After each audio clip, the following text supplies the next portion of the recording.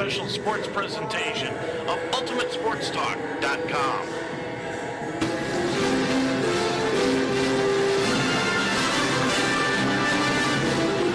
UltimateSportsTalk.com now presents Mount St. Joseph College Basketball, the Laurel Hill Classic.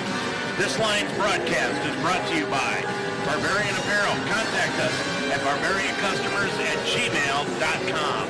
The Wishbone Tavern. Call Nicole for your catering needs at 513-834-8607. The Mount St. Joseph University. Iron sharpens iron. Call today at 513-383-9773. Dr. Libby Spees. Call for an appointment at 513-246-8900. LIT Wellness. Call us at 513-659-3017. Indeed and Indeed Flex coming to Cincinnati soon.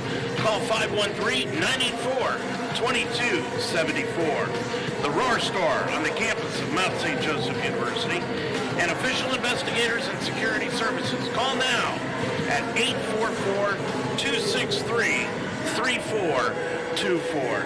Good evening, everyone, and welcome to the Harrington Center on the campus of Mount St. Joseph University as we begin night number one of the Laurel Hill Classic here in Cincinnati. I'm Dave Mitchell. Good to have you along this afternoon and tonight for these two games here at the Harrington Center in the Laurel Hill Classic. The game one will tip off here in just about a half an hour, where the Mount St. Joseph Lions at 0-1 on the season. They finished up 7-3 1 year ago and won the Heartland Conference regular season championship. Take on the visiting Spalding Golden Eagles. They are 0-1 on the year. Last year, they were 3-4 on the season. It's going to be a good one here tonight. Last year, the Lions, as they head into this season, they were the toast of the town, winning that Heartland Conference regular season title. But because of the COVID rules that were put in place, they were not allowed to host the conference tournament as would normally happen. Instead, they played on the road in the first game, winning at Franklin, but coming home to lose to Hanover in the semifinals. The Lions also are coming in after losing on Saturday here at the Harrington Center in their opener for the season, 77-49. In that game, the Lions can pick up and move on, but you saw what was going to happen probably a lot of this season against the Lions basketball team, and that is a lot of double teaming of Maddie Haberthy and the opposing team running players in and out and really substituting liberally as we go along the season, trying to use the depleted Lions bench as a roster maneuver. Excuse me.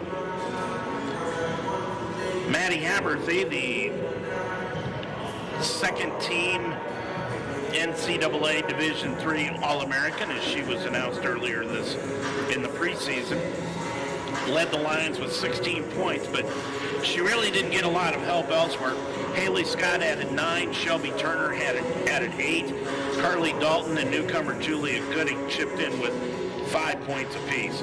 Mackenzie Campbell and Haley Cook combined for 19 points and leading Wilmington to that win on Saturday. Speaking of Haberthy, we told you about that. The second team All-American by D3Hoops.com. A season ago, Maddie averaged 24.6 a game, 2.3 rebounds, 2 assists, and 4 steals, leading the Lions in all of those categories. The Lions, though, tonight are going to be playing without their point guard, Chloe Jansen. Chloe's out with a knee injury, and she is expected back in maybe 2 to 3 weeks, and that's going to put a lot of pressure on Haberthy again tonight, even more so because she's got to handle the ball handling duties in addition to what she normally does by scoring. Freshman Ellie Foley is going to come off the bench to take over during the game. Foley comes in, and we told you as a freshman, got a lot of freshmen on this team this year. Foley from Hanover, Indiana Southwestern High School. Another freshman for the Lions comes from Taylor High School in Cleves, Julia Gooding. And then another freshman this year is Anaya Murphy. Murphy played a little bit on Saturday. She's from Columbia Afrocentric Secondary High School in Columbus, Ohio, along with Kara Kay, who is from Purcell Marion right here in Cincinnati. Of course, Purcell went to the Final Four a year ago in high school basketball. And Claire Chandler from Holy Cross, just across the river in Covington. She is a 5'10 freshman, and I know Dan Benjamin, the head coach of the Mount, really likes a lot coming from her. The Mount, they're going to see a lot of that. It's what we said with a lot of the substitutions early in the year by opposing teams to keep their players fresh and tire out the Lions. The Lions are going to have to slow the pace down and try to gauge their whether or not they can actually keep their activity to a minimum heading into the fourth quarter. They stayed with Wilmington in that game on Saturday, stayed with them almost the entire first half, and then early in the second half they came out with a lot of energy, but then Wilmington, the constant substituting, just took its toll on the Mount as they opened up that 28-point win late in the third and in the fourth quarter. Last year, though, Spalding finished up 3-4. They were 3-3 in conference play. They ended up the season with 4 games in a row being canceled and then won 2 of their last 3, but that loss came to Eureka in the quarterfinals of the SLIAC tournament. The Golden Eagles this year were picked to finish 4th in the preseason poll of the coaches. They're going to bring back 3 starters led by third-team all-conference player Natalie Fichter. Fichter averaged 14.7 points and 7 rebounds a game last year while leading the team in 3-point field goals. Kaylee Reed, she averaged 7.1 points per game, and Amber Higdon 5 points a game. They both return, as does Megan Hayden at 6 points a game, and overall they have 8 new players on the roster from 1 year ago. Spalding also welcomes back all-conference guard Malia Hearn. Hearn missed last season with an injury. Hearn is from nearby. Matter of fact, she is actually from Boone County down in Florence. She went to Boone County High School down there in Florence, Kentucky. So she is heading back home with this game here this evening. Their women's basketball team played on Tuesday night. They fell to Transylvania in their home opener, 80-47. Spalding starts out 0-1. So does the Mount 0-1. So something's got to change here this evening. Bailey Walker, a freshman, led Spalding in scoring in that game. She had 16 points, 9 rebounds. Cameron McMahon followed behind with 7 points, 3 assists, and 3 rebounds. These teams have been playing a lot lately over the past few years. The last meeting, though, came 3 years ago on December 21st, 2018, here at the Harrington Center. Spalding won that game 54-51. The all-time series is knotted up at 1 apiece. The last Mount win came in Spalding back on November 25th, 2017, a 72-60 win over the Golden Eagles. Spalding is coached by Kylie Sorby. Sorby's in her second year, but the strange thing about it is Sorby's only coached 8 games in her career here at Spalding. She is 3-5 overall. Prior to taking over the helm at Spalding, Sorby served as an assistant coach at Georgetown College, where she helped guide the Tigers to a 22-11 record and an appearance in the NAIA Division I National Tournament in 2019. And her record against Mount St. Joseph, she hasn't coached against the Lions yet, so it is 0-0. Dan Benjamin, though, he's 1-1 against Spalding in his 8th year. 55 wins, 109 defeats, and in the Heartland Conference, there is 33-77 overall. When we come back, we'll tell you what else is happening here at the Harrington Center tonight as the fans start coming in here this evening, and then we'll go over a lot of other sports and tell you what's happening around the Heartland Conference. We'll do that when we return right after this time out. Your shipping manager left to find himself, leaving you lost. You need to hire. I need Indeed. Indeed you do.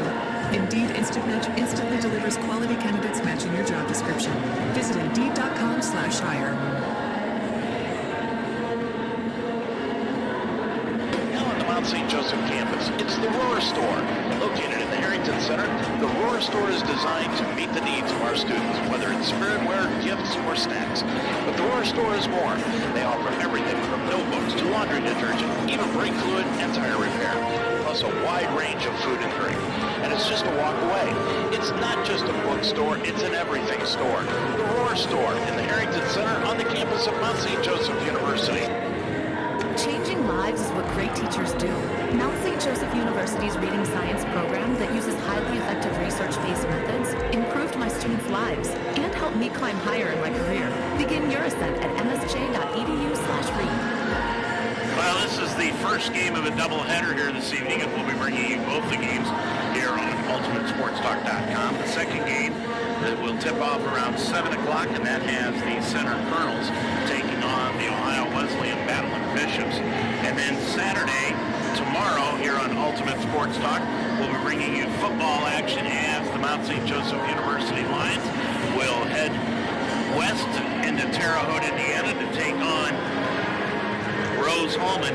Mount St. Joseph is seeking their 6th NCAA Division III playoff appearance in the school history and their first since 2009. And in order to do that, they have to beat the unbeaten in the Heartland Conference Rose-Hulman Fighting Engineers. The Engineers are 6-0 on the year, and they have basically run roughshod through everybody. And the Lions are 5-1 in the conference. Their only defeat came a few weeks ago, 14-13, up in Defiance. We will be on the air with the Rewind Show at 12:30. Chris Morris and I will have the tip-off, the kickoff show for you, pregame show, starting at 1 o'clock. And then at 1:30 is the kickoff on UltimateSportsTalk.com. And then we'll be right back here on Saturday for men's basketball action. And that will be the men's part of it here in the Lowering Hill Tip-Off Classic. Mount St. Joseph will be playing Heidelberg at 2 o'clock. And we'll be on the air with the pregame show at 1:30. And then at 4 o'clock, this round robin will wrap itself up as Bethany will be playing Maria. As we said, that is at 4 o'clock. Last night was the yellow and blue scrimmage for the Mount St. Joseph Wrestlers. Their wrestle off on Thursday night here at the Harrington Center, and their next match is coming up a week from this Sunday, the 21st, and that will be at John Carroll. That will be a duel up near Cleveland. Well, in men's basketball action, the Mount will play their first game on Saturday. As we said, they're going to be taking on Bethany tomorrow night at 8 o'clock. That'll be the men's game. The first men's game will be Maria against Heidelberg, and that game will tip off at 6. And then, as I said, at 2 o'clock on Sunday, the Lions will be playing Heidelberg. We will be broadcasting that game. The Lions won their first game, though, on Wednesday night after falling to Trine last Saturday.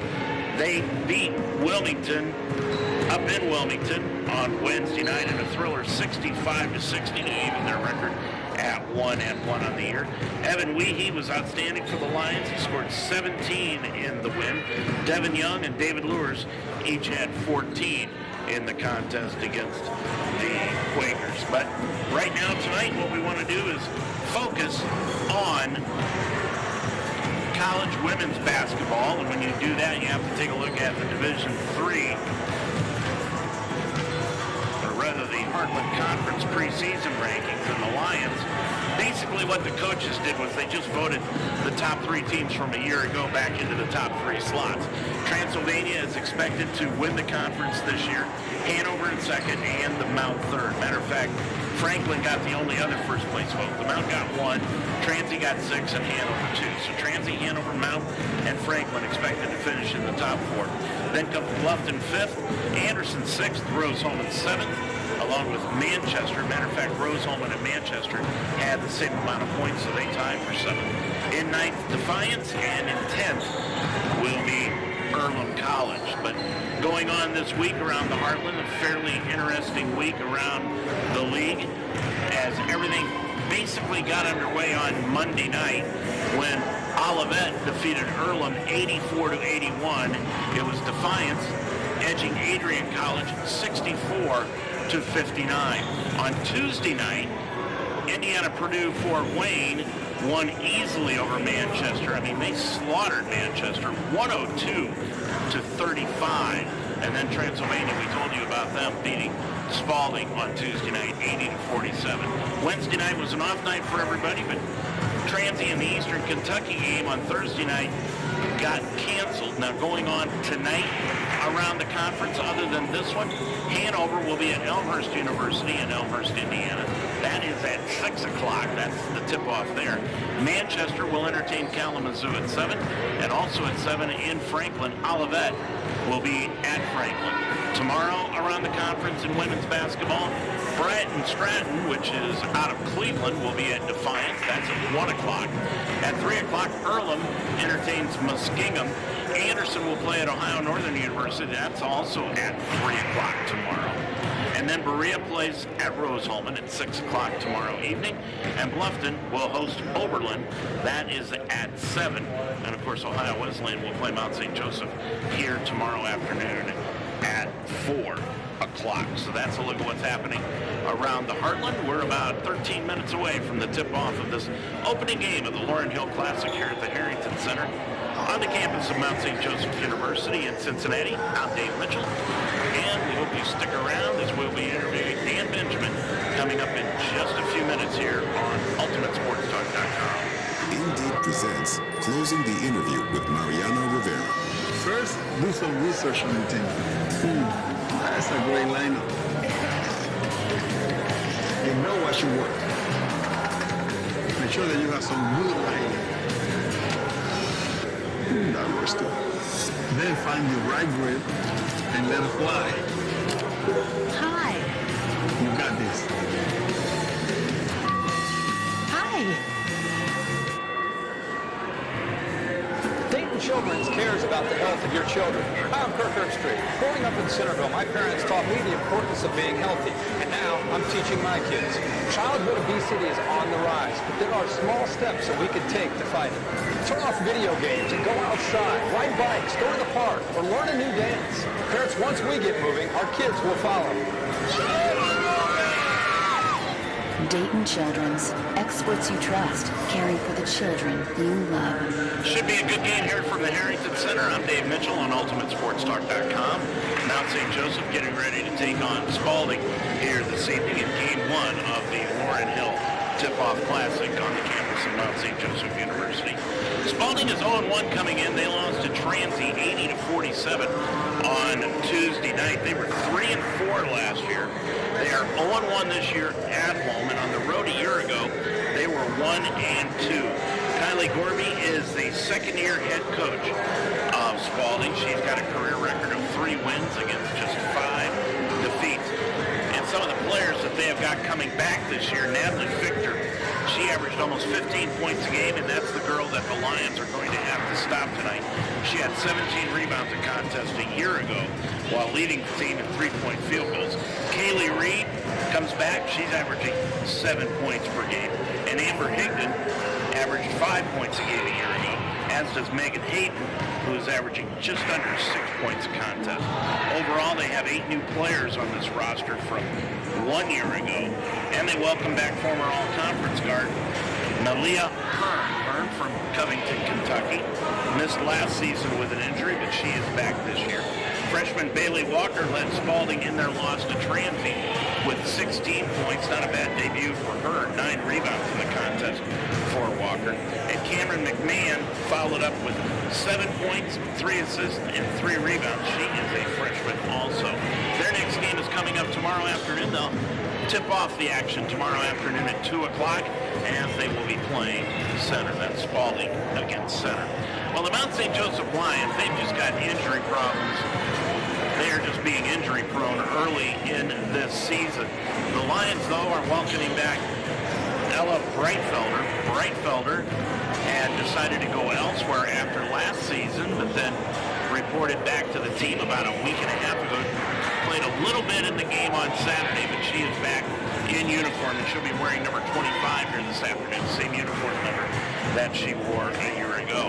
A year ago, the Lions were 7-3. We told you they won the regular season Heartland Conference title, but they are 0-1 on this year after losing to Wilmington last Saturday morning by a score of 77-49. In that game, Maddie Abersy had 16 points. So today, Mount St. Joseph is going to be seeking their first win of the season, but to do it, they're going to have to do it on the defensive end. And we talked with head coach Dan Bear Benjamin about all of that and more, including the Laurel Hill Classic and his thoughts about Laurel earlier today. Dan, heading into this weekend, I know this has been one of your primary purposes in your life is handling this, but how much does it make you feel, how well does it make you feel that the Laurel Hill Classic is back here on the mountain? I'm excited about the day, to be honest with you. A lot of people don't know that Lauren couldn't wait to make her life here on this campus, and she actually cried when she made that layup against Franklin right here on our campus, and that's when she came out, and that was right about when she was done playing, so it made it really special for us and for her. You know, to have it back here after COVID and everything that's hit and all the adversity we all face throughout the country, and our players, I'm sure other players participating this weekend, we're going to really fully understand what this means. Well, I know it means a lot to you, but if you can, put into words as to what she meant to you and what this means to you. Well, at that time in life, a lot of people, you know, I went through some things, and I had no rhyme or reason why God was taking me where he was, but then when all this happened, I knew it, and that Lauren was special, and, you know, he kind of picked me up, put me in her way, and said, hey, you got to help him, and I'm glad he did. And so it means a lot to me as a coach, but more as a person, as a human being, that we fully understand what life's about. We all want to win. Let's face the facts. We all want to win.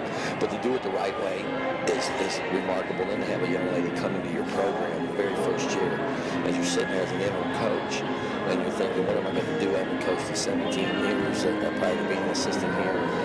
To have that on your table, it's just remarkable to be able to be touched by her life and her legacy. Okay, let's switch now to what's going to happen on the court here this afternoon. Saturday morning, you had your first game against Wilmington. Talk a little bit about that game and how you felt it went, even though you lost the game. Everything goes like planned, so that's easy to say that. But, you know, going in, we knew we only had basically 6. If you look at the roster, we had 7, but we called them 6.5. The girls the half because we had one injured playing. She did her best, and we're in the same situation this weekend. We picked up another player or two. We had a returner come back who won't play this weekend.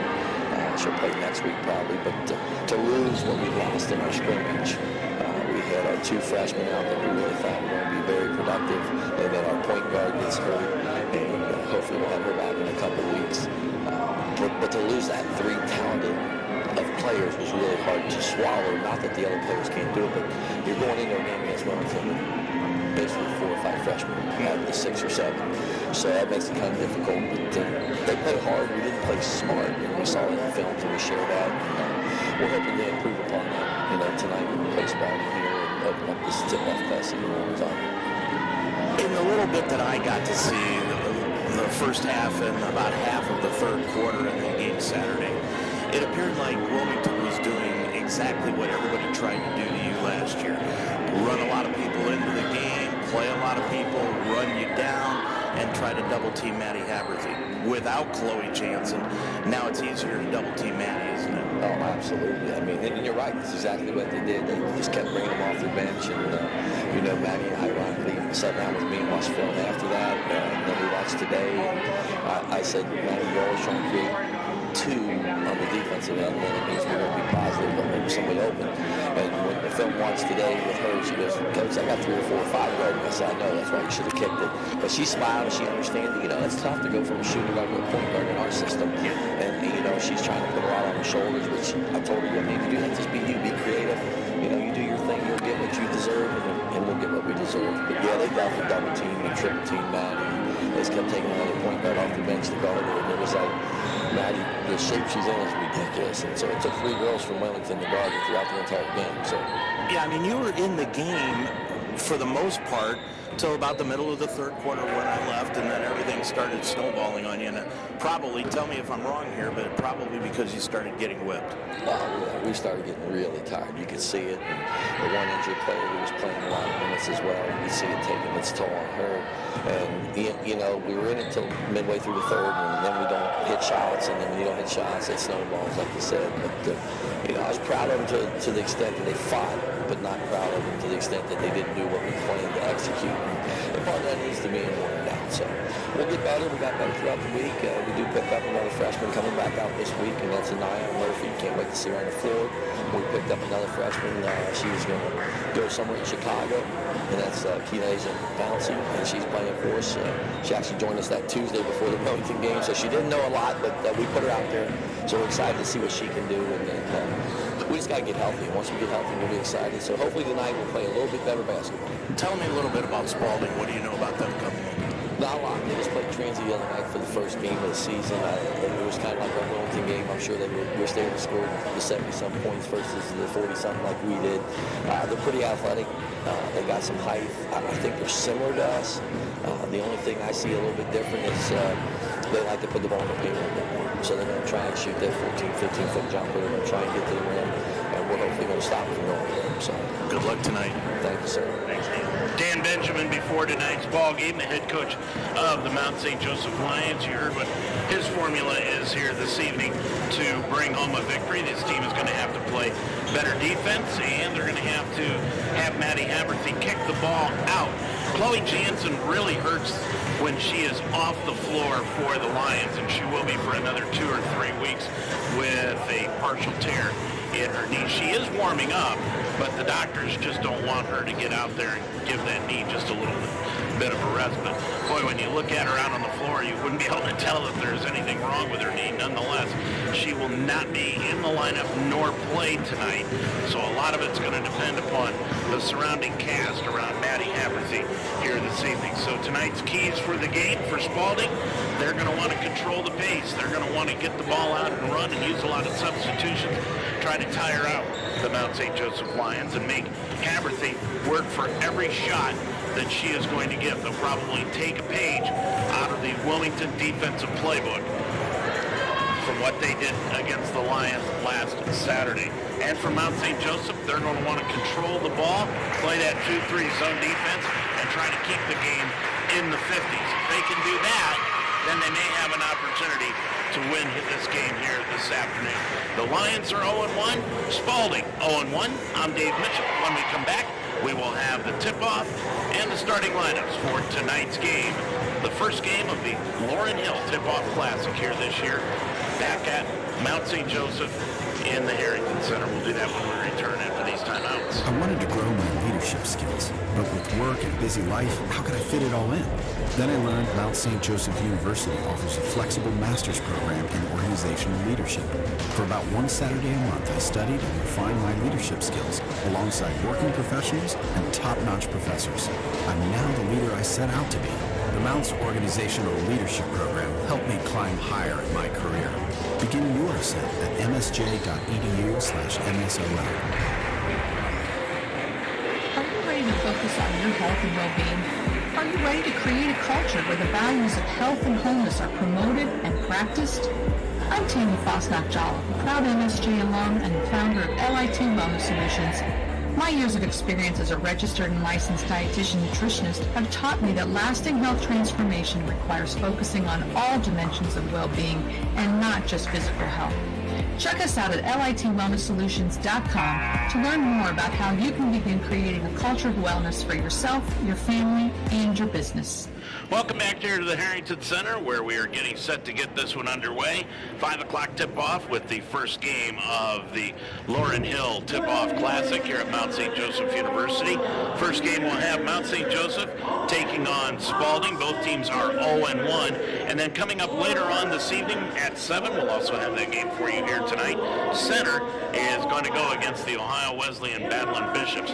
Now that game is going to get underway, as we said, at 7, and it will be the opener for both teams. Neither team has played this year, so that one will get underway at 7 o'clock this evening. This is a 3-day tournament, basically a round-robin get-together. The women's games are today. They'll have 2 women's, 2 men's games tomorrow, and then 2 men's games on Sunday, which we will be bringing you here on Ultimate Sports Talk. Let's pause now for our national anthem.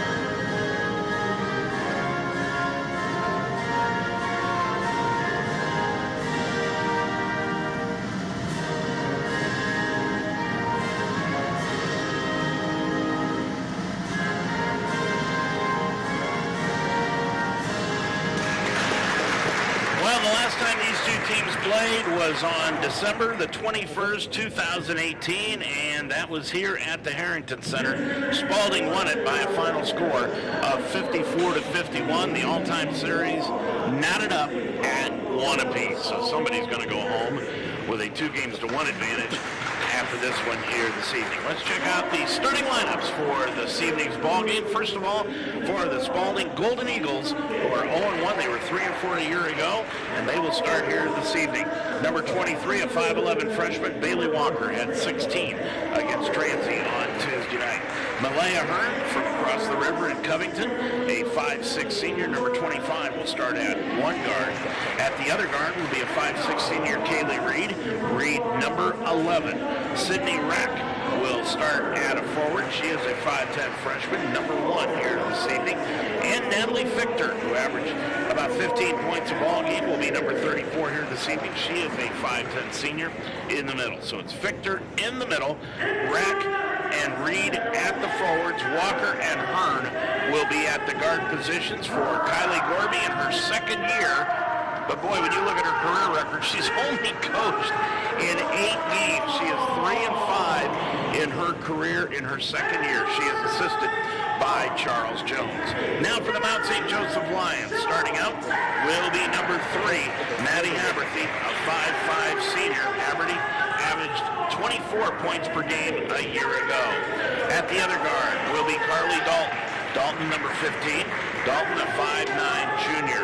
And then the Lions will go with 3 guards. Ellie Oldendick will start here this afternoon. She is number 32, a 5'9 sophomore. Shelby Turner is a 5'6 sophomore, number 23. And Haley Scott is number 33, a 5'7 senior. So once again, it will be Haberthy, Dalton, Oldendick, Turner, and Scott. For Dan Benjamin, his 8th year as head coach of the Mountain. He is 55 wins and 109 losses, and he is assisted by Joe Howard. And when you look at Bears' Heartland Conference record, he has 33 wins there against 77 defeats. Spalding, adorned in their dark, actually, I don't know if you call them dark blue, really dark blue or black. I'm going to call it black uniforms with gold numerals and white lettering across the front along with gold trim. And for the Mount, they'll be in their white home uniforms with dark blue numerals, gold trim here this evening. It'll be Haley Scott in the center circle against Bailey Walker. Mount will be going from left to right across your computer screen. The tip is controlled by the Mount in the backcourt to Maddie Haberthy. And we are underway. And Spalding's going to start out in a man-to-man defense. With it is Scott, hands it off to Haberthy, top of the circle. On the right side, underneath to Oldendick, bounce pass underneath to Maddie Haberthy, and she puts in the first 2 from 2 feet away. And the Lions lead the ball game 2-0. Where she played 4 quarters in girls basketball at the collegiate level in D3. With it on the right-hand side is Fichter. Fichter cross-court pass over to Hearn for the left wing three-pointer, no good. But Spalding got the rebound. Fichter kicks it back down, and now Fichter gets it back into the left corner underneath the Walker. Spins inside, lays it up and in front of Scott. Walker ties things up at 2 apiece. Immediately, Spalding is going to pressure Haberthy, bringing it up the floor. And with it is a bounce pass now, Dalton. Dalton, with it on the left side, gets it off to Haberthy, put the shot up from 5 off the glass, no good, and Bailey Walker got the rebound. Walker clears it up the floor into the front court. Gets it over to Fichter on the left-hand side, put it up, no good, air ball, and pulled out of the air by Walker, and Walker put it in. So Walker's got 4 points, 2 rebounds, 1 defensive, 1 offensive rebound here this evening, and Spalding has taken the lead at 4-2. Haberthy crossover to the top of the key to the line to the lane, laid it up off the glass rim, and no, but she was fouled on the way to the bucket, and that foul is going to be called against Bailey Walker with 8:21 to go in this first quarter of action. First foul against either team here tonight. And going line right is Haberthy. Puts the first one up and in. She's got 3. Maddie, second team All-American, bringing 73 hoops. Sinks them both. She's got 4 in the game. And the Lions have knotted things up at 4 apiece. Bringing it across the timeline into the front court is Rack. Rack with it, top of the circle. Rack around a pick by Walker, pulls up, 15-footer left of the lane, missed everything, bounced it off, and Fichter got the rebound, one dribble up and in. Natalie Fichter with the bucket. And Spalding has regained the lead at 6-4 into the front court. Dalton feeds it off to Oldendick. Oldendick brings it up top of the key with a left-hand dribble to Scott. Down into the right corner to Dalton. Stop and go. Fakes. Dribbles up a reverse layup. Missed everything from underneath the bucket. And the rebound taken down by Walker. Walker will lead the break. Up the floor. Got the ball knocked free. Stolen away by Oldendick. She'll clear it off to Haberthy. Lions on the run. Top of the key. Haberthy drives right side. Off on the right wing. It goes to Gooding for the shot. Excuse me. To Turner for the shot. No good. And the rebound taken down by Dalton. Up and in. So Dalton gets the rebound and the bucket. And the Lions have tied it up 6-6. Fichter the other way. Put up a 3 from the left wing. No good. And the rebound is taken down by the Lions. Into the front court come the Lions. Haberthy goes over on the left-hand side, drives the lane all the way for the bucket. Laid it up and in. She's fouled. Good drive by Haberthy. And she was fouled on the play by Natalie Fichter. That is her first. And the team's second. Checking into the ballgame for the first time, Anaya Murphy. 5'8" freshman in. And leaving is Ellie Oldendick. Line right, Haberthy, put it up and in. She has got 7 in the ball game, and the Lions lead it 9-6. Into the front court is Hearn. Hearn swings it over to Fichter. Down on the right-hand side, it goes to Reed, and Reed lost it out of bounds, and it will go back to the Lions. 9-6 Lions on top of it. That's kind of the way the Wilmington game started for Mount St. Joseph on Saturday. But eventually, by the end of the third quarter, they had just physically worn down. On the right side is Dalton, knocked out of bounds, though, on a good defensive play by Reed. But the Lions will keep control just to the left of the Spalding bench. Dalton will trigger it in. Dalton looking, and now gets down into the right corner to Maddie Haberthy. 6:35 remaining to go in this first quarter. Gets it out to Murphy. Murphy swings it over on the left-hand side. Turner, top of the key, Murphy to the free throw line, and Murphy walked with the basketball. Second turnover of the game against the Lions.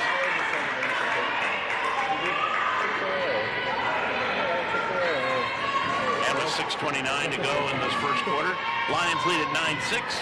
Coming up the floor is Rack. Sydney Rack kicks it over on the left-hand side to Hearn.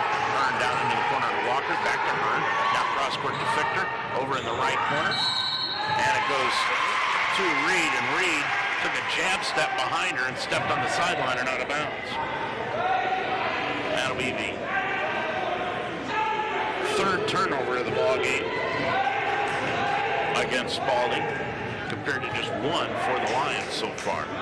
With his Murphy between the circles. Murphy looks right, now goes left, still with the dribble. She gets it now over to Dalton at the right wing. Dalton standing on the arc, hands it off to Turner. Crossover dribble in the top of the key. Turner drives the lane, kicks it off to Scott. Left baseline 3, got it.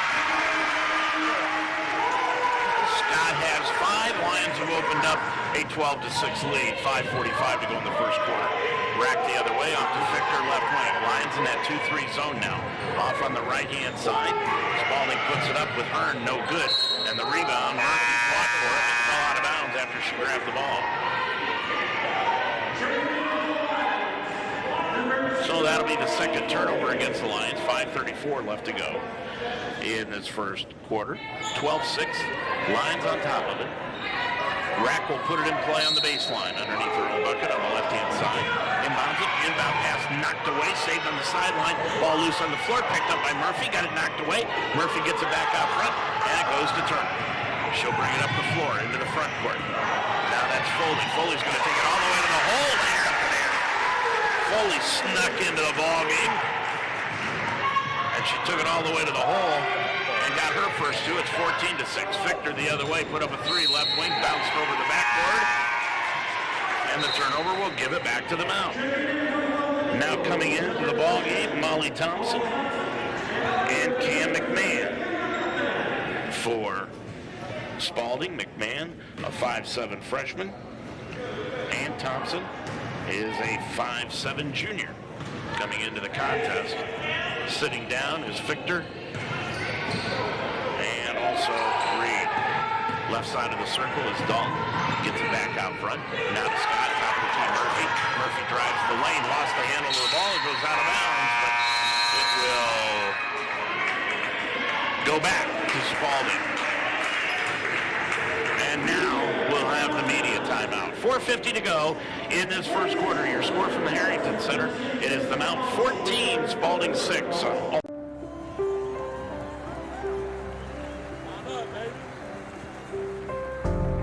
When I think about all the friends I've made, the great times I've had, and all that I've learned, you know, I found my purpose. I just can't imagine what my life would be like if I hadn't come to Mount St. Joseph University.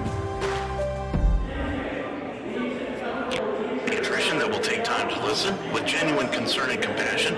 Make an appointment with Mount St. Joseph alum Dr. Libby Spees. Call 513-246-8900. Dr. Spees has been a part of the Cincinnati area all of her life and has experienced a lifelong affinity for working with children and helps them feel comfortable. She gets to know the patient, not just their medical charts, but their interests, hobbies, likes, and dislikes. So become a part of the Spees medical family. Call today for an appointment. Dr. Libby Spees, 513-246-8900. Lions shooting 5 of 8 from the field for 62.5%. They're 1 of 2 from the three-point arc. Spalding just 33% from the field on 3 of 9, and they are 0 for 4 from the arc. Spalding has the basketball back after the media timeout. On the left-hand side, he goes to Rack, bounces it underneath to Walker. Walker left in the lane, spun into the lane, put it up from 5 around the rim. Nope. And the rebound is taken down by Oldendick. Oldendick clears it up the floor to Murphy. Stop, go dribble all the way to the line. Kicks it off left baseline to Scott. Threw up an air ball from 12. Ball loose on the floor. Picked up off the floor by Cameron McMahon. McMahon into the backcourt and gets it into the front court to Hearn. Hearn bounces the pass over into the right corner to Walker. Got the ball knocked free. Ball loose on the floor. Diving for it all over the place is Rack, and also for the Mount Ellie Foley, and it will be a jump ball, and it will go back to Spalding. Scott's out of the ball game now for the Lions, and checking into the first time is Julia Gooding. Gooding, a freshman, inside the lane. Getting the ball is McMahon, and then McMahon shuffled the feet before she could dish a pass off to Walker. That'll be 5 turnovers early in this contest by Spalding. 4 minutes to go in the first quarter. Lions lead at 14-6.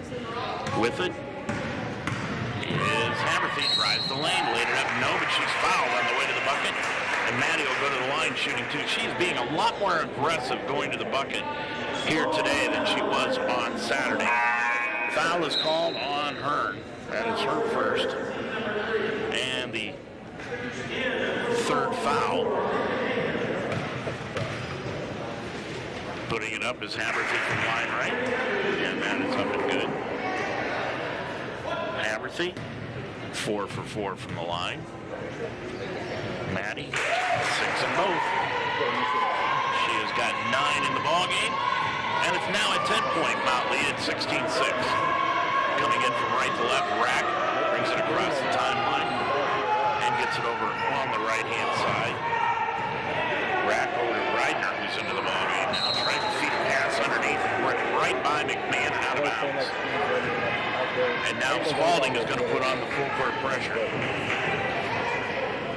Thompson's going to be right on the ball, but Haberthy will inbound it to Murphy. If Murphy can handle this point position in place of Jansen as a freshman, then that's going to loosen up things for Maddie Haberthy, and that's been the key right now. Gooding, left of the lane, crossover dribble in the lane, got the ball knocked free, jump ball again, and it will remain with the Mount on the alternating jump ball. Coming back in, Victor, and Madeline Reidner is into the ball game now. So Reidner Ryder in. And the Lions will put it in play left of their own bucket. Murphy, top of the key. She'll shoot the three, no good. Tipping it over. Murphy tried to get her own rebound, and it's pulled down by Ryder. Ryder will bring it up the floor into the front court to Rickner, sideline right, back out to Ryder. Between the circles, Lions in that 2-3. Between the circles now is Harden, Hayden. Kicked it over on the right side. Fichter missed the shot, then lost the ball out of bounds. And now Spalding wants to use a timeout. It'll be a 30. 3:01 to go. 16-6 the Mount on Ultimate Sports Talk. Now in the Mount St. Joseph.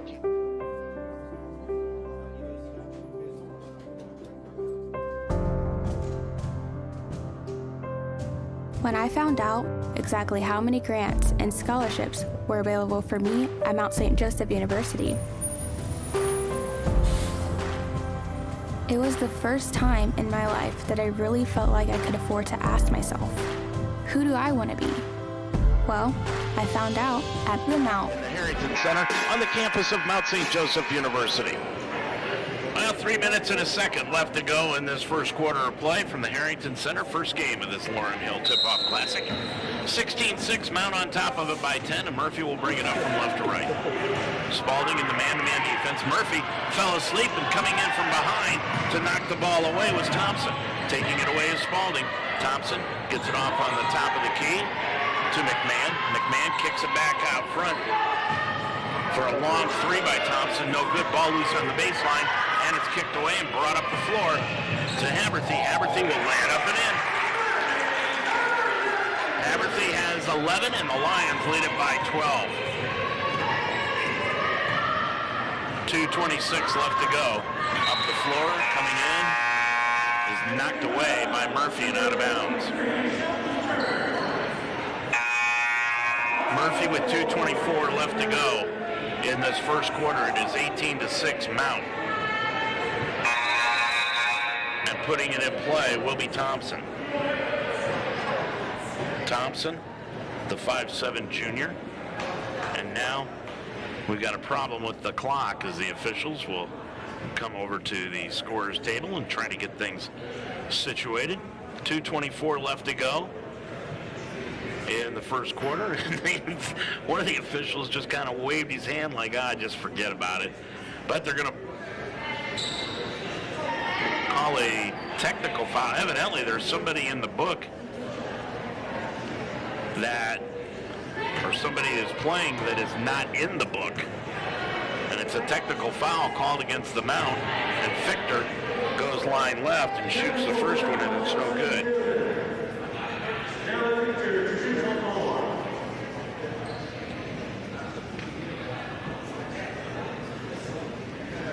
Well, I know the Lions have got a player that's not even on their roster. Did you hear him say anything? What? I can hear him from up here. Yeah. Evidently, there's something wrong with the book. The Lions did not have somebody written into the book, or the number was wrong. Fichter just stood there and missed the 2 free throws. 2:24 remaining to go, so after the tee and the 2 free throw misses, Spalding will get it back down by 12. And they'll inbound it left of their own bucket. They inbound the basketball, and it goes to McMahon. McMahon kicks it back out to Fichter. Left of the lane, it goes out to Hayden for 3, and it put it up and in. Hayden with her first 3 of the ball game, and it's 18-9. Mount on top of it, coming the other way into the front court is Foley. Foley bounced pass to Murphy, gets it off to Gooding. Gooding back to Murphy. Murphy drives right of the lane all the way to the hole. Laid it up, no, but an offensive foul will be called on Murphy. Murphy picks up the offensive foul. That is her first.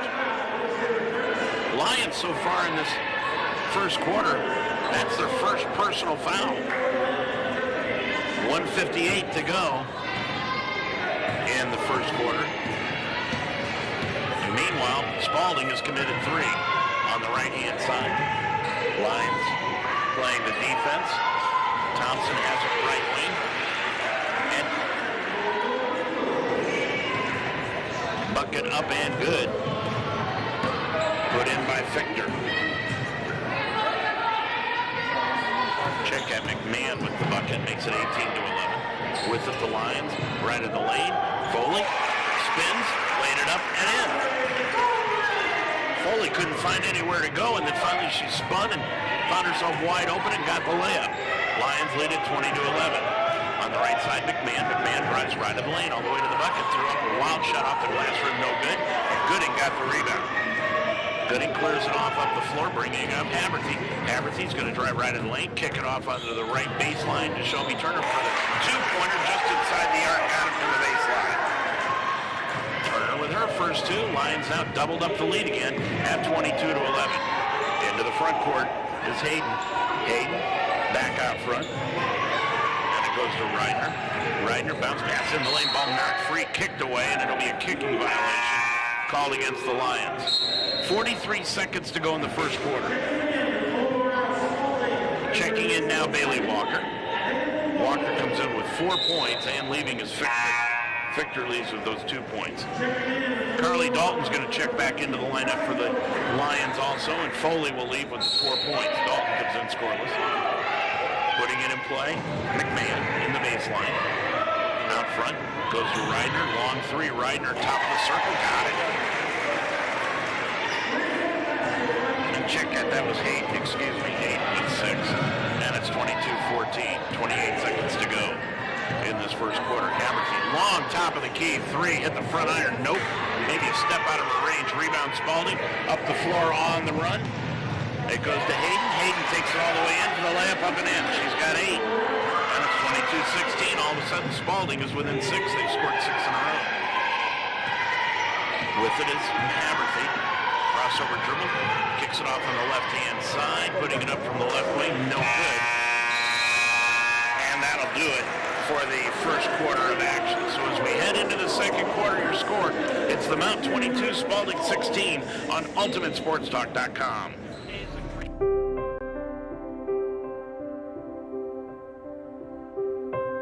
When I realized the Mount was a Division III school, and if I enrolled, not only could I afford to go, but I'd get a chance to play. Well, that changed the game. Friday at 11, Saturday and Sunday at 10. Life should be enjoyed, so get up and start. At Iron Sharpens Iron Personal Training, they develop a healthy relationship with you and provide a positive, encouraging environment to train. The staff at Iron Sharpens Iron will set up a personal training system that fits you and you alone. And your first session is free. Are you ready to have fun and get in shape? Iron Sharpens Iron serves the greater Cincinnati area. Check them out at isi-pt.com. That's isi-pt.com. Or call them today at 513-748-1538. 22-16, Mount leads it at the end of one quarter. Lions shooting 8 of 15 from the field for 53%, 5 of 5 from the line. And for Spalding, 7 of 17 from the field for 41%. We believe that the technical foul was called on the fact that Pouncey was not in the book at number 13. She's not even on the roster, but Pouncey now will be allowed to play, but that's what the T was called for. Spalding with the basketball. Going from right to left, and they get the ball out front to Hayden. Hayden tried to kick it back out front to Reidner. It was kicked away, but Reidner went to the backcourt to get it. On the left-hand side to Hearn. Hearn put up the 3, left wing, got it. Hearn with 3, and immediately Dan Benjamin wants to take a 30-second timeout. We're just going to keep it right here. Lions led at 22-11. And then Spalding went ahead and scored 8 in a row to make it 22-19. Now we're going to have the media timeout, which is the shortest media timeout you've ever seen. 20 seconds into the second quarter, and we've got it. So an official timeout on the floor, your score. Mount 22, Spalding 19 on Ultimate Sports Talk. Sometimes circumstances require the services of a private investigator. And when that happens, contact Official Investigations and Security Services in Cincinnati. They specialize in surveillance, insurance fraud investigations, workers' comp, witness location and protection, accident reconstruction, and stolen auto and construction equipment. Official Investigations and Security Services also provides mobile notary services throughout the tri-state area. So for your needs, call the best. courtesy, professionalism, experience, and results. Official investigations and security services at 844-263-3424. 9:40 to go in the second quarter of action, the first half. Lions leading it by 3, but Spalding has scored 8 in a row. Aberthy will put it all in play on the back baseline. Full court pressure put on by the Golden Eagles. And the Lions will inbound it to Haley Scott. Scott out on the floor with Dalton. Foley's back into the ballgame at the point. Aberthy and Oldendick. And Oldendick has it left of the lane. Bounce pass on the backdoor to Aberthy. Laid it up and in. Boy, nice play set up by the Lions. Aberthy's got 13 now. And the Lions lead it by 5, 24-19. Into the front court is Hearn. Hearn into the lane to Walker. Walker at the free throw line, back out top of the key to Reidner. Put up the shot, no miss, hit off the side iron. Ball loose on the floor, but picked up off the floor by Oldendick. Clears it off to Haberthy into the front court. Haberthy lost the handle, but picked up by Oldendick, sideline left. Back to Haberthy to the line, on the right baseline to Dalton. Dalton in the corner, back out front Scott, and Scott will dribble it, top of the key, off to Oldendick, left of the lane, into the corner. It goes to Dalton. She'll drive the lane, and a blocking foul is going to be called on Malia Hearn. Hearn with her second personal foul. And that is the first against Spalding here in the second quarter. 8:47 remaining in the first half, 24-19. Dalton will put it in play right of her own bucket. Does to Haberthy, top of the key. Dribbles to the right wing, down into the right corner, outside the arc. Haberthy, bounce pass out to Dalton at the right wing. Clears it out front to Foley. Foley with it, top side, back over to Dalton. Dalton, top of the key, off to Oldendick. Backcourt pass, another one. Nice pass, but Dalton could not convert the layup. And the rebound taken down by Hearn. Hearn will bring it up the floor. Gets it off on the sideline left on a nice save by McMahon into the lane to Walker. Laid it up and in. Boy, nice plays all around by Spalding. And Walker got her 6th point here in the first half. Almost 8 minutes left to go in this first half, and the Lions lead it by 3 again. Dalton, top of the key, drives inside the lane. Gets it back out front to Foley, left wing. Foley looking underneath, gets it off to Oldendick. Oldendick hands it off to Haberthy. Around a pick by Oldendick, drives the lane all the way to the hole. Laid it up, nope. But rebounding is Scott all alone, laid it up and in. Haley Scott has got 7. And the Lions again pop their lead out to 5. 7:40 to go in this first half. On the right side is Hayden. Hayden in the lane to Walker. Walker one dribble. Back out front McMahon. McMahon into the corner. Back underneath to Walker. Nice post move. Up and under move. Put it up and in off the glass. Walker, good looking freshman, 5'11". And she has got 8 points so far in the ball game. 7:17 to go in this first half. Oldendick with it, top of the circle. Now back to Dalton. She's going to shoot the top of the key 3. Nope, off the side iron. Scott tried to save it in bounds. Threw it off of Walker. Did. And it goes out of bounds. Back to the mountain.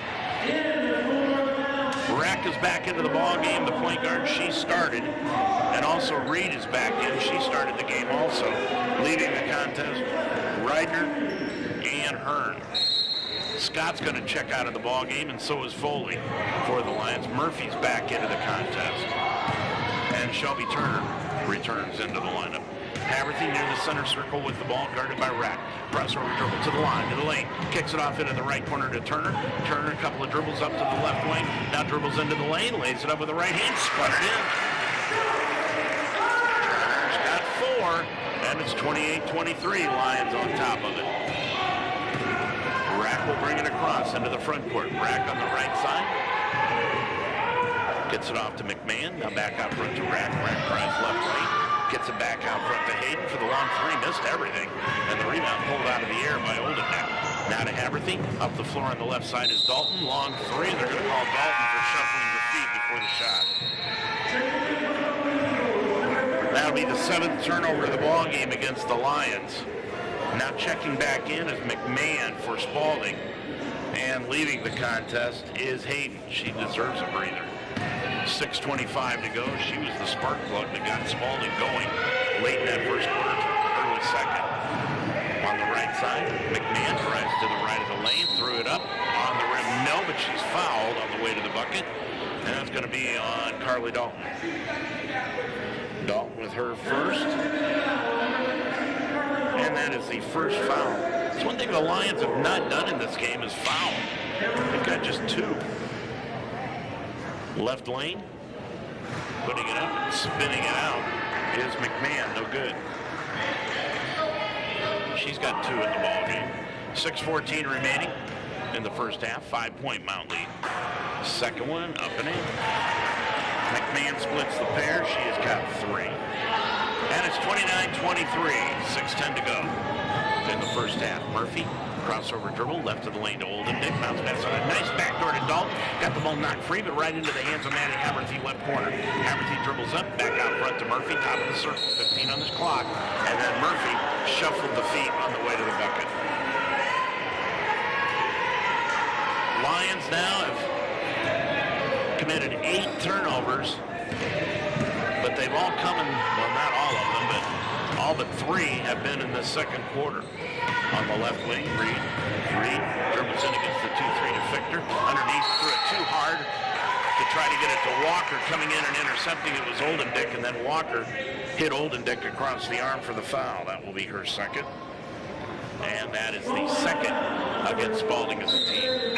28-24. Turner.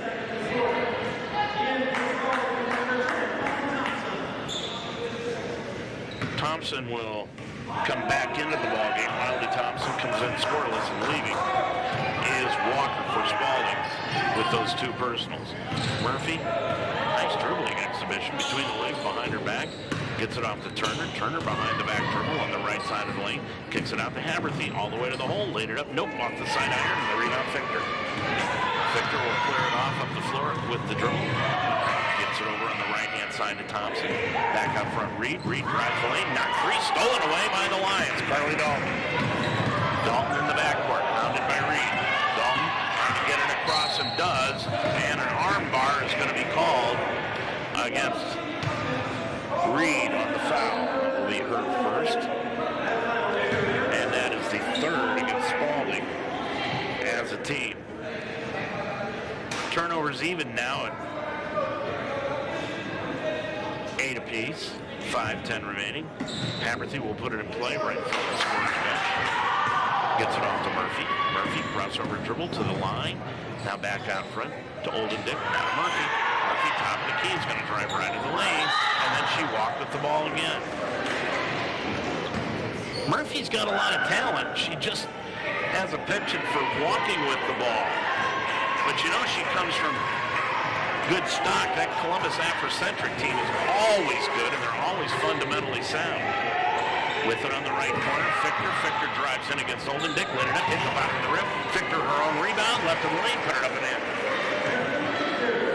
Fichter with 4, and it's a 2-point Lions lead, 28-26. Coming in the way, Shelby Turner. All the way, Fichter blocked it out of bounds. Boy, nice block shot by Fichter. Her first. Dalton's going to leave the game, and Hillary Scott comes back in. Haley Scott, 5'7" senior, 7 points. 4:33 remaining in the half. Turner will inbound it right over her own bucket, out front to Haberthy. Haberthy's going to drive the lane, kick it out into the left corner to Olden Dick for the long left corner 3. Nope. High arcing shot, but Fichter came down with the rebound. She's got 3 rebounds tonight. With it on the left side is Reed, back to Fichter. Fichter clears it out front, and it goes to Thompson. Crossover dribble, Thompson, left side Reed. She's going to shoot the 3-pointer left wing. Got it. Kaylee Reed with a 3, and that gives Spalding the lead at 29-28 as we hit the halfway point of this second quarter. With it is Turner on the right side to Scott. Scott back to Olden Dick, now top of the key, Scott. Scott tried to get a bounce pass over to Murphy, and then it was knocked free by Thompson and out of bounds. Not a bad crowd here this evening at the Harrington Center. Second game, Center and Ohio Wesleyan. We'll have that for you coming up right after this one. Olden Dick clears it back out front to Haberthy. 3:45 to go in the half. Haberthy all the way to the hole. Laid it up and in on the left side. Haberthy had been quiet for a while, but now she's got 15, and it's 30-29 as the Lions regain the lead. Bringing it up. Thompson, lob pass underneath the Fichter, knocked free by Murphy, stolen away by Olden Dick. Good defense by the Lions. Haberthy crossover left of the lane. Back over to Scott. Now to Olden Dick. Right wing Murphy all alone. Right wing three. Nope. But Murphy got her own rebound, then dribbled it off the foot of Murphy. Got it over. Murphy cleared it off to Shelby Turner, and Turner was fouled going up for the shot by Reed. Kaylee Reed with her second personal foul, fourth against Spalding, 3:10 to go. Julia Gooding is back into the ballgame. Gooding, 6-foot freshman out of Taylor High School in Cleves. Victor's going to leave the contest now. And in is Aravana Rhodes. Aravana Rhodes is a 5'8" sophomore. Turner puts that one up. Hit the back iron and bounced in. So Turner with her 5th point of the ball game. Now she'll try to sweep the pair and does. Turner with 6. Lions lead it by 3 again, 32-29. Rack will bring it into the front court. Rack on the left-hand side. Goes to Aravana Rhodes. Rhodes left of the lane. Off to McMahon. Now to Thompson. Kicks it off to Reed, left baseline. Lob the pass underneath. Knocked free. Stolen away by Scott. And we're going to stay right there. The Lions are going to be called for a foul underneath. And that will be on Julia Gooding. Gooding with her first personal. And that is the second against the Lions here in the quarter with 2:51 left to go in it. Turner will, Rack will put it in play. Olden Dick comes out of the ball game. And coming back in is Pouncey. Pouncey, number 13.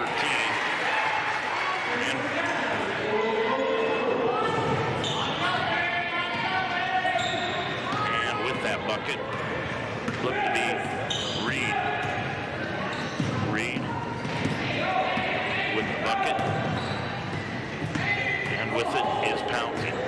Pouncey, top of the key, 32-31. Pouncey all the way to the hole, landed up and in. Pouncey doing a lot of pounding out front, but she ended up with the bucket. With it on the right side. Underneath. Off to Reed, left baseline for the 2. Got it. Reed has got 5 in the ball game. And it is 34-33. We're under 2 minutes to go. Pouncey, bounce pass to Gooding at the free throw line. She's going to drive right side off to Scott, right baseline in the corner for the 3. Nope. And the rebound taken down by Rack. Rack will bring it up from right to left all the way down to the baseline. Curls it back out. Gets it off to McMahon for the 3. No good. And Pouncey lost the handle of the ball, but it bounced right into the hands of Haberthy. Haberthy 2-on-2 over into the right side to Turner for the long 3 right wing. Got it. Turner with 9. Lions lead it by 4 again at 37-33. Minute 23 to go in this first half. With it, Thompson. Bounce pass to McMahon. Nice feet underneath to Reed, but Reed couldn't get it, lost it. Gets it back over to Rhodes. Rhodes on the left wing. Shoots the 3 off the front iron. Nope. And the rebound taken down by Haley Scott. Scott will get it off to Pouncey, and she'll bring it up with a minute to go in the first half. Lions lead by 4, 37-33. Pouncey, right side, goes off to Turner. Free throw line, jumper by Turner. Got it again. Turner has 11. Timeout Spalding with 46.1 seconds to go. Your score, Mount 39, Spalding 33 on Ultimate Sports Talk.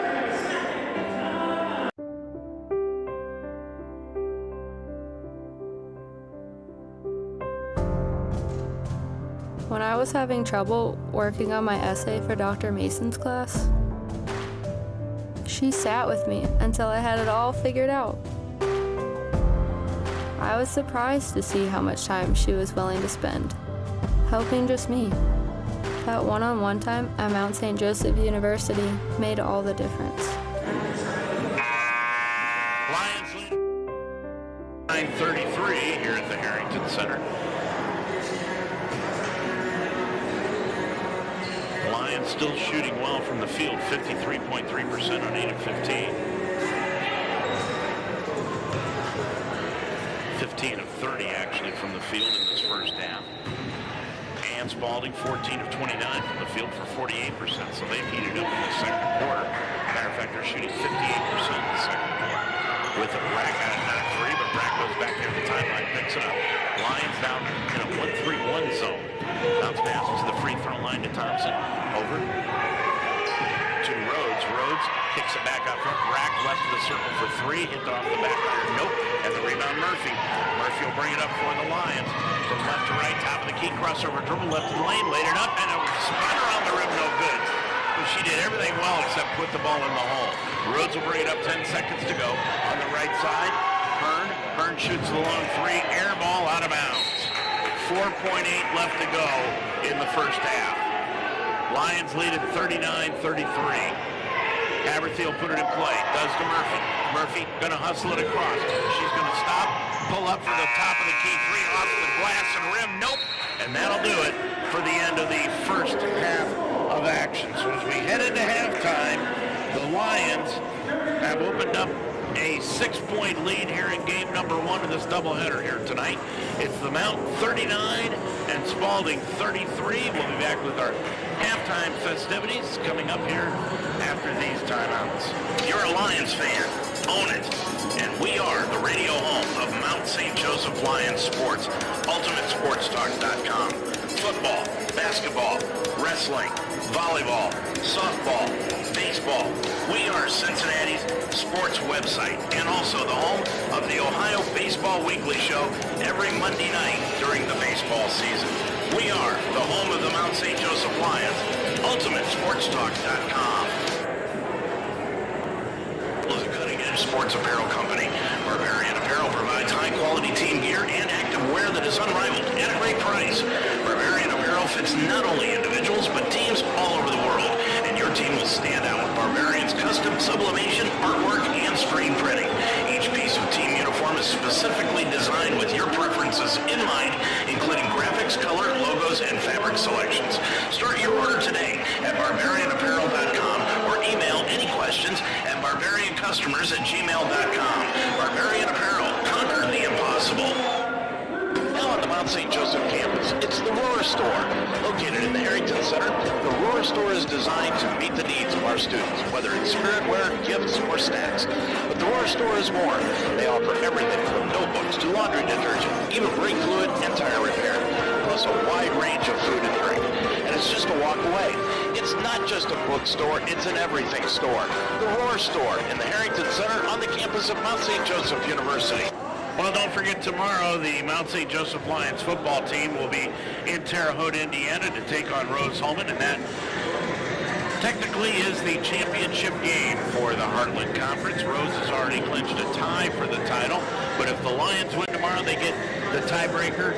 So the winner of tomorrow's game goes to the NCAA playoffs, and the Lions have not been there since the 2009 season. Be sure to join Chris Morris and I with all the action from Terre Haute tomorrow, starting at 12:30 with the Rewind Show, 1 o'clock with the pregame, and 1:30 with the kickoff. The Lions come in at 6-3. They're 5-1 in conference play. Meanwhile, Rose comes in at 7-2, and they are 6-0 in conference play. It all begins tomorrow at 1:30 with the Rewind, kicking it off at 12:30 here on UltimateSportsTalk.com. Odyssey now has hundreds of new exclusive music stations for you to discover your new summer soundtrack. Get moving with worthy workouts for a cardio sesh fueled by today's top artists. Hanging with your crew? Throw it back with Picnic Party for old school jams for your cookout. Or sail away with barbecues, road trips, or relaxing outside. Stations, plus all your favorite local radio stations and podcasts. It's all on Odyssey.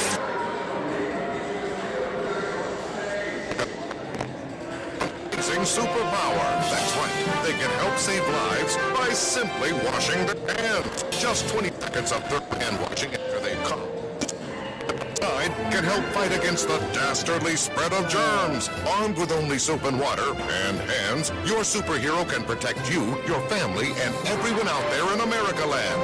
Amazing! Find out more at coronavirus.gov. A message from the CDC and the Ad Council. Now in the Mount St. Joseph campus, it's the Roar Store. Located in the Harrington Center, the Roar Store is designed to meet the needs of our students. Like when you need a textbook, students can order books exclusively online that they can pick up at the Roar Store through our new eCampus site. eCampus includes 2 different shipping options. Free online shipping to Textbook Delivery Hub located in the Roar Store, or delivered to your off-campus residence. It's not just a bookstore, it's an everything store. The Roar Store in the Harrington Center on the campus of Mount St. Joseph University. Life should be enjoyed, so get up and start. At Iron Sharpens Iron Personal Training, they develop a healthy relationship with you and provide a positive, encouraging environment to train. The staff at Iron Sharpens Iron will set up a personal training system that fits you and you alone. And your first session is free. Are you ready to have fun and get in shape? Iron Sharpens Iron serves the greater Cincinnati area. Check them out at isi-pt.com. That's isi-pt.com. Or call them today at 513-748-1538. Well, let's take a look at the individual stats for tonight's ball game, starting off with the Mount St. Joseph University. They lead at 39-33 here at the half. Leading the way for the Lions is Maddie Haberthy. She's got 15 points, 5 of 9 from the field, 0 of 1 from three-point range, and 5 of 5 from the charity stripe. Maddie's grabbed a rebound and has 2 assists in the ball game, 1 turnover. Shelby Turner has got 11 points. She really lit it up at the end of the second quarter. 4 of 6 from the field, 1 of 2 from three-point range, and 2 of 2 from the line. Shelby's got 1 rebound, 1 assist, and 1 steal in 14 minutes of play. Haley Scott has got 7 points in the ball game, 1 of 2 from three-point range, 3 of 5 from the field, and she's grabbed 4 rebounds, has 1 assist in 13 minutes. 4 points to Ellie Foley. Foley, 2 of 2 from the field. She's got a rebound and assist in 7 minutes of the first half of action. And Pouncey has got 2 points on 1 of 2 from the field, 0 of 1 from three-point range in 5 minutes. Gooding has played. Carly Dalton, 0 of 3 from the field in 11 minutes, but did not score. Olden Dick did not score, and neither did Murphy for the Lions. The Lions in that first half, 15 of 32 from the field for 47%, 2 of 10 from three-point range for 20%, and they are 7 of 7 from the charity stripe for 100%. Even a math major like me can figure that one out. Now for Spalding here in the first half of action, they were led by a couple of players. Walker's got 8 points on 4 of 5 from the field, 4 rebounds, 2 fouls, and 1 turnover in 12 minutes. And Hayden has got 8 points on 3 of 4 from the field, 2 of 3 from three-point range, 1 turnover in the first half. She only played 8 minutes of action. 5 points going to McMahon. McMahon 2 of 5 from the field, 0 of 2 from three-point range, and 1 of 2 from the line. McMahon has grabbed 2 rebounds, dished out 4 assists, 1 steal, has 1 block shot, and 1 turnover. She has had a stat-stuffing first half. McMahon, 14 minutes of play to score those 5 points. Natalie Fichter, 4 points on 2 of 7 from the field, but she's missed 3 from outside the arc, 0 of 2 from the line. 5 rebounds in the contest for Fichter, 2 assists, 1 block shot. She's got a personal foul and a turnover in 11 minutes. 5 points going to Kaylee Reed. Reed 2 of 2 from the field, 1 of 1 from three-point range. She's got 2 fouls, 3 turnovers in 11 minutes. And Malia Hearn has got 3 points on 1 of 4 from the field, 1 of 4 from three-point range. That's where she's shot all night long. She's got 1 rebound, 2 personal fouls in 10 minutes of action. Rack has played. Thompson, Rhodes, and Reitner. They've all played, but have not scored in the first half of action. In the first half, Spalding, 14 of 31 from the field for 45%, but they really lit it up in the second quarter. They were 7 of 14 for 50% in that second quarter of play. 4 of 16 from three-point range for the Golden Eagles for 25%, and 1 of 4 from the line also for 25%. They committed 7 fouls, and the Lions committed 3 fouls in that first half. When we come back, we'll take a look at the team stats. Here from the Harrington Center, your score at halftime, the Mount 39, Spalding 33 on Ultimate Sports Talk. Where are you headed? Where would you like to go? New heights, right? That's why you're going to college in the first place. At Mount St. Joseph University, we integrate academic excellence, real-world experience, and individual attention so that you can go further than you ever thought possible. In fact, over 96% of our graduates over the past 3 years were employed or pursuing graduate studies within 6 months of graduation. Are you ready to climb higher? Begin your ascent at msj.edu. Every day is a great day at the Wishbone Tavern in the Delhi Plaza. The Wishbone Tavern still serves the best wings and burgers in town, but now they offer brunch on Saturday and Sunday starting at 10 a.m. And for your next event, use the Wishbone Tavern's party room, capable of holding up to 60 people. Contact Nicole for a reservation. With a menu full of fresh ingredients, hand-breaded appetizers, and a relaxed family-type atmosphere, your good time will begin when you walk in the door. The Wishbone Tavern in the Delhi Plaza, a proud member of the community, open Monday through Friday at 11, Saturday and Sunday at 10. Well, taking a look at the team stats for this first half of play in game number 1, we already gave you the shooting stats, but let's go outside that. Boy, the rebounding has been almost even. Spalding has grabbed 15 rebounds in the first half compared to 14 for the Mount. The Mount's grabbed 3 offensive rebounds to 4 for Spalding, and defensively, each team has grabbed 11 in the first half of action. The game has been tied 3 times. Each team has led it 4 times. The lead has changed hands 4 times in the ball game. The Lions have spent almost 17 minutes of play with the lead, and the last time that Spalding led the game was with 3:46 to go in the second quarter, and they led it 29-28, and that's when the Lions outscored them 11-4 to take a 39-33 lead at the half. Lions' largest lead in the first half was 12 at 18-6 with 2:36 left to go in the first quarter of play. Lions have dished out 6 assists here this evening, while Spalding has done the same 10 here tonight, but turnovers are almost identical. 9-8 in this game. Spalding with 9, the Mount 8. The Lions, though, have been outscored off the bench. 13 points for Spalding compared to just 6 for the Lions. Fast break points, the Lions have got 4, Spalding none, which is unusual because you know Spalding really wants to get the ball up and down the floor. Points off turnovers, the Lions have got 11, and Spalding with 5. Lions have also stolen the basketball 5 times compared to just once for Spalding. But inside the paint, well, when you look at that, the Mount's done a fine job. 22 points inside the paint here this evening. Meanwhile, Spalding has got 16. And second chance points, well, the Lions are being outscored on that facet by 3, 11-8 in this first half. So your score at the end of the first half of action, it is 39-33. The Mount on top of it, they led it 20-16 at the end of the first quarter, 22-16 at the end of the first quarter. And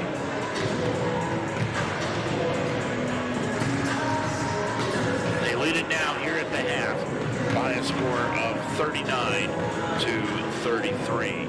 Don't forget, coming up after this game, it'll be the second game of our doubleheader, and that will have Center playing Ohio Wesleyan. That's going to be the opening game for both schools here this afternoon. That'll be the opening game for both of them here on UltimateSportsTalk.com. Your score here at the half, 39-33.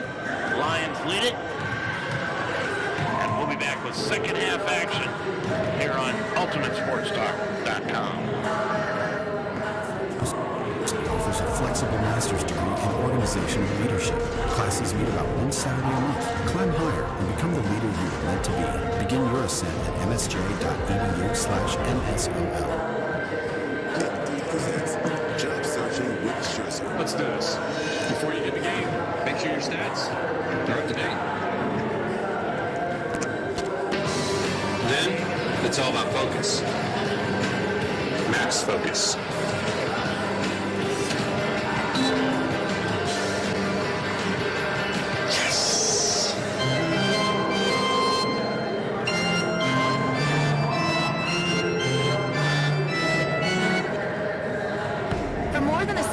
Mount St. Joseph University has prepared nursing leaders who serve their patients with the heart of a lion. With flexible undergraduate and graduate programs, the Mount will help you climb higher. Begin your ascent at msj.edu/nursing. Medical care for your child is important, and your choice in doctors should be well thought out and have your complete confidence. Mount St. Joseph alum Dr. Libby Spees is one of you. She's from Cincinnati and practices here. Dr. Spees understands what's important to parents when it comes to their child's well-being. She treasures her patients, watching them grow and forging relationships with the families. And she's accepting new patients. Call for an appointment today at 513-246-8900. Dr. Libby Speaks. Official Investigations and Security Services in Cincinnati is your official provider of investigative, surveillance, and process servicing, uniformed, armed, and unarmed security services, executive protection, and bodyguard services. Official Investigation and Security Services is not licensed in the tri-state area, but also Georgia, Tennessee, Michigan, West Virginia, and Texas. Not only private investigation services, but also mobile notary public services and more. Call Official Investigation and Security Services in Cincinnati, 844-263-3424. Well, Maddie Haberthy has led the Lions here in this first half with 15 points to a 39-33 lead. Haberthy will lead the Lions out onto the floor with Oldendick, Turner, Scott, and Dalton. Lions will be going from right to left across your computer screen. And Spalding still huddled around their head coach, Kylie Gorby. They come out onto the floor with Bailey Walker, who's playing with 2 personal fouls. Racks out onto the floor, Fichter, Reed, and Hearn. Spalding will get it to open up the second half. 39-33. Spalding being led by Walker and Hayden, but as we said, Walker's got those 2 personal fouls. So keep an eye out on that. Rack gets it, and a double dribble violation is going to be called on Rack. So the first turnover of the second half, 10th overall in the game for Spalding, gives it back to the Lions just 7 seconds into the half. Haberthy, top of the key, against now a trapping zone defense by Spalding. They're trying to get the ball out of Haberthy's hands. Dalton on the right baseline, spins to the baseline, stops, pops it from 14, no good. And the rebound taken down by Fichter. Clears it up the floor into the front court to Reed. On the right side, Rack. Lions in that 2-3 zone. Bounce pass left side to Fichter. To Reed. Reed with it. Now back out front. Rick Fichter let it go right by her. Ball loose in the backcourt. Scott dives for it. She touched it first, so that means Fichter could pick it up, and she does. Gets it up the floor on the run. Reed blocked out of bounds by Dalton. Boy, that was a mistake by Scott. If she would have just let it go out of bounds or Fichter grab it, it would have been over and back, but Scott actually touched it, and that left it free for anybody. With it on the left-hand side, taking it into the lane is Hearn, lost it, pulled out of the air by Turner. Turner ahead of the pack, bounce pass to Haberthy, laid it up with the left hand, good. Haberthy with 17, Lions by 8 again at 41-33. Rack into the front court from left to right. Off to Hearn. Hearn, right of the lane, kicks it off to Reed. Left baseline to Rack, back out front to Reed, top of the circle. Now to Fichter, in the lane, Walker. Walker, pump fake a couple times, kicks it off from the right side. Hearn for the long 3, nope, just grazed the front iron, and the rebound taken down by Scott. Scott clears it off to Dalton into the front court. Dalton across the timeline, gets it on the right side to Turner, back to Dalton on the give and go, and then Dalton shuffled the feet as she tried to come to a jump stop. Dalton said she got pushed from behind, but no call. That's the 10th turnover in the game against the Lions. 8:20 to go in the third, 41-33. Mount on top of it by 8, but Rack has it into the front court. Haberthy picks her up, right side of the lane to Walker, ball knocked free, loose on the floor, picked up by Oldendick. Oldendick will get it up the floor to Turner, back over to Dalton. Dalton all alone to the line, to the lane, laid it up, nope. Rebound Dalton, no, got it tipped over to her. Dalton back up, no, and she's fouled, and will go to the line shooting 2. And the foul will be against Sydney Rack. That is her first. 7:55 to go in the third quarter. Lions with an 8-point lead, and Dalton, who's scoreless here tonight, will go to the line shooting 2 from line left. Trying to put the Lions up by 10. First one hit the side iron, no good. Murphy will come in, and now Kylie Gorby is going to send in an entirely new lineup, but the official, they're not going to allow them to come in. They're going to have Dalton shoot the second one before that can happen, and she spun that one in and out, so we'll have to wait a little while longer, and Walker got the rebound. Rack up the floor, Fichter, left corner to Hearn, dribbled it off her foot, and out of bounds, and it will go back to the mount, and now massive substitutions. First of all, leading is Turner for the Lions, and Murphy will come in. But an entirely new 5 in for Spalding. Rhodes is into the ball game, along with Reidner. Murphy's going to take it, lost the handle, picked off the floor by Reidner. She gets it up the floor into the front court to Hayden. Hayden drives the lane, laid it up, and she'll be fouled. Didn't get the bucket, but she'll go to the line, shooting 2. Hayden, we told you, has really been a spark plug in this game. Off the bench for Gorby, and 7:31 left to go in this first half of action. They're making the third quarter, and it's 41-33. Going line right will be Hayden. Hayden, he's got 8 in the first half, spins that one up and in. Hayden with 9, and it's 41-34.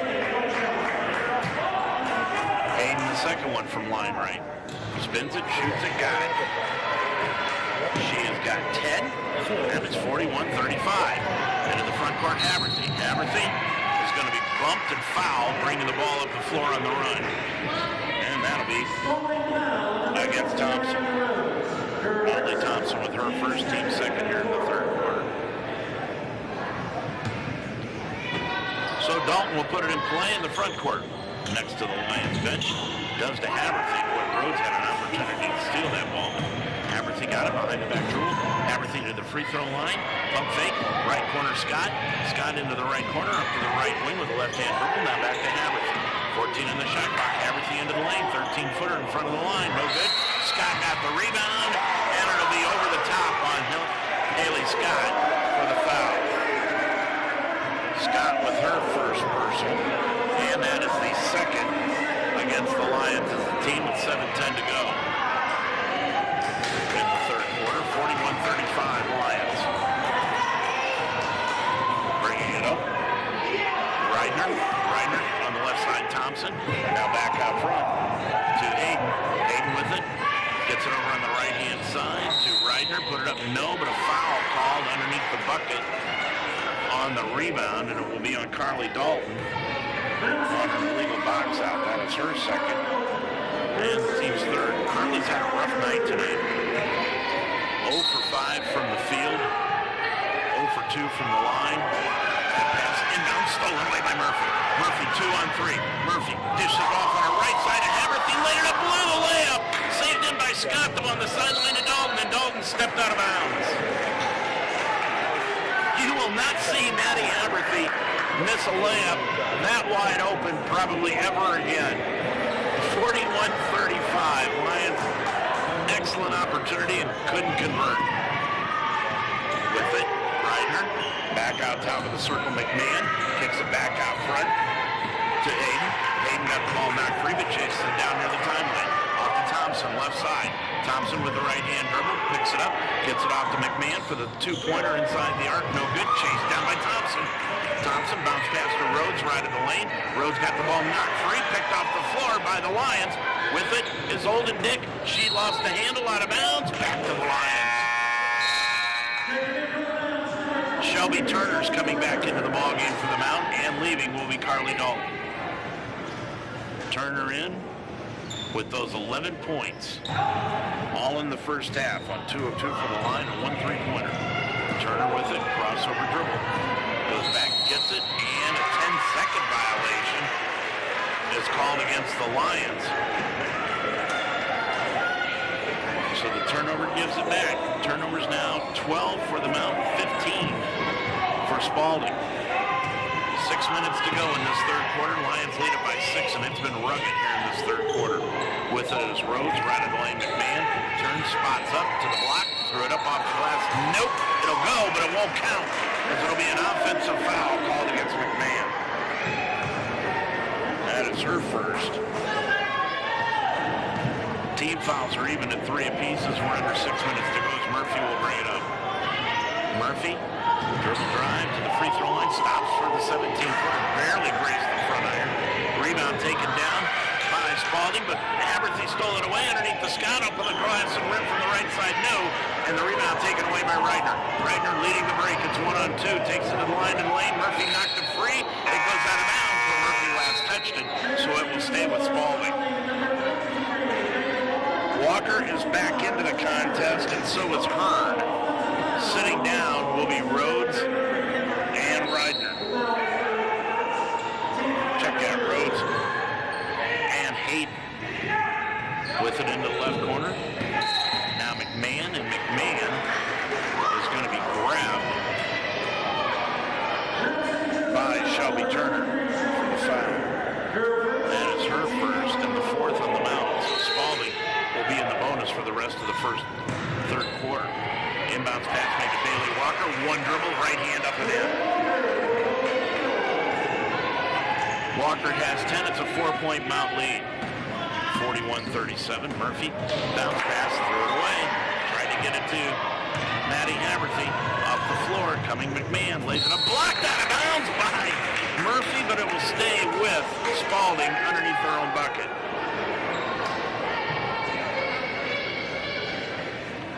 Boy, Murphy has done a lot of things right tonight for the Lions, except turn the ball over. With it is Haberthy. They get it back on the turnover. Haberthy brings it up the left-hand side, stops, pops it from 17. Got it. Maddie's got 19. It's her largest scoring output this season in just the first 2 games, though. And it's 43-37, coming the other way. Putting it up from the right wing is Reitner, and it's an air ball out of bounds. And we'll have the media timeout. 4:41 to go in this third quarter of play from the Harrington Center in Cincinnati. Your score, it's the Mount 43, Spalding 37 on UltimateSportsTalk.com. Conquer the impossible at Barbarian Apparel. Specializing in team apparel, you'll stand out with Barbarian's custom sublimation, artwork, and screen printing. Each piece of team uniform is specifically designed with your preferences in mind, including graphics, color, logos, and fabric selections. Barbarian Apparel is committed to creating exceptional cutting-edge sportswear and providing excellent service. You'll also have full communication through the whole process, so you know exactly what's going on. Get the best and start your order at barbarianapparel.com or email any questions at barbariancustomers@gmail.com. Changing lives is what great teachers do, and as I saw more students struggling to read, I looked to Mount St. Joseph University for help. The Mount is a national leader in reading science with highly effective research-based methods. Their faculty equipped me to teach students with a range of learning differences, and I was able to make an immediate impact in the classroom.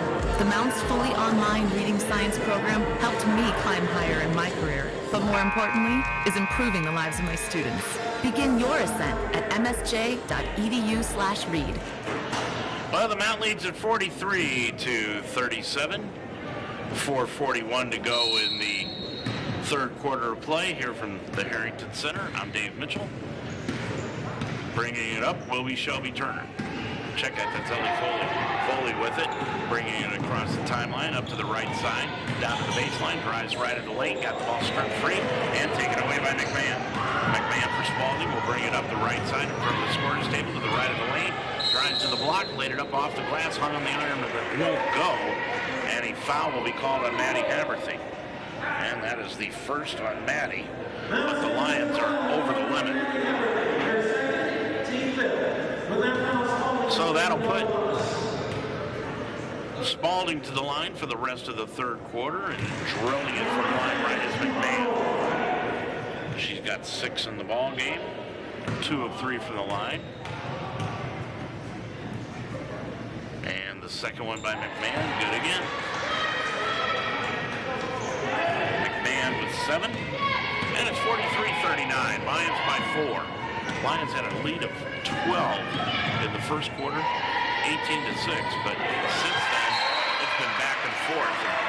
Foley expected Haberthy to cut in instead of out and threw the ball away, so Spalding will have it back, and the Mount's going to take another timeout. So 4:08 to go. This will be a 30-second timeout also. So we have a timeout on the floor, 4:08 to go in this third quarter. It's the Mount 43, Spalding 39 on Ultimate Sports Talk. Like irritable bowel syndrome, Crohn's, and celiac disease. So getting to the right diagnosis meant being more open with my doctor about the severity of my symptoms and how often they were happening. But there's good news. EPI is manageable, so don't wait any longer. Use the symptom checker at identifyepi.com and schedule a visit or call with your doctor to ask, could I have EPI? Sponsored by AbbVie. Medical care for your child is important, and your choice in doctors should be well thought out and have your complete confidence. Mount St. Joseph alum Dr. Libby Spees is one of you. She's from Cincinnati and practices here. Dr. Spees understands what's important to parents when it comes to their child's well-being. She treasures her patients, watching them grow and forging relationships with the families. And she's accepting new patients. Call for an appointment today at 513-246-8900. Dr. Libby Spees. Well, the Lions led at 22-16 at the end of the first quarter. Everything was even Steven at the end of the second quarter, 17-17. The Lions had a 6-point 39-33 lead, but now here in this quarter, Lions have a 4-point lead, 43-39. Spalding has outscored the Lions 6-4.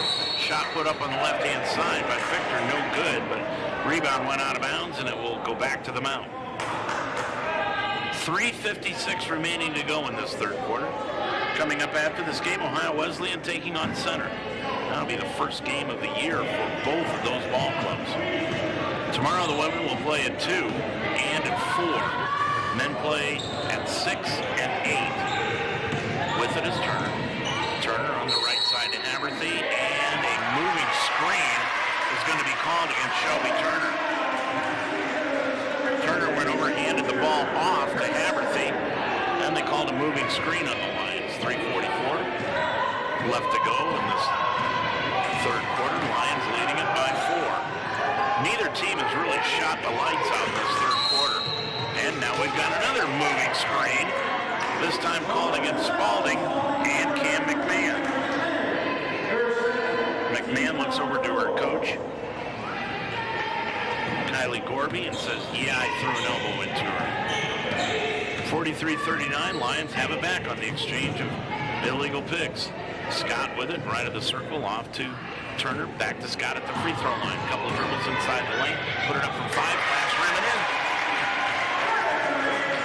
Scott has 9, Lions by 6, 45-39. Coming the other way is Reed, on the right side, Victor. Victor dumps it off on the right baseline to McMahon, in the lane to Walker. Walker turn around from 5, spun around the rim, nope. Rebound taken down by Victor though. Victor will clear it out front to Reed, now back to Victor. Long 3, left of the circle, drilled it. Victor has 7, and it's 45-42. Lions by 3. Coming the other way is Foley. Foley with the ball down to the right wing, hands it off to Oldendick. Oldendick, top of the key to Scott, and tried to throw it in the corner, and there was nobody there. The minute she left the ball, let go of the ball, she turned around and started walking to the defensive end of the floor. She knew exactly what happened. And she will leave the ball game, and coming back into the contest will be Murphy, and Gooding is back in also for Foley.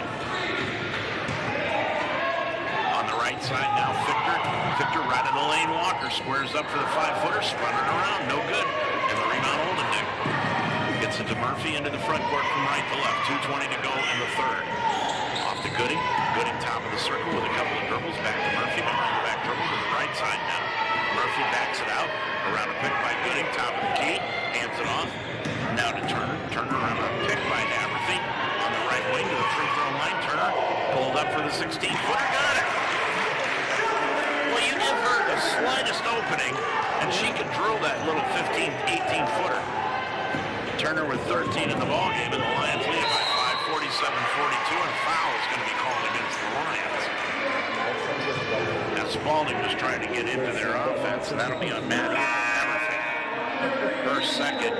Lions already over the limit, so Reed will be going line right. Line right.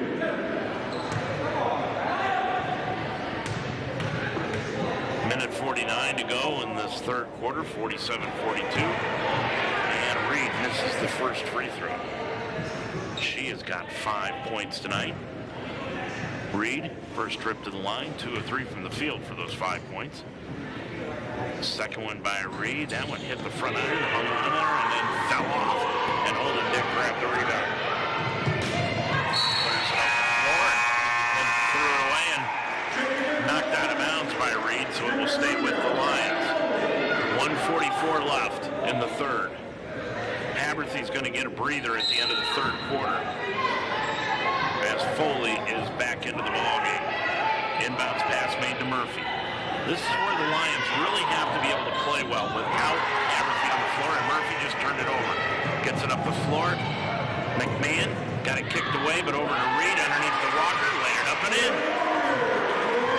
Walker's got 12, and it's a 3-point Lions lead again, 47-44. You got to give Haverthy the opportunity to get a breather. This is a good time to do it with a 3-point lead, but Gooding gets it off on the left side. Turner for the 3. No good off the back iron. Walker got the rebound.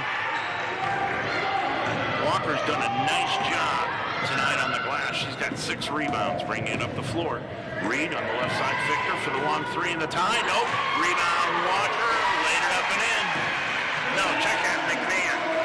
McMahon got the offensive rebound, and that draws Spalding to within a point. 48 seconds to go. 47-46. With it, Foley. Foley got it out to Olden Dick, but a foul is going to be called on Victor. Tried to come over the top of Olden Dick to knock that pass away. On Victor, her second. And that's going to put Spalding over the limit on team fouls. So going line left will be Olden Dick. Ellie, scoreless here tonight. She's got 4 rebounds, 4 steals, and an assist in 21 minutes, but this is her first trip to the stripe. Shoots it, got it. Olden Dick with her first points of the evening, 48-46 Mount. Second one, good again. 2 points of the game for Olden Dick, 49-46. Spalding with a chance. Coming up, they might want to go for a 2-for-1. Cross-court pass, knocked away, but pulled out of the air by Walker. Laid it up right side, good. Walker with 14, 1-point lead again, 49-48. Turner, right corner, 3, got it! Turner with 16. That's her second 3 of the night. 52-48, Mount by 4, 14 seconds to go in the third. With it is Reed. Right side to Hearn, left side Fichter, back to Reed, over to Hearn, right wing, out to Reed, and a 3-second violation is going to be called on Walker and give the ball back to the Lions, and now Maddie Haverthy is going to hustle in and come in for Olden Dick. 5 seconds to go in this third quarter. Lions leading it by 4. Inbounds to Haverthy. Haverthy up the right side to the right wing. Throws it up on the 3 off the glass. Rim, no good. Spun out, and that's the end of the third quarter.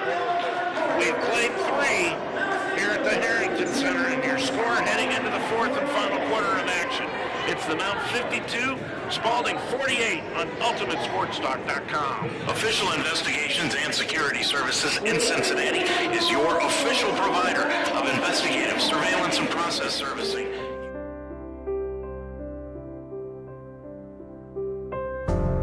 When I was offered an amazing job right out of college, I realized right away that what I had done was learned how to learn.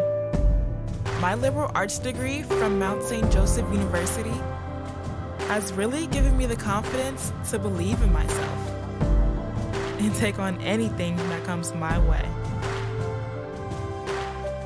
24. Conquer the impossible at Barbarian Apparel. Specializing in team apparel, you'll stand out with Barbarian's custom sublimation, artwork, and screen printing. Each piece of team uniform is specifically designed with your preferences in mind, including graphics, color, logos, and fabric selections. Barbarian Apparel is committed to creating exceptional cutting-edge sportswear and providing excellent service. You'll also have full communication through the whole process, so you know exactly what's going on. Get the best and start your order at barbarianapparel.com or email any questions at barbariancustomers@gmail.com. Lions were outscored in that third quarter by 2, 15-13, but they lead by 4. And as they bring the ball up, reaching in, McMahon for the foul against Turner. Turner on the floor with Dalton, Haberthy, Scott, and Oldendick. And for Spalding, they've got Fichter into the ball game, Hearn, Walker, Reed in as the ball knocked free and taken away by Spalding, or by, I should say, Haberthy, and then Haberthy got the ball knocked free, stolen away by Spalding. Bringing it up is Hearn. Hearn off to Reed on the right wing, McMahon. McMahon drives the lane to the block, threw it up, wobbly, no, but she's fouled.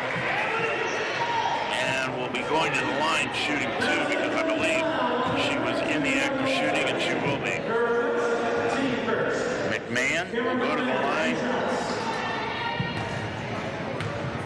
Shooting 2 from line right. Eyes it, shoots it, got it.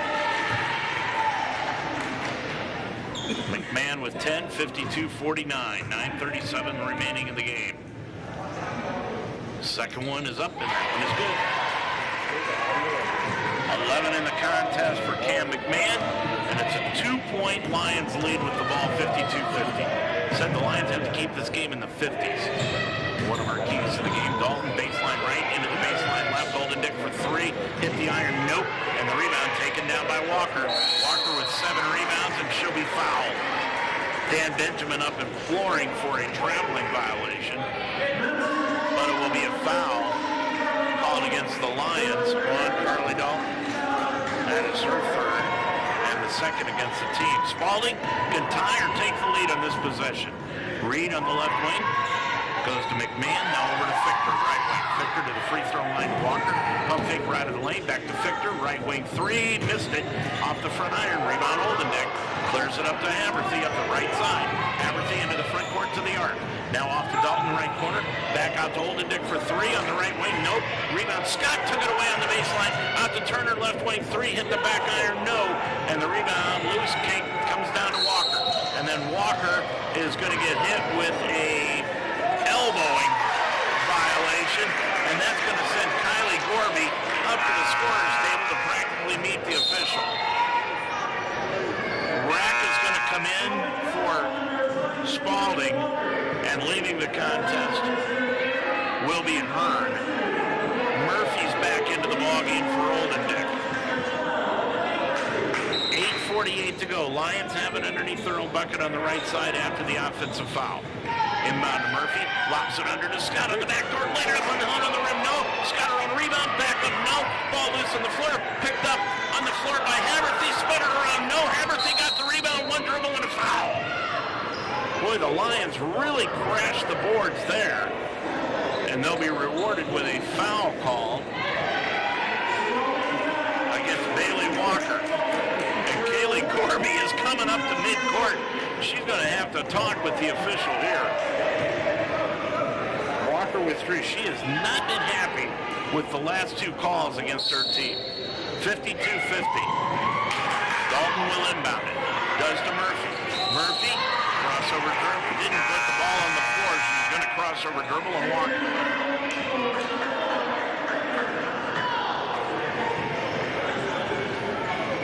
So the turnover. 20 in the ball game against the Lions, 21 for Spalding. Well, you can tell this is the early season. With it is Fichter. Fichter on the left side. Fichter lobs it back out top of the key to Hayden, who's back into the ball game. Hayden off the rack. Rack right of the circle for 3, missed everything out of bounds. And the ball returns to the mound. Boy, Spalding has had 3 opportunities to tie this game in the last 45 seconds and has not been able to do it.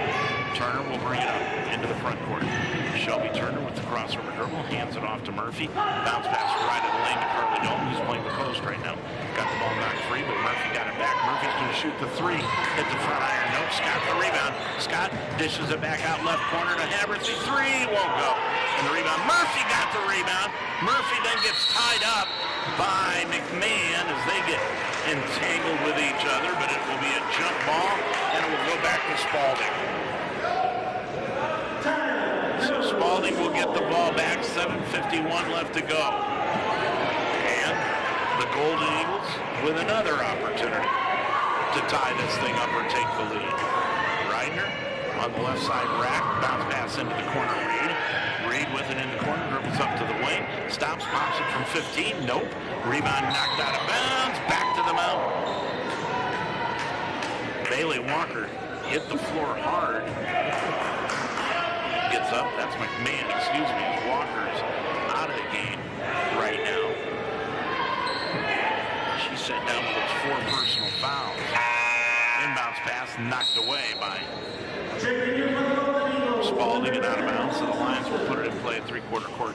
Victor comes out. Thompson is in now for the Eagles. And the inbounds made to Murphy. Murphy with 7.5 remaining to go. Lions lead it by 2 again. Murphy, right-hand dribble, right of the lane, kicks it off into the corner for Turner, missed everything. Rebound taken out of the air by McMahon. Making it Reidner into the front court. Hayden with it, hook pass into the lane to McMahon, put it up from 10, no good, and the rebound Murphy. Murphy got it knocked free and Dalton picked it up. Dalton's going to hustle it into the front court and does up the right side. Dalton hook pass to Turner, back to Dalton, right of the lane, reverse layup, put it up with the right hand, missed everything, shooter shot in the bucket. And the rebound pulled out of the air by McMahon. She's going to bring it up the other way, put her head down, drives into the lane, offensive foul. No argument by Gorby on that one. 6:50 to go. McMahon with her 4th personal foul. Coming into the ballgame now, Hearn, and leaving will be McMahon. Oldendick is going to check back in for the Lions. And leaving will be Carly Dalton. Dalton's played good defense tonight, but boy, she has just had a tough night. 3 fouls, 1 rebound, but she is over from the field here this evening shooting. 6:40 remaining to go. Into the front court, Turner dribbles left of the lane, stops back out front, Oldendick. Oldendick kicks it off to Murphy, right wing 3 by Murphy, spun it in and out, no good. Boy, that thing was halfway down and came out. And the rebound taken down by Spalding. Up the floor, Hayden on the right side, down into the corner to the rack for the 3, round the rim and in, and Spalding has taken the lead. Well, you can only tempt fate so long, and that's what the Lions did for the last 2 minutes. And now Spalding finally has the lead, 53-52, and Haverthy just stepped on the sideline, and it goes out of bounds, and the turnover gives it back to Spalding. 6:07 left to go. 53-52. Into the front court rack. Right side. Rack with it. Over to Hearn for the long 3. Missed it. Rebound, no. Knocked away Thompson. Hearn got it back. Laid it up. No. Rebound Scott. Scott then got it knocked away from behind. Ball loose on the floor. Picked off underneath to Reed. Blocked out of the air by Murphy. Reed got it back. Put it up. No. Rebound taken down by Oldendick. And it'll be a jump ball. And it will go back to the mount. Boy, got fast and furious underneath there very quickly. 5:42 to go in this ball game. 53-52 Spalding. Victor is going to come back into the contest. And leaving will be Reed. Foul was called. No foul. It was just a jump ball. And the Lions get it back on the alternating possession. And they'll inbound the ball to Murphy. Murphy will bring it up the floor into the front court. Top of the key to the line of the lane. Threw up a shot. Foul. Well, Murphy got bailed out on that because possession, and a foul called on Hearn. On Hearn, her third. And Spalding is already over the limit on fouls here in the fourth. Checking in now for Spalding will be Reidner. Reidner in. Hayden will leave. 5:37 left. Murphy, line left. Put it up, no good. Murphy scoreless tonight. Second one by Murphy. That one hit the back iron again. No good. Rebound Fichter. Fichter gets it up the floor to Rack. Rack with a 1-point lead in the ball. Rack back out front. Fichter looks over to the left side to Rack. Rack bounce pass underneath. Going to Hearn. Hearn put it up, tried to muscle it up, and she was fouled over the top by Haley Scott. Scott with her second personal, and that's the third against the Lions. 5:24 left. Line right will be Hearn. She has not been to the line tonight. She'll shoot two, and she got that one. Hearn now 4 points in the ball game. Coming back home. Second one, spun her around the rim, no good. Scott got the rebound. Hands it off to Haberthy. Haberthy will bring it up the right side. Now down the middle of the floor. Around pick by Scott to the line. Kicks it off to Murphy. Right wing by Murphy for three. No good. Rebound came out line to Olenek. Top of the key. Haberthy for all alone. The three. No again. Rebound knocked free. Taken away by Spalding. They get it up the floor to Hearn. Up the floor to Rack. Laid it up and in. Rack has got five, and Spalding opens up their biggest lead of the game at 56-52. Coming the other way, Fichter intercepted the pass all the way, line, right side layup, good. Fichter with 9, and it's a 58-52 Spalding lead, and a foul is going to be called on the inbounds against Spalding's Reidner. And we'll have the timeout called with 4:41 left to go as Reidner picked up her first personal. But as we head to the timeout, your score with 4:41 left to go in the ball game. Spalding 58, the Mount 52 on Ultimate Sports Talk. Changing lives is what great.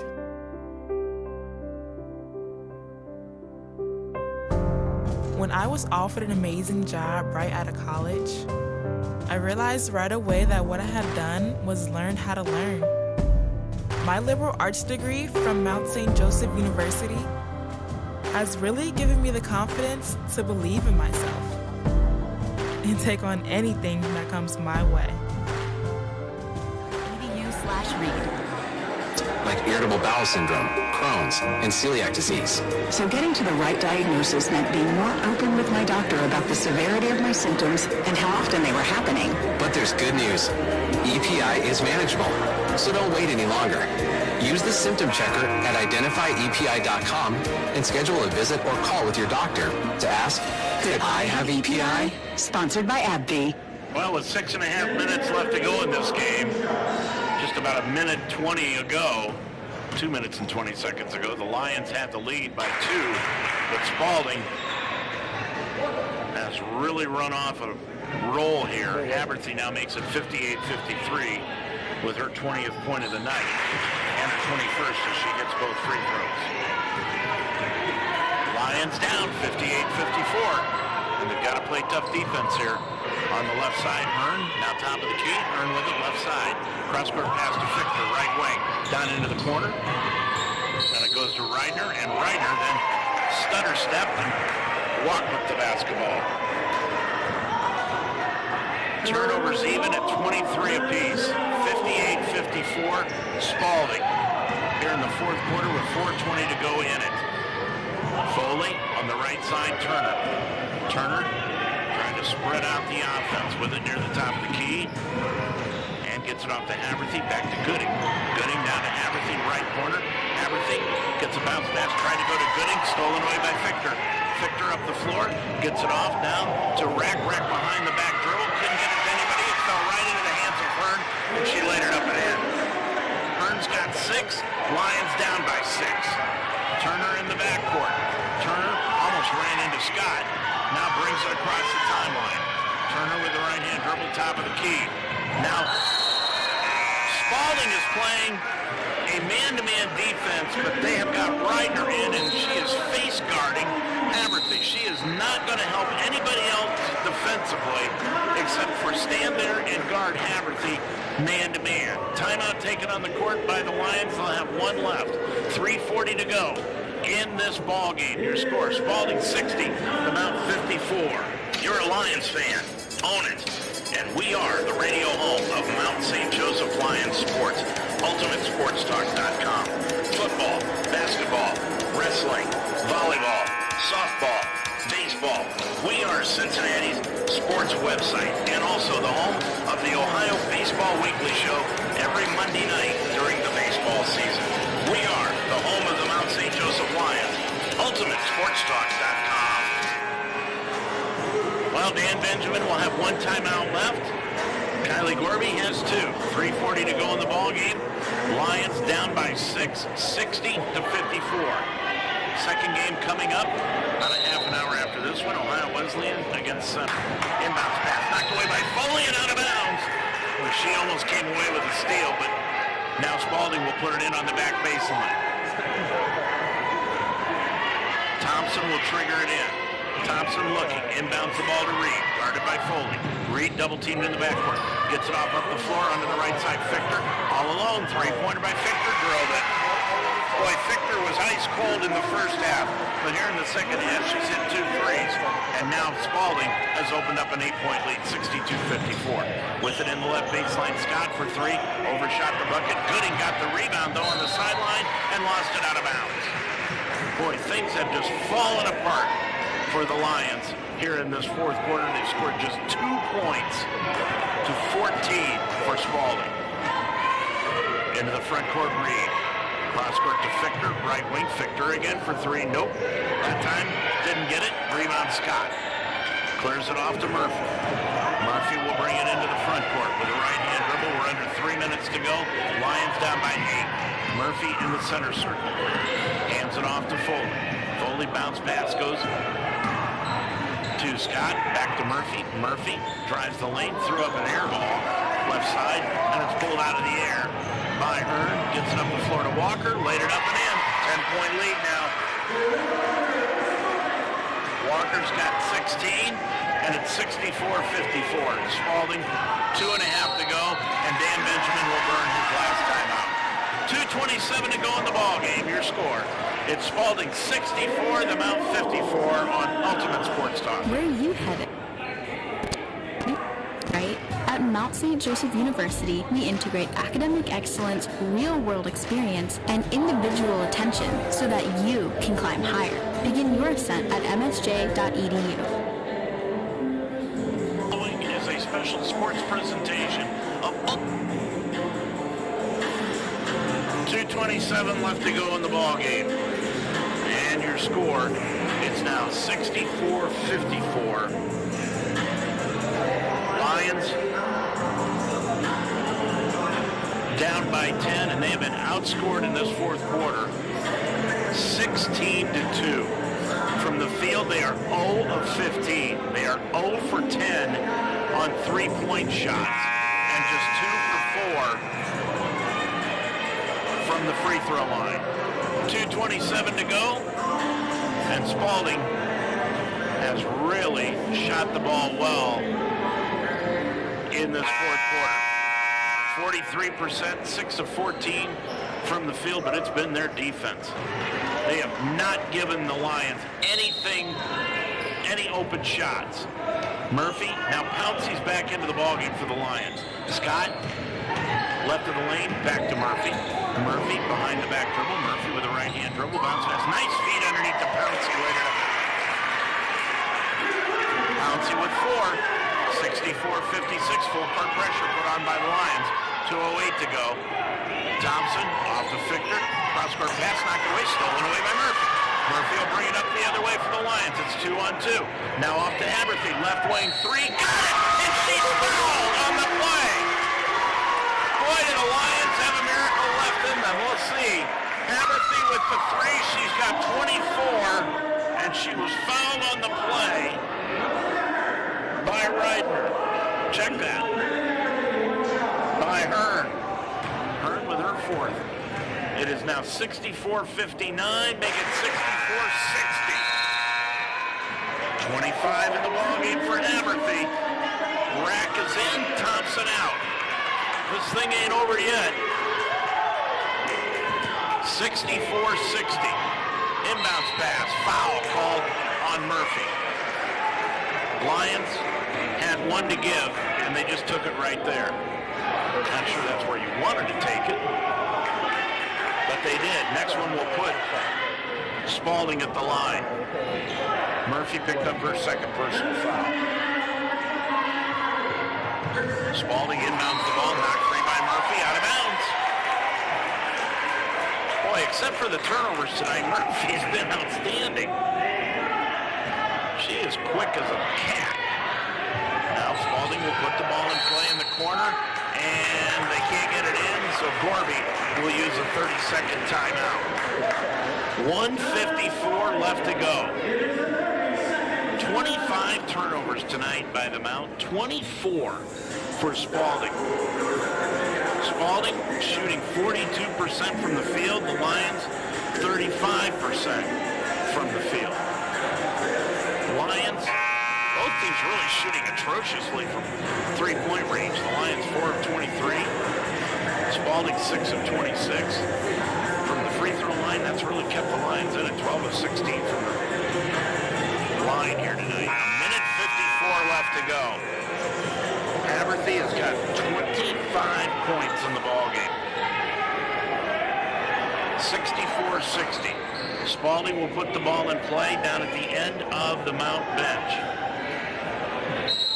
Triggering it in will be Hearn. Hearn looking, inbounds it over the head of Rack. Rack almost had it stolen away. Rack got hit by Pouncey, and it's taken away by Murphy. Murphy will bring it up, lost the handle. Murphy then lost the ball again. Rebound knocked free. Murphy got it back. She's got no timeouts left, and it'll be a jump ball, and it will go back to Spalding.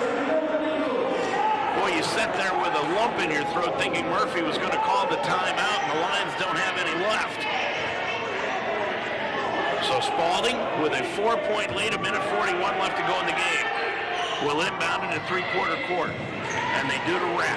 Rack guarded by Pouncey. Rack brings it up across the timeline. Ball knocked free, ball loose, picked up by Haverthy. Haverthy will bring it up, in against Hearn, all the way to the hole. Laid it up, won't go, but she's fouled on the way to the bucket, and she'll go to the line shooting two. Hearn will foul out of the ball game. She fouls out with 6 points here this evening. 1:31 left to go. This thing has been a turnover fest.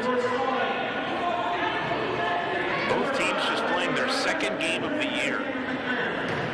Haverthy, line left. Shoots it. Got it. Maddie with 26. Lions to within 3. Second one by Haverthy. Good again. She's got 27. And it's 64-62. Into the front court. Reed with it. Reed between the circles. Looking back door. Minute 20 to go. Reed into the lane. Threw up the shot around the rim. No! Pouncey the rebound. Pouncey then got it knocked away. Fichter got it back in the corner. Fichter, guarded by Gooding, gets it back out front. It goes to Walker. Walker crossover dribble, and it'll be a palming violation called against Walker. Lions get it back. 1:08 left to go. Lions suddenly have heated everything up. And they are down 64-62. Turner back into the ballgame. Sitting down Pouncey. Boy, Pouncey came in and put some good minutes on the floor. Murphy will bring it up. Murphy into the forecourt. Top of the key. Line. Lane. Murphy stops. Got the ball knocked free. Offensive foul on Murphy. Minute 2 left to go. Murphy with the foul. That is her third. Both teams are over the limit, but that's an offensive foul. You don't shoot on that. Reed in the backcourt. Up the floor to McMahon. McMahon across the half-court stripe. McMahon picked up the dribble. Couldn't find anyone. Now to Fichter. Fichter around Gooding. All the way to the hole. Laid it up high off the glass. Won't go. Rebound. Scott lost it on the baseline. Out of bounds. Back to Spalding. 47.2 left to go. There's 30 on the shot clock. Now the officials are going to get together and see if there ever was possession. And Spalding will have it after the conversation. They just wanted to make sure that it went out on the Lions. 20 on the shot clock. Inbounds pass stolen away by Scott into the hands of Gooding. Gets it up to Haberthy. Haberthy into the front court. It's 3-on-2. Haberthy all the way to the hole. Laid it up. No, and it'll be a blocking violation. And Haberthy will go to the line trying to convert the 2 free throws and tie this baby up. That's going to be a foul on Reed, her third. Haberthy, 27 points here tonight. Line left. Shoots it. Got it. Maddie with 28. And this one to tie. 39.6 to go. Second one up. Good again. Spalding is going to use a timeout. We will also quickly. 39.6 to go. Your score from the Mount. It is Spalding 64, the Lions 64 on Ultimate Sports Talk. Your shipping manager left to find themselves, leaving you lost. You need to hire. I need Indeed. Indeed you do. It instantly delivers quality candidates matching. Visit Indeed.com/hire. Now at the Mount St. Joseph campus, it's the Roar Store. Located in the Harrington Center, the Roar Store is designed to meet the needs of our students, whether it's spiritware, gifts, or snacks. But the Roar Store is more. They offer everything from notebooks to laundry detergent, even brake fluid, plus a wide range of food and drink. And it's just a walk away. It's not just a bookstore, it's an everything store. The Roar Store in the Harrington Center on the campus of Mount St. Joseph University. Neither team has a timeout remaining. 39.6 seconds to go in this one. It is 64-64. Lions led it 52-50, and then they were down by 10, 62-52, and they have mounted a comeback to tie it at 64. Victor will put it in play, 39.6. They will put it in play at near midcourt. Into Reed. Reed inside the center circle, now between the circles. Reed left side to Victor. Victor looking down low, can't find anyone. Now goes back out to McMahon. Right side Reidner. Reidner top of the circle, guarded by Murphy. Out to Victor, long three, left of the circle, won't go. Rebound comes outside, Reed got the rebound. Noah shot clock off. Shot clock is off, 16 seconds. Spalding holds it for the last shot. Reed with it, out on the right side. Reed with 10. Reed now with 8. Reed top of the circle, left of the lane, all the way to the hole, laid it up, no good. Rebound taken down by Scott, and we're going to go to overtime. What a game this has turned out to be. Turnovers aside, 28 for Spalding, 27 for the Mount. We are heading to overtime as we are tied up at 64 apiece here from the Harrington Center in Cincinnati. Changing lives is what great teachers do. Mount St. Joseph University's Reading Science program that uses highly effective research-based methods improved my students' lives and helped me climb higher in my career. Begin your ascent at msj.edu/read. The Lions were outscored in that fourth quarter 16-12, but keep in mind at one point it was 14-2. The Lions were 0 of 15 from the field in the fourth quarter, and they ended up 2 of 17. Just an unbelievable fourth quarter of action, and the Lions and Spalding, entertaining game like this is, might as well go to overtime. We're knotted up at 64. Walker's coming back into the ballgame for Spalding along with Victor, Reed, Reidner, and McMahon. The Lions, Turner, Dalton, Oldendick, Haberthy, and Scott will have a jump ball in the center circle. Walker and Scott will jump in the center circle, and the tip is controlled in the back court, in the front court. Now to Reed. Reed's going to go in for the layup. No good. Rebound taken down by Oldendick. Cleared it off to Haberthy. Haverthy, 3-on-2. Gets it over on the left side to Dalton for the 15-footer. Left wing, nope. Missed everything, and the rebound taken down by McMahon. Up ahead of the pack is Victor, all alone. No dribble, laid it up and in. Victor gets her 14th point, and Spalding has regained the lead at 66-64. Left wing, Dalton. Dalton with it with the right hand dribble. Gets it into the corner to Shelby Turner for the long three from the corner. No good, and Victor got the rebound. Up the floor now to McMahon. McMahon gets it up to Walker. Walker then got it knocked away and out of bounds, and it will return to Spalding. We're getting a good crowd here this evening, as they are coming in for the nightcap of this game. 4:16 to go in the overtime period. Victor, left baseline, drives inside, put it up off the glass rim. No, and a blocking foul is going to be called on Scott. That's one of those calls that the official waits to see if you're going to make the bucket, and if you don't, they'll call the foul. Murphy and Gooding will come in. For the Lions, Dalton and Oldendick will leave. 4:10 left to go in the first overtime. 66-64, Victor, line right. Shoots it, missed it. Off the back iron. Victor with 14 points. 10 of them have come in the second half when she has really started to light it up from three-point range. The second one by Victor, good. Now she has 15. 1 of 4 from the line. 67-64, Haverthy will bring it across. Haverthy up the left side. Haverthy with the right hand dribble. Stops, pops it from 17, right wing, nope. And the rebound taken down by Reidner. Reidner's going to be double teamed in the backcourt. Knocked free, Shelby Turner stole it away. Off to Scott. Scott, right wing. Haverthy for the tie, right wing. Missed it off the back iron, out of bounds. You can just see the anticipation of this crowd waiting to see if that thing went in. Pouncey is going to come back into the ball game. Turner will get a breather. 3:46 left to go in the overtime. 3-point Spalding lead. Reidner brings it up on the left side to Thompson. Thompson around Pouncey. Thompson, reverse layup with the left hand, hung it on the iron and in. Molly Thompson, her first two, 69-64. Spalding with a 5-point lead. Haverthy in the backcourt. Haverthy with 29 in this game. Haverthy crossover dribble inside the key. Threw up the shot. Nope, and a foul will be called, and Haverthy will go over the line. Foul's going to be called on McMahon, and that's going to be it for her. She fouls out. So McMahon fouls out with 11 points in the game, 5 of 6 from the line.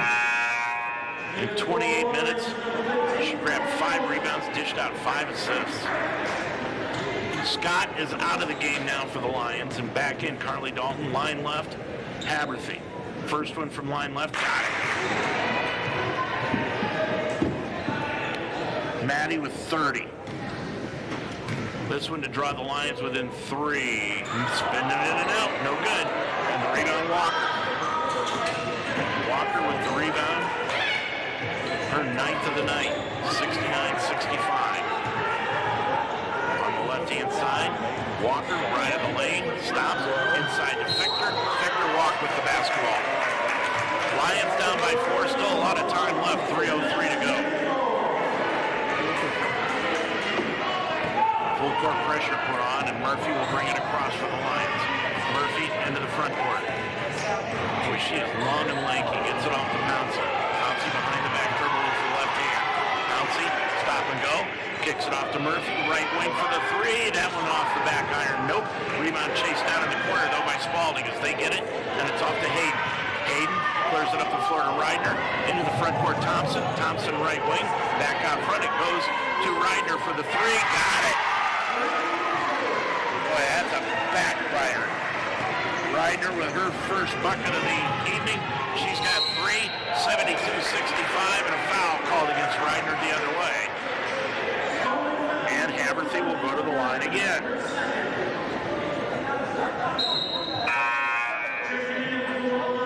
Haverthy tonight, 13 of 14 from the line, 8 of 20 from the field. She's got a 3-pointer in 40 minutes. senior. Dalton out of the game. Scott back in, so Shelby Turner. Line left, Haverthy.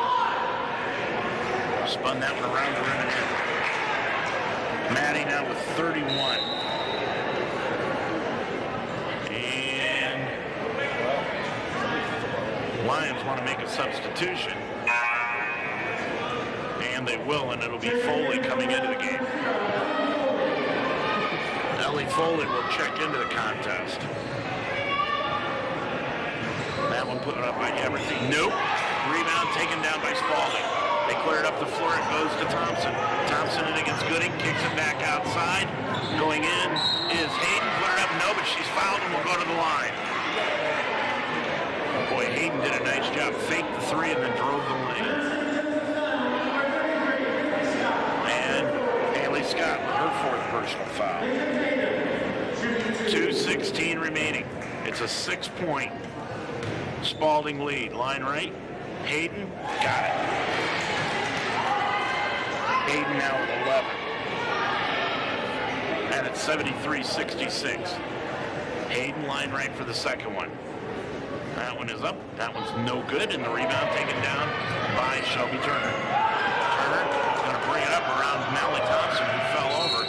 And then bumping into Turner will be Hayden for the foul. That'll be the first on Hayden, but nonetheless, Turner's going to go line left. If the Lions can keep forcing the issue and getting to the line,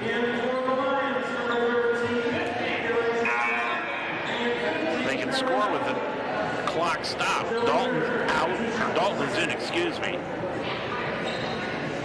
Leaving is Scott. Pouncey's back in. Leaving is Gooding. Line left, Turner. Put it up. Got it. Turner has 17. 73-67. 2:09 remaining. Second one up. That one's off the back iron. Nope. Rebound. Dalton. Dalton back up. Foul. Dalton snuck in underneath Walker and got the offensive rebound, and now Farley will go to the line. Boy, what a sneaky little move by the junior.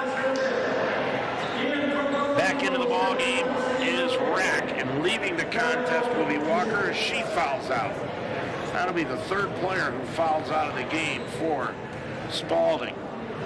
Dalton line left, eyes it, shoots it, missed it. Now the Lions are going to put Foley and Pouncey on the lane. Second one by Dalton, line left, spins it, shoots it again, and that one is no good again. Pouncey got the rebound. One dribble, Pouncey up, got it, one go, but she got fouled, and Pouncey will go to the line now.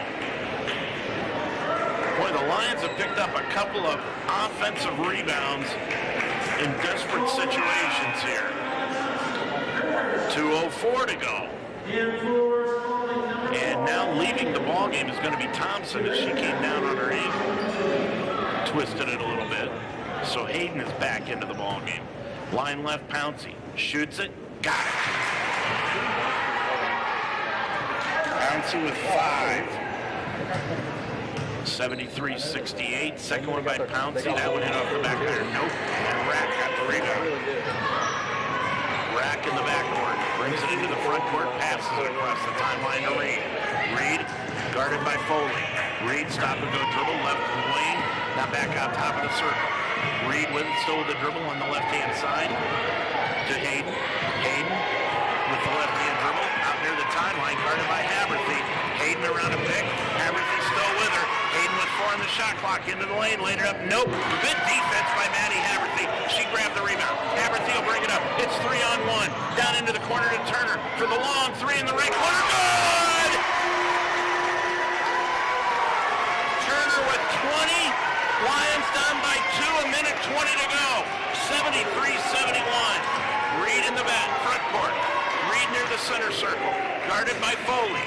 Reed guarded by Foley still. On the right wing, knocked free off the official, out of bounds. Last touch by Rack, and it'll go back to the mouth. 1:08 to go in the ball game. Foley will put it in play. Foley can't find anyone. Now gets it to Pouncey. Pouncey in the backcourt. Pouncey will bring it into the front court. Behind the back dribble, Pouncey running the offense. Both teams with one timeout remaining. Pouncey, line, lane, laid it up. No! Rebound, Fichter. Fichter spun it away from Pouncey. Now she'll run it into the front court, up the left side. Fichter into the front court to the three-point arc. Back out front. Spalding with the basketball. Hayden with it, out to Reidner. Reidner near the center circle. 38 seconds to go in the ball game. 12 on the shot clock. Left wing, Hayden dribbles around Pouncey, throws up a floater. Will jump on the iron. No, out of bounds. Back to the mouth. 29.7 seconds to go, and Dan Benjamin wants to use his last timeout. 29.7 seconds to go in the ball game, and you're scoring overtime. It's Spalding 73, the Mount 71, here on UltimateSportsTalk.com. Indeed presents Closing the Interview with Mariano Rivera. First, do some research on the team. That's a great lineup. Ignore what you work. Make sure that you have some good lighting. That works too. Then find the right grip and let it fly. Hi. You got this. Hi. 29.7 left to go in this first overtime. Spalding 73, the Mount 71. Both teams looking for their first win of the year. Dan Benjamin has no timeouts left. Kylie Gorby has one. Shot clock is off. The Lions can run the clock all the way down. They will have it in the front court. Dalton, Scott, Turner, Foley, and Haberthy on the floor for the Lions. Dalton will inbound it, left of the scorer's table. Looking, throws it back door, and a foul is going to be called as Haberthy got sandwiched between two players, and the foul is called on Reed, and Haberthy comes away holding her right elbow. Boy, the Lions had a nice play drawn up on the back door, but Haberthy just got sandwiched on the pick. Maddie will go line left. Shooting two. No time elapsed on the clock. Now Pouncey's going to come back in. And leaving will be Foley. Haberthy with a chance to tie. She'll have two shots. Eyes it, shoots it, missed it. Haberthy's missed only 2 free throws tonight. She's 14 of 16. That one came at a bad time. Maddie, the second one. She's got 31. Second one, no good again. Rebound, Dalton had the rebound, but she's fouled over the top. And Carly will go line left. And that is going to be a foul on Spalding Fichter. That's her third. Now Murphy will come into the ballgame for the Lions. Leaving is Scott. 29.2 seconds to go. We played 3 minutes and 4/10 of a second click off the clock. Line left, Dalton. Put it up. Too hard. No good. Boy, the Lions just not shooting the free throws well down the stretch. Dalton 0 for 5 from the line here tonight. Carly, line left for the second one. Spins it, shoots it from line left. That one is no good again. And the rebound taken down by Fichter. Boy, the Lions really blew an opportunity there. Now Spalding can run out the clock in the backcourt. Reidner lost the handle. Ball picked out of the air by Murphy. Off to Haberthy. Long three by Maddie. Good! At the right wing, Lions lead it by a point with 15.6 to go. Time out, Spalding. 15.6 to go, and Coach Gorby of Spalding out on the floor berating the officials, wanting a foul call, and her assistant coach Charles Jones has got to hold her back from the officials. She does not want to pick up a tee here. 15.6 Lions on the three-pointer by Haberthy. She's got 34 in the ball game have taken the lead at 74-73. Boy, say what you want to about these girls, but both teams are really hustling and playing as hard as they can here tonight. Neither team will have a timeout left. We're in overtime. Lions 74, Spalding 73. And the Lions will put the ball in play. Excuse me. Spalding will. Lions come out with Murphy, Haberthy, Turner, Dalton, and Pouncey. Spalding comes out with Rack, Thompson, Reidner, Reed will put it in play, and Fichter. 15.6 left to go. Lions by a point. Reed puts it in to Rack. Rack around a pick by Fichter, left side. Rack all the way in the hole. Put it up off the glass. Good, but it won't count. Offensive foul on Rack. And Kaylee Gorby is going out of her mind. Haley Scott into the ball game. Pouncey will leave. 10.7 seconds to go. Lions have it with a point lead. Spalding will have to go for the steal, and then the Eagles, if they can't get the steal, they've got to foul immediately. Turner in the back baseline. Looking. No timeouts left. Turner can't get it in. Finally does to Scott. Scott spins away. Gets it up into the front court. Spalding trying to foul. They can't get a hold of her. Spalding down to Haberthy. Knocked out of bounds. 2.6 left to go. Lions lead it by a point. Dalton will put it in. Dalton in the corner. Bounce pass. Knocked free out of bounds. It was kicked. And they're going to reset the game clock. It'll go back to the Mount as it was kicked by Fichter when Dalton was trying to inbound it. It'll stay at 2.6 on the clock. Dalton will put it in play near the corner on the sideline. Looking. Inbounds into Haberthy. Haberthy is going to dribble out the clock, and that's it. Lions in overtime win it here tonight by the final score of 74-73. Maddie Haberthy in the ball game ends up with 34 points. Shelby Turner 20, and the Lions win their first game of the year and even their season mark at 1-1 in the opening game of this Laurel Hill Tip-Off Classic. And I'll tell you one thing, if the rest of the games in this Classic are like this one, it is going to be a fun weekend down here at the Harrington Center. 74-73, the Mount wins it tonight over Spalding in overtime. We'll be back to wrap things up on this one, talk with head coach Dan Benjamin, and preview the next game coming up between Ohio Wesleyan and Center after these timeouts. Dan, heading into this weekend, I wanted to grow my leadership skills, but with work and a busy life, how could I fit it all in? Then I learned Mount St. Joseph University offers a flexible master's program in organizational leadership. For about one Saturday a month, I studied and refined my leadership skills alongside working professionals and top-notch professors. I'm now the leader I set out to be. The Mount's organizational leadership program helped me climb higher in my career. Begin yours at msj.edu/MSOL. Are you ready to focus on your health and well-being?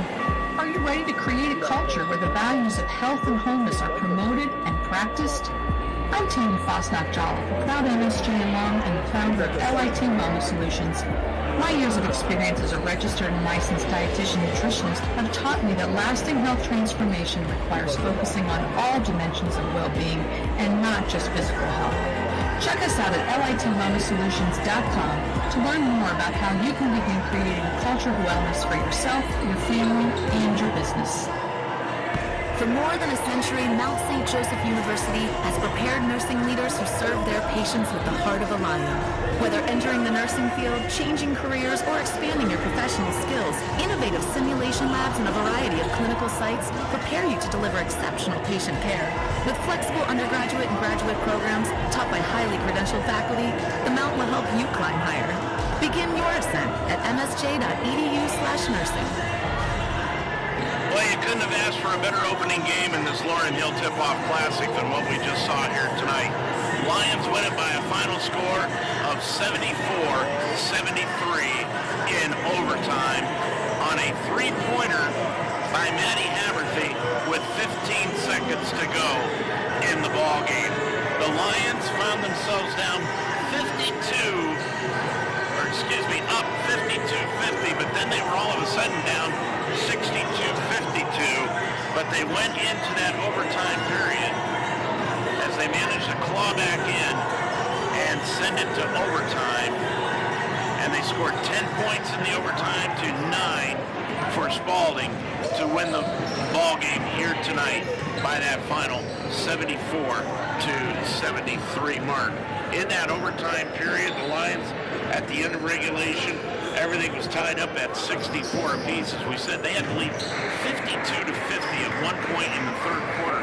And then they just went ice cold in the fourth quarter at the beginning. At one point, they were 0 for 15 from the field in that fourth quarter of play, but they battled back from an 8-point deficit to tie things up at the end of regulation, 64 apiece, and then they outscored Spalding in overtime. And in fact, matter of fact, they were down by 6 in the overtime period and managed to come back and win by the final score of 74-73. Maddie Haverthy, boy, what a game the second-team All-American had here tonight. Haverthy in 43 minutes, she had 34 points, 9 of 21 from the field, 2 of 6 from three-point range. That second three-pointer is the one that won the game for the Lions. She was 14 of 18 from the free throw line, 4 rebounds, 3 assists, 3 steals, and 3 personal fouls in the ball game. Haverthy easily the star of the game here tonight. Shelby Turner, 20 points on the evening, 7 of 13 from the field. She was 3 of 8 from three-point range, 3 of 4 from the line, 2 rebounds, 2 assists, 3 steals, 2 personal fouls in 34 minutes of play. Haverthy and Turner combined for 54 of the 74 points that the Lions scored here tonight. The other 20 points came from Haley Scott. Scott, 9 points here this evening in 32 minutes on 4 of 10 from the field, 1 of 3 from three-point range. Scott, 15 rebounds here tonight, 1 assist and 1 steal in the ball game. 4 points going to Ella Foley. Foley 2 of 2 from the field, all in the first half, 1 rebound and 2 assists in 16 minutes. Pouncey, she had 5 points tonight. Pouncey 5 points, 2 of 4 from the field, 1 of 2 from the stripe. Pouncey had 2 rebounds, 1 steal in the contest in 11 minutes of action. And Holden Nick had 2 points tonight, 0 of 3 from the line, 2 of 2, or 0 of 3 from the field, 2 of 2 from the line. And the Lions win it here this evening by the final score of 74-73. And with us now is Dan Benjamin, the head coach of Mount St. Joseph. Dan, I don't know, but just an easy win here tonight. Yeah, I can tell you this, the older I get, I don't think I need a pacemaker or any AEDs, because I can tell you right now, they hit my heart jumping. Just a fantastic game overall. I looked up, we were down 10, and we had a timeout, and I let them know that we did not play solid D for about 4 or 5 minutes. And they just picked it up, and then we decided to go man-to-man, which made me a little nervous because we haven't done that all year and we haven't practiced it a lot because we've been low in numbers. But they did a great job of getting into gaps, and sometimes I feel like they played a better gap in our man-to-man than they did in our zone. So they pulled out the W. Matt Haverthy had a heck of a game. Great look on the finish down here for Shelby Turner to hit a 3-ball, and you just sense the energy took over for us. Dan, it was a turnover-laden game. They ended up with 33 turnovers, you with 27, but both teams, I thought, just fought tooth and nail in this game. Well, I got to talk to their coach before the game, and they're a little banged up like we are, so you're just hoping you fight hard, and our girls did. So did they. They got a good team, and, it's unfortunate somebody loses a game, but, man, what a great game to watch. If you didn't get a chance to watch this on Streamline, I don't know what better game you were watching tonight. You shot 34% from the field for the entire game, but in that first quarter, Bear, you were shooting 54%.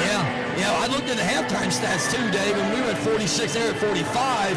And if you'd have told me we only made 2 threes, I would have said no way. I don't know what we made in the second half, but we were getting looks and just not knocking down shots. And we got to work on some things and get better. There's quite a bit that we had Anaya Murphy come back for the first time tonight, and she was a little exhausted, as you saw. She went over there and visited the garbage can and said hello. And, we didn't even know she walked off the floor, but she's going to be a heck of an athlete and a player for us. What about Pouncey? Oh, Pouncey. How about her taking the charge? Yeah. And it's ironic. I talked about this with the D1 ref this week driving home, and, I got on my buddy the last time because he called a couple on us, and he was right, and that was a good call. She was there waiting for her, so great play. That's another girl who joined us last Tuesday and just bought in. When she took that charge, our bench was electrified. Absolutely. Carly Dalton was scoreless in the game, didn't hit a shot, missed free throws, but still added to this game because she came down with a key offensive rebound. Oh, I'll tell you, I've been saying that to her the whole game. I knew it was in her head a little bit, and that happens with players. I told her, I said, you're doing the small stuff, and that's why we do a small tractor. And when we find out what you did doing all the small stuff that doesn't go in the stats like Carly did there, getting key offensive rebounds and getting key missed free throws, those are more opportunities for us to go to the line. Plus, it's more opportunity for us to rest. And that's what I've been trying to sell them on. You get to that free throw line, we get some shots off there, and everybody else gets to stand around while you shoot. We need that when you're shorthanded. This was one of those games, Dan, where, the officiating may have missed calls here and there all over the place, but it was a game where both teams were extremely physical and really playing hard and really playing tough man-to-man defense the whole game. Right. We were, and it was a hard-fought game, there's no doubt. Early on, we're all going to play sloppy. We played sloppy, they played sloppy, but we both did really good things on the floor. They knocked down some key threes when they needed to. Obviously, like I told you, my concern, them going up 10 at 64 to 54. I just said we got to battle, man, and I flat out told them that Lauren would not have been proud because they were giving up. So as soon as we got done, Maddie Haberthy just flat out told everybody, hey, we did this one for 22. Haberthy had 34 in the game, but in the middle of the fourth quarter, when you were going through that 0 for 15 slump from the field, they started putting Reidner on her and just face guarding her the whole way. Maddie did not let that get to her. She worked off the picks and still got her shots off. And that's what we were trying to get her to understand. In the past, she'd be so aggressive coming off of that, trying to get the ball. Well, she did against Wilmington, and we watched film today on that, and I said, Maddie, you just got to let it come. They're going to face guard you. So at the end of the day, somebody else got to step up, and when they step up, you're going to get your share. And I think she did a nice job tonight letting that happen. Got a little bit better bench than people thought you did, don't they? Oh yeah, Dave. I'm afraid to see what we can do if we start really getting into this offense the way we should, because we got freshmen still trying to learn it. It was a great game, great win here tonight, Bear. Thank you. I know Lauren will be proud, and proud of my girls. They fought hard, and hopefully we'll come out tomorrow and play just as intense. Any thoughts on the second game? This should be a good one. Center's always has a good team. Owu, she's coming back with a strong team from last year. I think they went 7-2 or 8-2 or something. So looking forward to watching this one. I might even get me a pop and some popcorn and relax, if that's possible. Come on back and kick back and just relax up here. I would love to do that. All right, we'll talk to you in a little bit. Thanks, Bear. There's a nice win by the Lions here tonight, 74-73. We'll be back and take a look at the rest of the stats and Spalding's individual stats after this. If you're looking for a pediatrician that will take time to listen with genuine concern and compassion, make an appointment with Mount St. Joseph alum Dr. Libby Spees. Call 513-246-8900. Dr. Spees has been a part of the Cincinnati area all of her life and has experienced a lifelong affinity for working with children and helps them feel comfortable.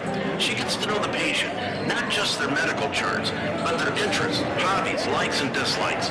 So become a part of the Spees medical family. Call today for an appointment. Dr. Libby Spees, 513-246-8900. Now on the Mount St. Joseph campus, it's the Roar Store. Located in the Harrington Center, the Roar Store is designed to meet the needs of our students, like when you need a textbook. Students can order books exclusively online that they can pick up at the Roar store through our new eCampus site. eCampus includes 2 different shipping options. Free online shipping to Textbook Delivery Hub located in the Roar store or delivered to your off-campus residence. It's not just a bookstore, it's an everything store. The Roar store in the Harrington Center on the campus of Mount St. Joseph University. Every day is a great day at the Wishbone Tavern in the Delhi Plaza. The Wishbone Tavern still serves the best wings and burgers in town, but now they offer brunch on Saturday and Sunday starting at 10 a.m. And for your next event, use the Wishbone Tavern's party room, capable of holding up to 60 people. Contact Nicole for a reservation. With a menu full of fresh ingredients, hand-rendered appetizers, and a relaxed family-type atmosphere, your good time will begin when you walk in the door. The Wishbone Tavern in the Delhi Plaza, a proud member of the community, open Monday through Friday at 11, Saturday and Sunday at 10. Well, let's continue on and take a look at the individual stats here tonight for Spalding, as the Mount came away with a 74-73 win here tonight in the first game of this Laurel Hill Tip-Off Classic. Next game coming up will be Ohio Wesleyan and Center. We're going to preview that game coming up in just a few minutes. Leading the way for Spalding in the ball game was Bailey Walker. Walker, the freshman, 16 points. She's had back-to-back 16-point performances for the Golden Eagles. She was 8 of 12 from the field, 9 rebounds in the ballgame before she fouled out in 27 minutes. 14 for Natalie Fichter. Fichter 6 of 17 from the field. She had a rough night from three-point range, 1 of 8, 1 of 4 from the line. 12 rebounds, though, for Fichter. 2 assists, 3 steals, a block shot, and she had 3 personal fouls in 31 minutes of play. 11 points each going to Cam McMahon and Hayden McMahon. 3 of 8 from the field, 0 of 2 from three-point range, 5 of 6 from the line. 5 rebounds, 5 assists, 3 steals, 1 block shot, and 5. She fouled out of the ball game. She also had 6 turnovers in 28 minutes, and Hayden also 11 points, 3 of 6 from the field, 2 of 3 from three-point range, 3 of 4 from the free throw line. Hayden grabbed 4 rebounds, had 2 fouls, 2 turnovers in 16 minutes of action. 6 points going to Hearn. Hearn on 2 of 9 from the field, 1 of 6 from three-point range, and 1 of 2 from the free throw line. Hearn had 5 rebounds, 5 assists in the ballgame. That's one thing that Spalding did tonight very well, was they moved the basketball around. They had 19 assists as a team in the game, and 12 assists only for Mount St. Joseph. Hearn ended up with 5 points in 30 minutes of action before she fouled out. Rack also had 5 points, 2 of 5 from the field, 1 of 3 from three-point range. She had 2 rebounds, 1 assist, and 2 personal fouls in 21 minutes of play. Reidner had 3 points on a three-pointer, 2 rebounds, 2 assists, 2 steals, 2 fouls, 2 turnovers in 18 minutes. And rounding out the scoring was Molly Thompson with 2 points, 1 of 1 from the field, 1 rebound, 3 assists, a personal foul, and a turnover in 22 minutes of play. As a team, Spalding, 28 of 70 for 40%. 3-point range, they were 7 of 28 for 25%, and they were 10 of 18 from the free throw line for 55%. For the Lions, they were 24 of 70 for 34%, 6 of 28 from three-point range for 21%, and from the free throw line, 20 of 34 for 58% here this evening. Turnover-wise, Mount St. Joseph committed 27 turnovers, Spalding 33. Rebound-wise, the Lions were out-rebounded by 43 to 39. Spalding had 19 assists to 12 for the Lions. The Lions, though, had 17 steals compared to just 10 for Spalding here this evening. The Lions win it here tonight. Spalding led it 6 times. The Lions led it 6 times. It was tied 5 times, and the lead changed hands in this ball game 5 times. And when it was all said and done, the Lions had the win, 74-73. The Lions are now 1-1 on the season, while Spalding falls to 0-2 on the year. Spalding's next game will be tomorrow afternoon, and that will be at 2 o'clock, and they will be playing center. The Lions' next game will be tomorrow afternoon at 4 o'clock, and they will be playing Ohio Wesleyan. That's right here at the Harrington Center.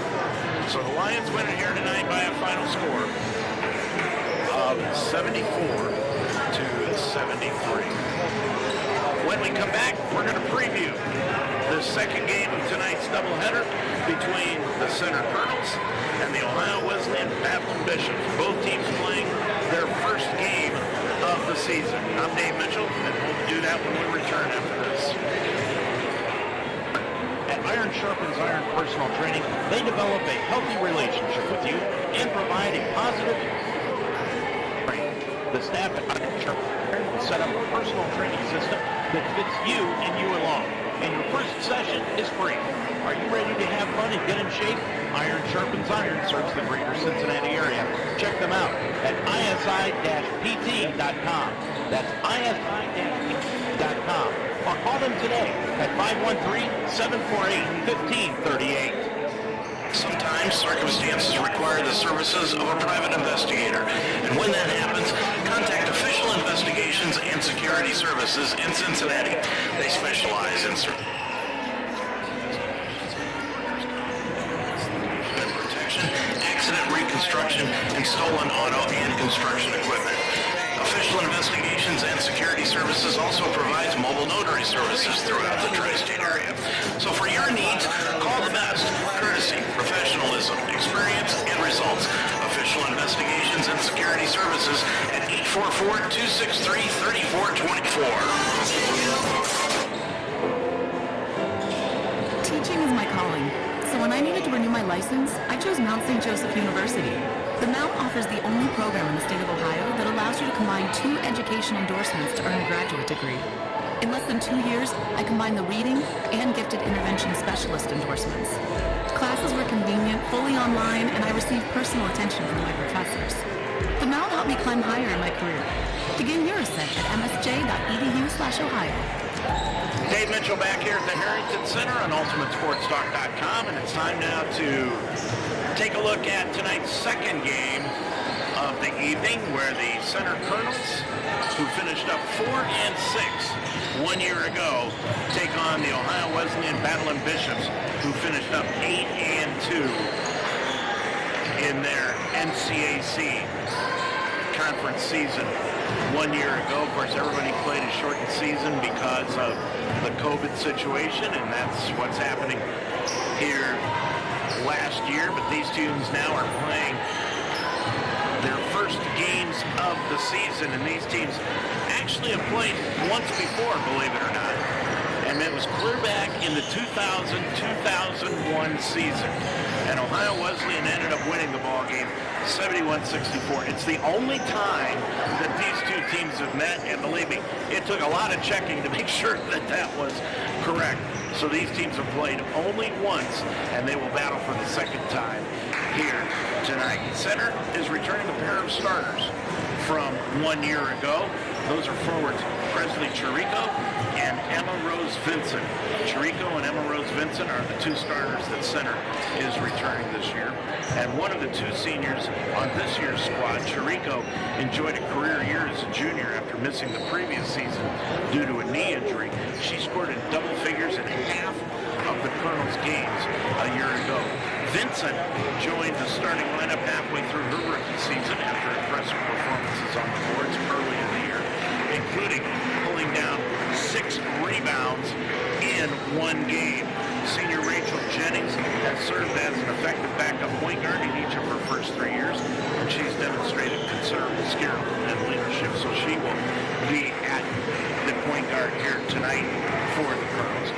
Junior Peyton Harrell, who is the first player off the bench for Center in each of her first 2 seasons, is expected to see an increased role in the Center game plan after serving as a spark plug in 2020 and 21.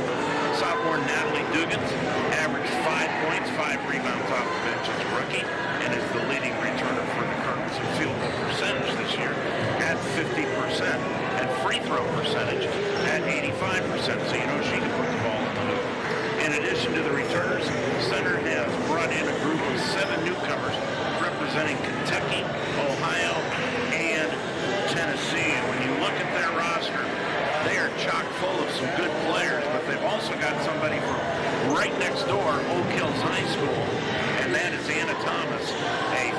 freshman point guard, Thomas from Oak Hills High School, making her return to Cincinnati in her first collegiate game.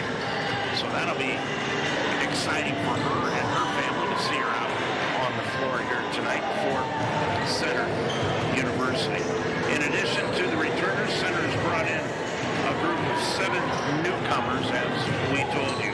The 2021-22 schedule is going to be filled with a lot of tournaments for the Colonels.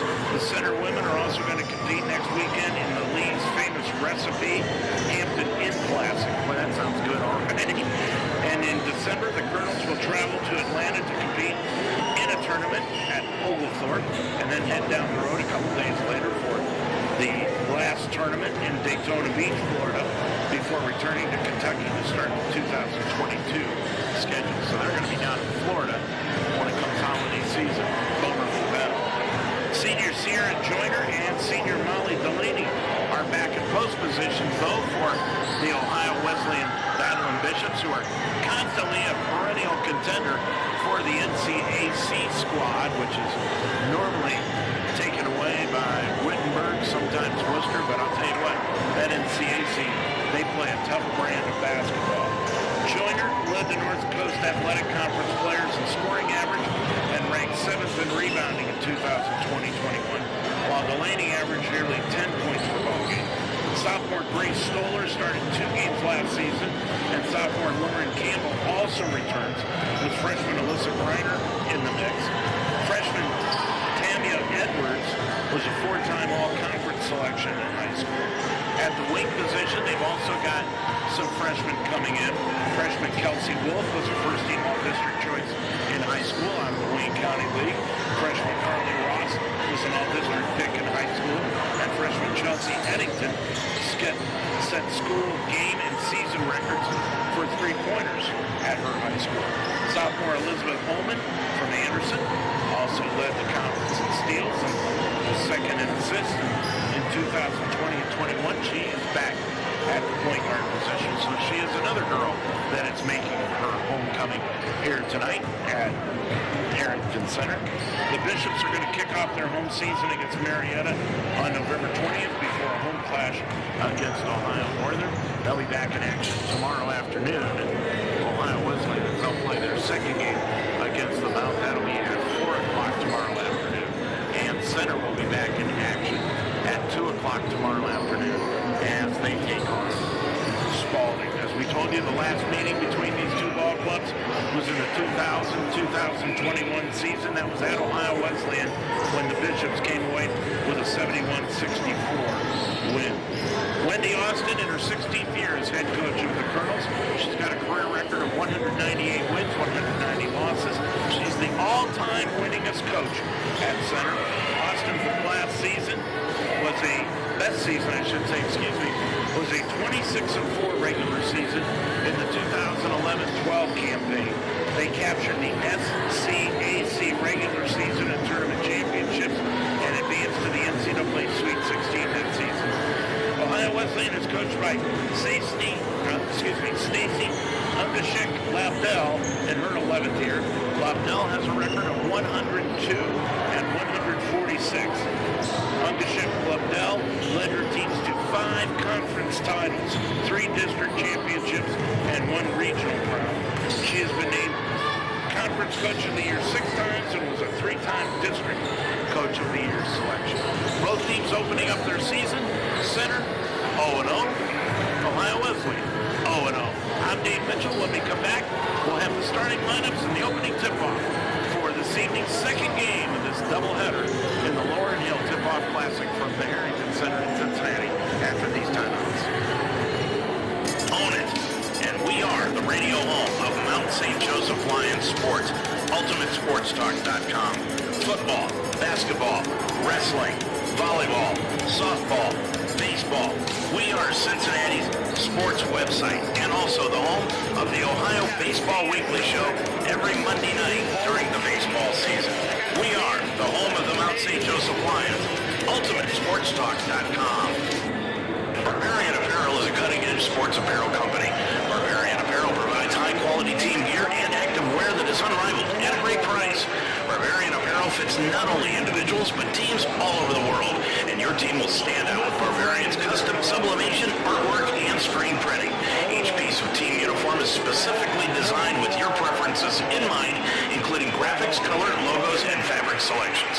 Start your order today at barbarianapparel.com or email any questions at barbariancustomers@gmail.com.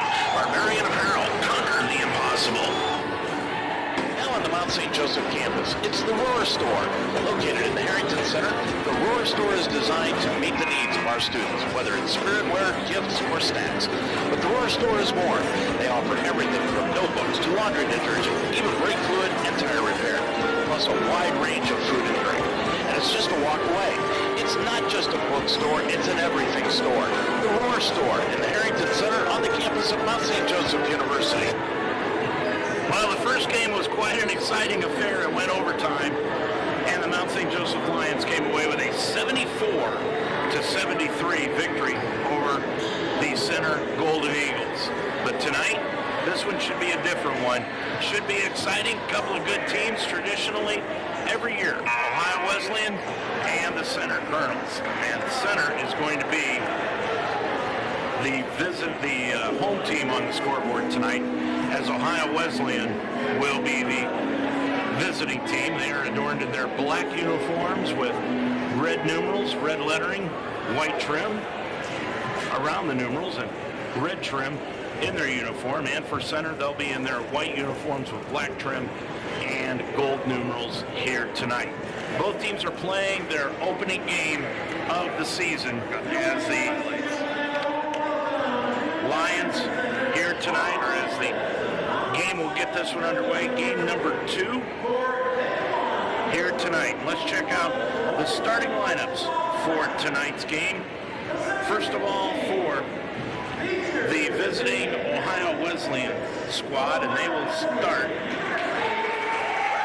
here tonight. Sierra Joyner, a 5'10" senior, number 21. At the other forward will be Lauren Campbell, a 5'9" sophomore, number 25. At one guard will be Kylie Wolf, a 5'5" freshman from Perry High School in Massillon, Ohio. So Kylie Wolf will be at one position. At the other guard will be Kasev Shipler.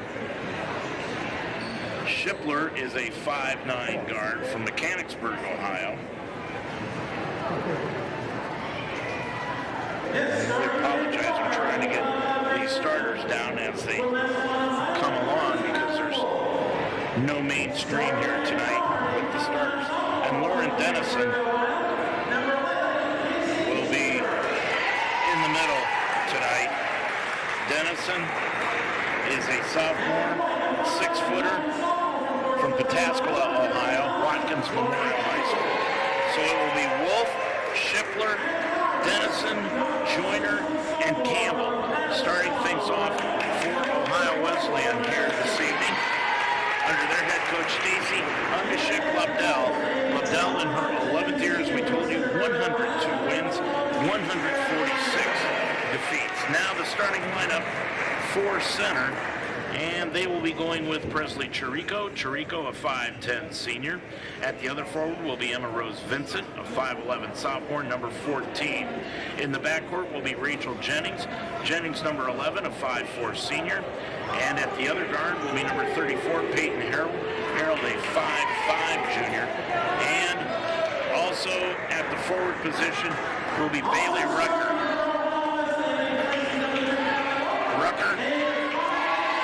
Is a 5'8" freshman from Boyd County, Catlettsburg, Kentucky. So Rucker will start here this evening. She is number 5. So it will be Rucker, Harold, Jennings, Vincent, and Chirico starting things off for Center here this evening. Under head coach Wendy Austin in her 16th year, 198 wins and 190 defeats. She is assisted by Celia Klein tonight at Center. Being introduced here tonight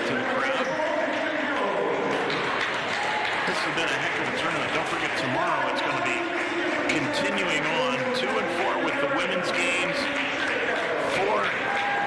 6 and 8 with the men's games. We will not be broadcasting tomorrow the tournament because Chris Morris and I will be heading to Terre Haute, Indiana in the morning to bring you on Ultimate Sports Talk the Rose Hallman Mount St. Joseph Championship football game. That'll kick off at 1:30. We'll be on the air with our pregame festivities starting at 12:30 tomorrow, so be sure to join us for that. So Ohio Wesleyan, as we told you, in their black road uniforms, red numerals, red lettering, white trim, and center in their home white uniforms. Boy, the brace here tonight that Bailey Ricker is wearing on her right knee. We knew she had a slight knee injury, but she has got a huge brace in that right knee. We are getting set to go. In the middle for the center tip, Ohio Wesleyan wins it, and we are underway here at the Harrington Center. The Colonels start out in a man-to-man defense, and with the basketball around the outside is Dennison. Dennison kicks it off to Shipler. Shipler put it up from the right side. Got to go.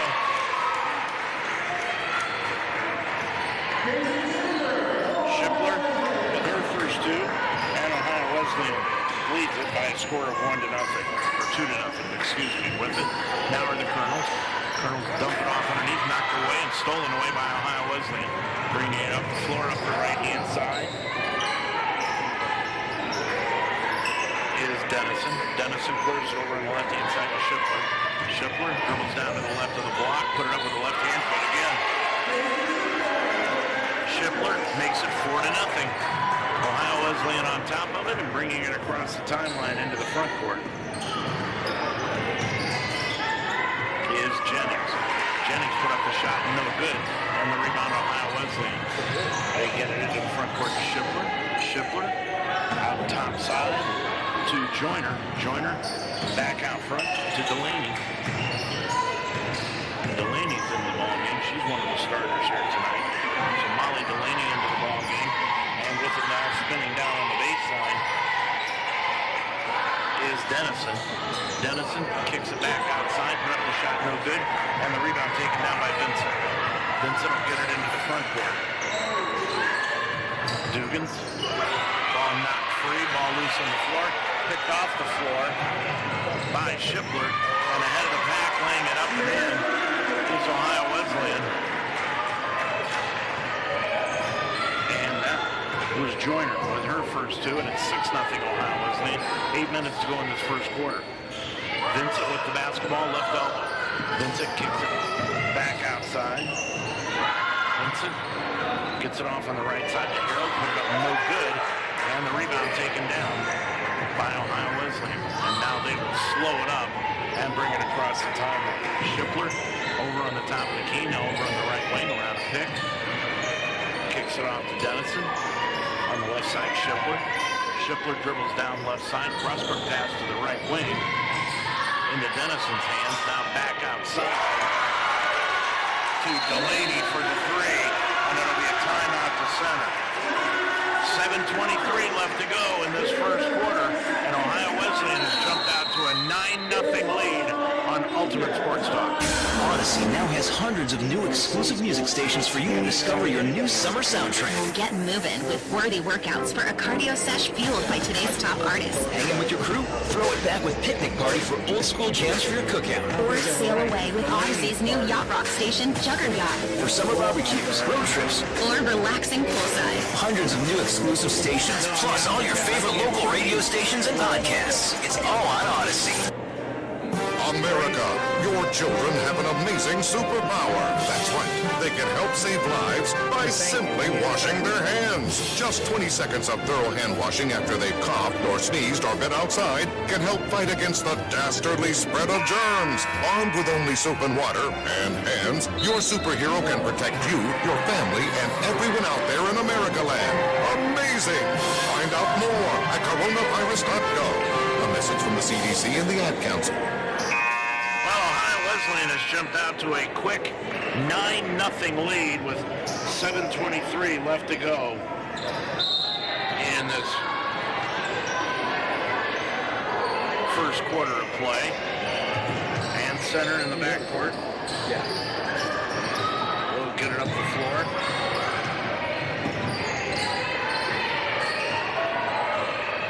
And then they have the basketball into the hands of their point guard, Jennings. Jennings gets it off on the right side to Chirico. Chirico with it. Kicks it back out front to Rucker. And Rucker gets it off on the left baseline to Jennings. And Jennings puts it in from the baseline. So Jennings, with her first two, cuts it to 9-2. And there's a foul in the play. And it's a foul on Rachel Jennings. That is her first, team's first. 6:46 left to go, and going line left is Dennison. Dennison, scoreless here tonight. Gets her first point from the free throw line. Makes it 10-2, Ohio Wesleyan. Second one by Dennison. Dennison makes it 11-2 in the backcourt. Center will bring it across. That's Rucker. And they get it off on the right-hand side to Chirico. Chirico to the top of the key. Got it back outside to Jennings. Jennings on the right wing to Rucker. Rucker back out to Jennings, now to Chirico. Chirico pulls up for the 15-footer left baseline. No rebound, knocked around and pulled down by Ohio Wesleyan. Into the front court, they bring it up the floor. That's Shipler. Shipler stop and go dribble to the left block. Now back outside to Joyner. Joyner top of the key for the three is put in by Alyssa Greiner. Greiner, who just came into the ball game, gets her first three of the ball game, and it's 14-2. Coming the other way, Rucker, and Rucker's going to be fouled on the way to the bucket. It'll be on the floor. 14-2, Ohio Wesleyan. And the foul is called on Lauren Campbell, her first of the team. And Carly Ross will come in, a 5'7" freshman for Ohio Wesleyan. 5:53 to go in this first quarter. 14-2, Ohio Wesleyan with the lead. And triggering in it is Harold. Harold triggers it in to Taylor Garrett. Garrett with the basketball. Now drives inside, dishes it off to Chirico for the easy bucket. So Chirico with her first two. And it is a 14-4 score with it. On the right side is Joyner. Shot up, no good. Rebound taken down. Garrett's going to bring it up. Garrett to the free throw line. Stop and go. Kick it back outside Rucker. Rucker to the line, to the lane. Threw it up on the floater from 10. No. And an offensive foul will be called on Rucker as she went right over the top of Chelsea Eddington, who's into the ball game now. So Rucker with her first personal. That's the second against center. 5:12 to go. Out of the ball game now is Rucker. And into the contest is Natalie Dugans. Dugans a 5'10" sophomore. Check out, that's Mackenzie Marovich. Marovich is in, she's number 10.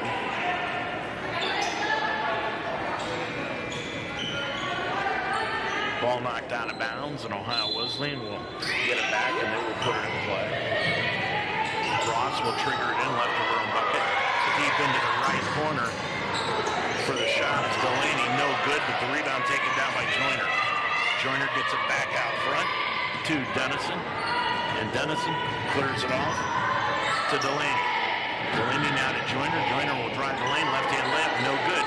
Rebound knocked free, and it's taken down by center. Getting it into the front court is Harold. Harold over on the left wing to Vincent. Vincent back out front right side, putting it up. The shot no good. Rebound knocked out of bounds.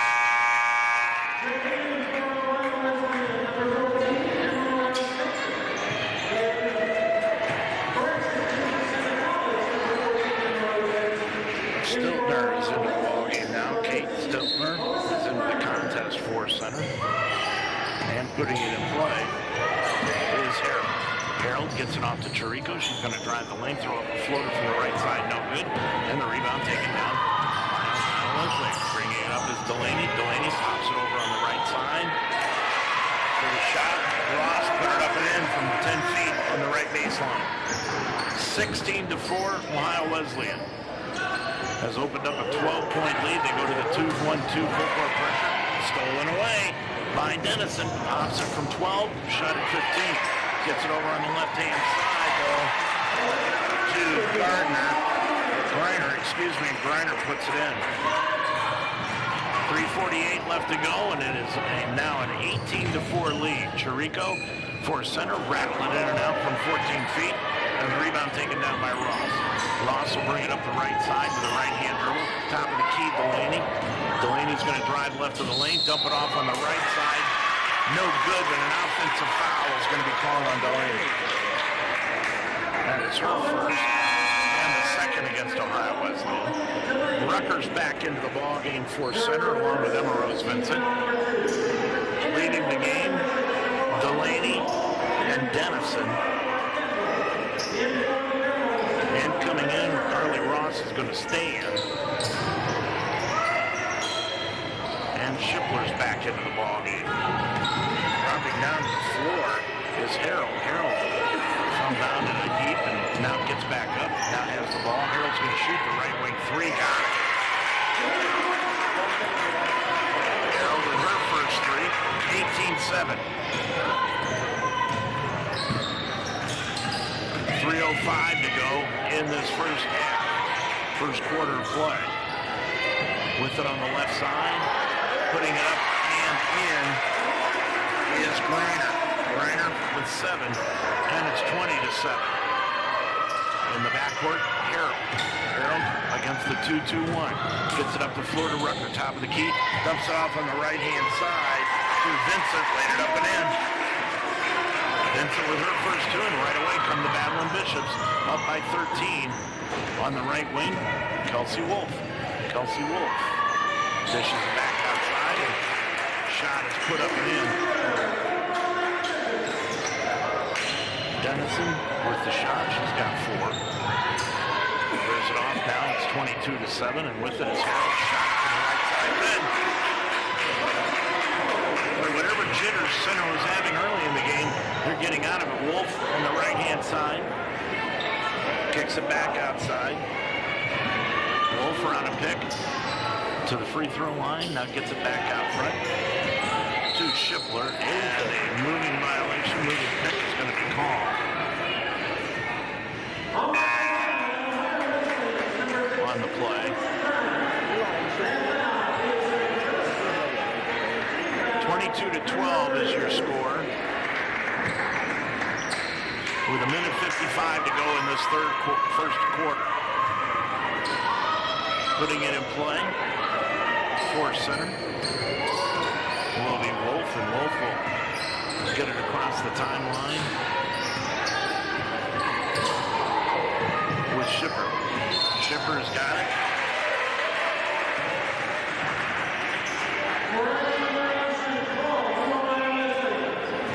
And the turnover will give it back to Ohio Wesleyan. 22-12 into the front court. Ohio Wesleyan with the basketball. Kelsey Wolf with it on the right side. Check that is Hensley. Hensley with it on the right side. Bounce pass underneath to Jennings. Put it up and in. Jennings with 4 in the ball game, and it's now 24-12. On the right-hand side. Kicking it back out front.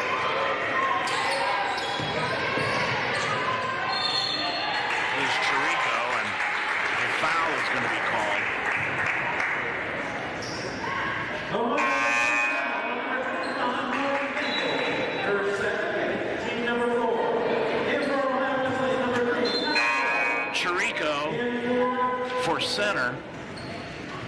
With 1:06 to go, and now going line right for center is going to be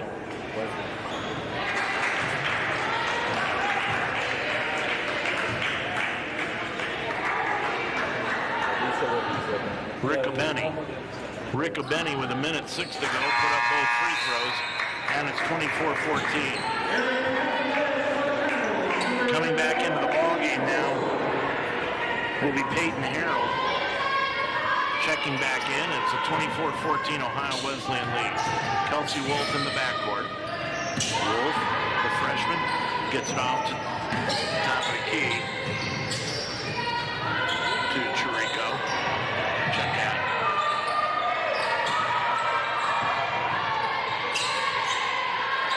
Joyner back out front. Over to Kelsey Wolf. Now back over on the left-hand side to Kylie Wolf. Put it up no at the buzzer of the 30-second shot clock. And gets it off top of the key. That's going to be Harold shooting the three-pointer all alone. No good. And the rebound, Joyner. Joyner will bring it from right to left. Up top of the key. Sees the opening and down the lane. Laid it up and in. Joyner now has got 6 points in the ball game, and it's a 26-14 Ohio Wesleyan lead. Into the front court, Harold with 4 seconds to go in the quarter. And a foul is going to be called on Ohio Wesleyan. And that's going to be on Eddington. Eddington picks up the foul. That is her first. And going line right will be Harold. Harold puts it up and in. Harold now has got 7 points. This will be her second time to the stripe. Now she's got 8. And it's 26-16. Boy, the way this thing started out with it is Joyner on the right side. And it goes right by Eddington and out of bounds. And that'll do it for the end of the first quarter of play. As we head to period number 2, the score, Ohio Wesleyan 26, Center 16 on Ultimate Sports Talk. Put it all in. St. Joseph University offers a flexible master's program in organizational leadership. For about one Saturday a month, I studied and refined my leadership skills alongside working professionals and top-notch professors.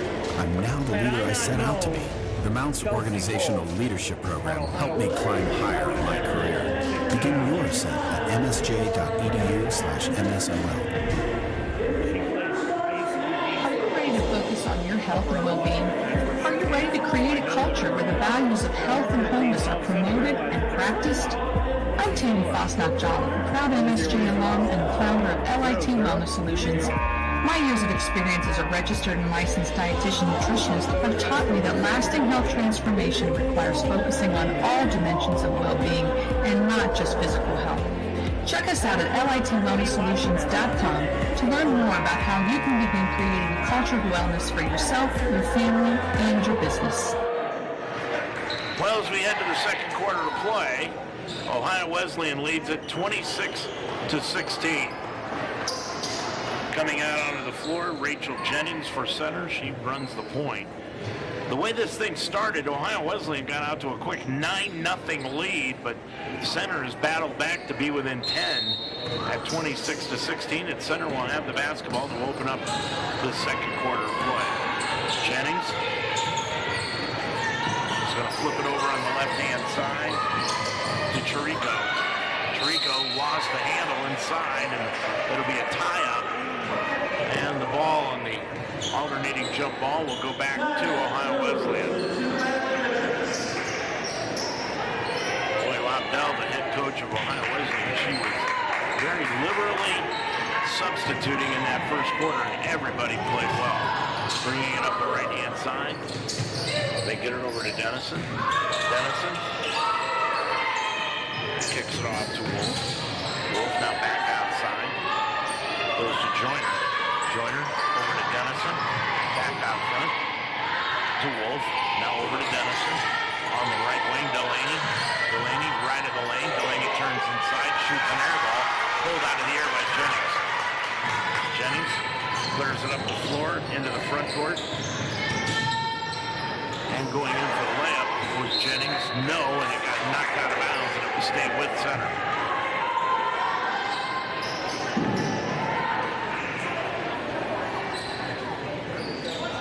So far, Ohio Wesleyan 11 of 18 from the field, 61%.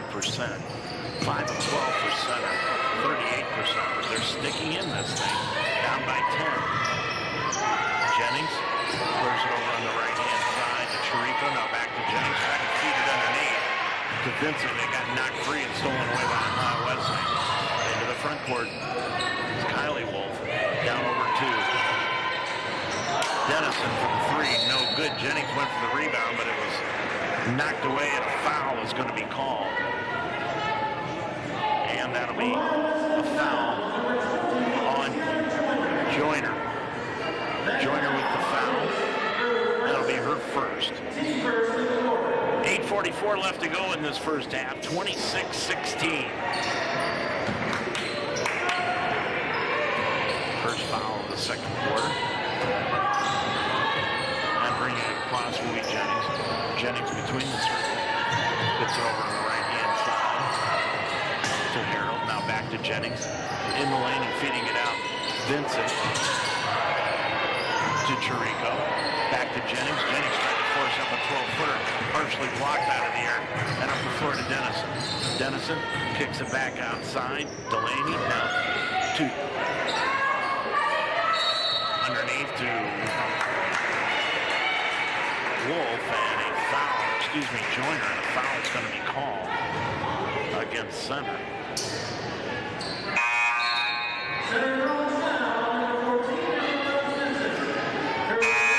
And leaving the ball game for center is Vincent. Coming in for Ohio Wesleyan is Griner again. And the inbounds goes to Schiffer. Gets it into Joyner. Joyner went up for the shot, missed it, and then she went right over the top of Garrett for the foul. So that'll be the second foul on Griner. And again, the 2-2-1 full court pressure put on by Ohio Wesleyan. In the backcourt. Ball knocked free, stolen away by Schiffer, and Schiffer's going to go in for the layup. No good, and a foul is called. 7:54 left to go.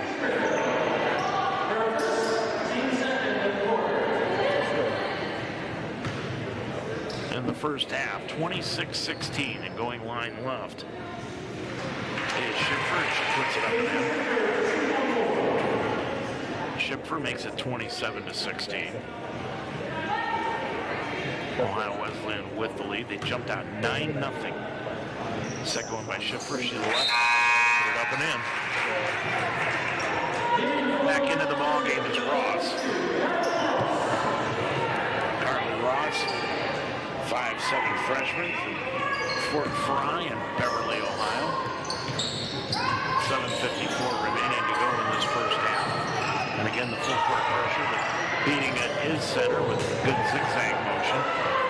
And they get it out front and stolen away by Schiffer. Schiffer for Ohio Wesleyan gets it up the floor on the right side of the lane to Griner, and Griner's going to be fouled.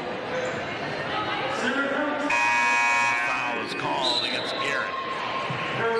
Garrett with her first personal foul, 7:37 to go. Leading the ball game is Maravich for center.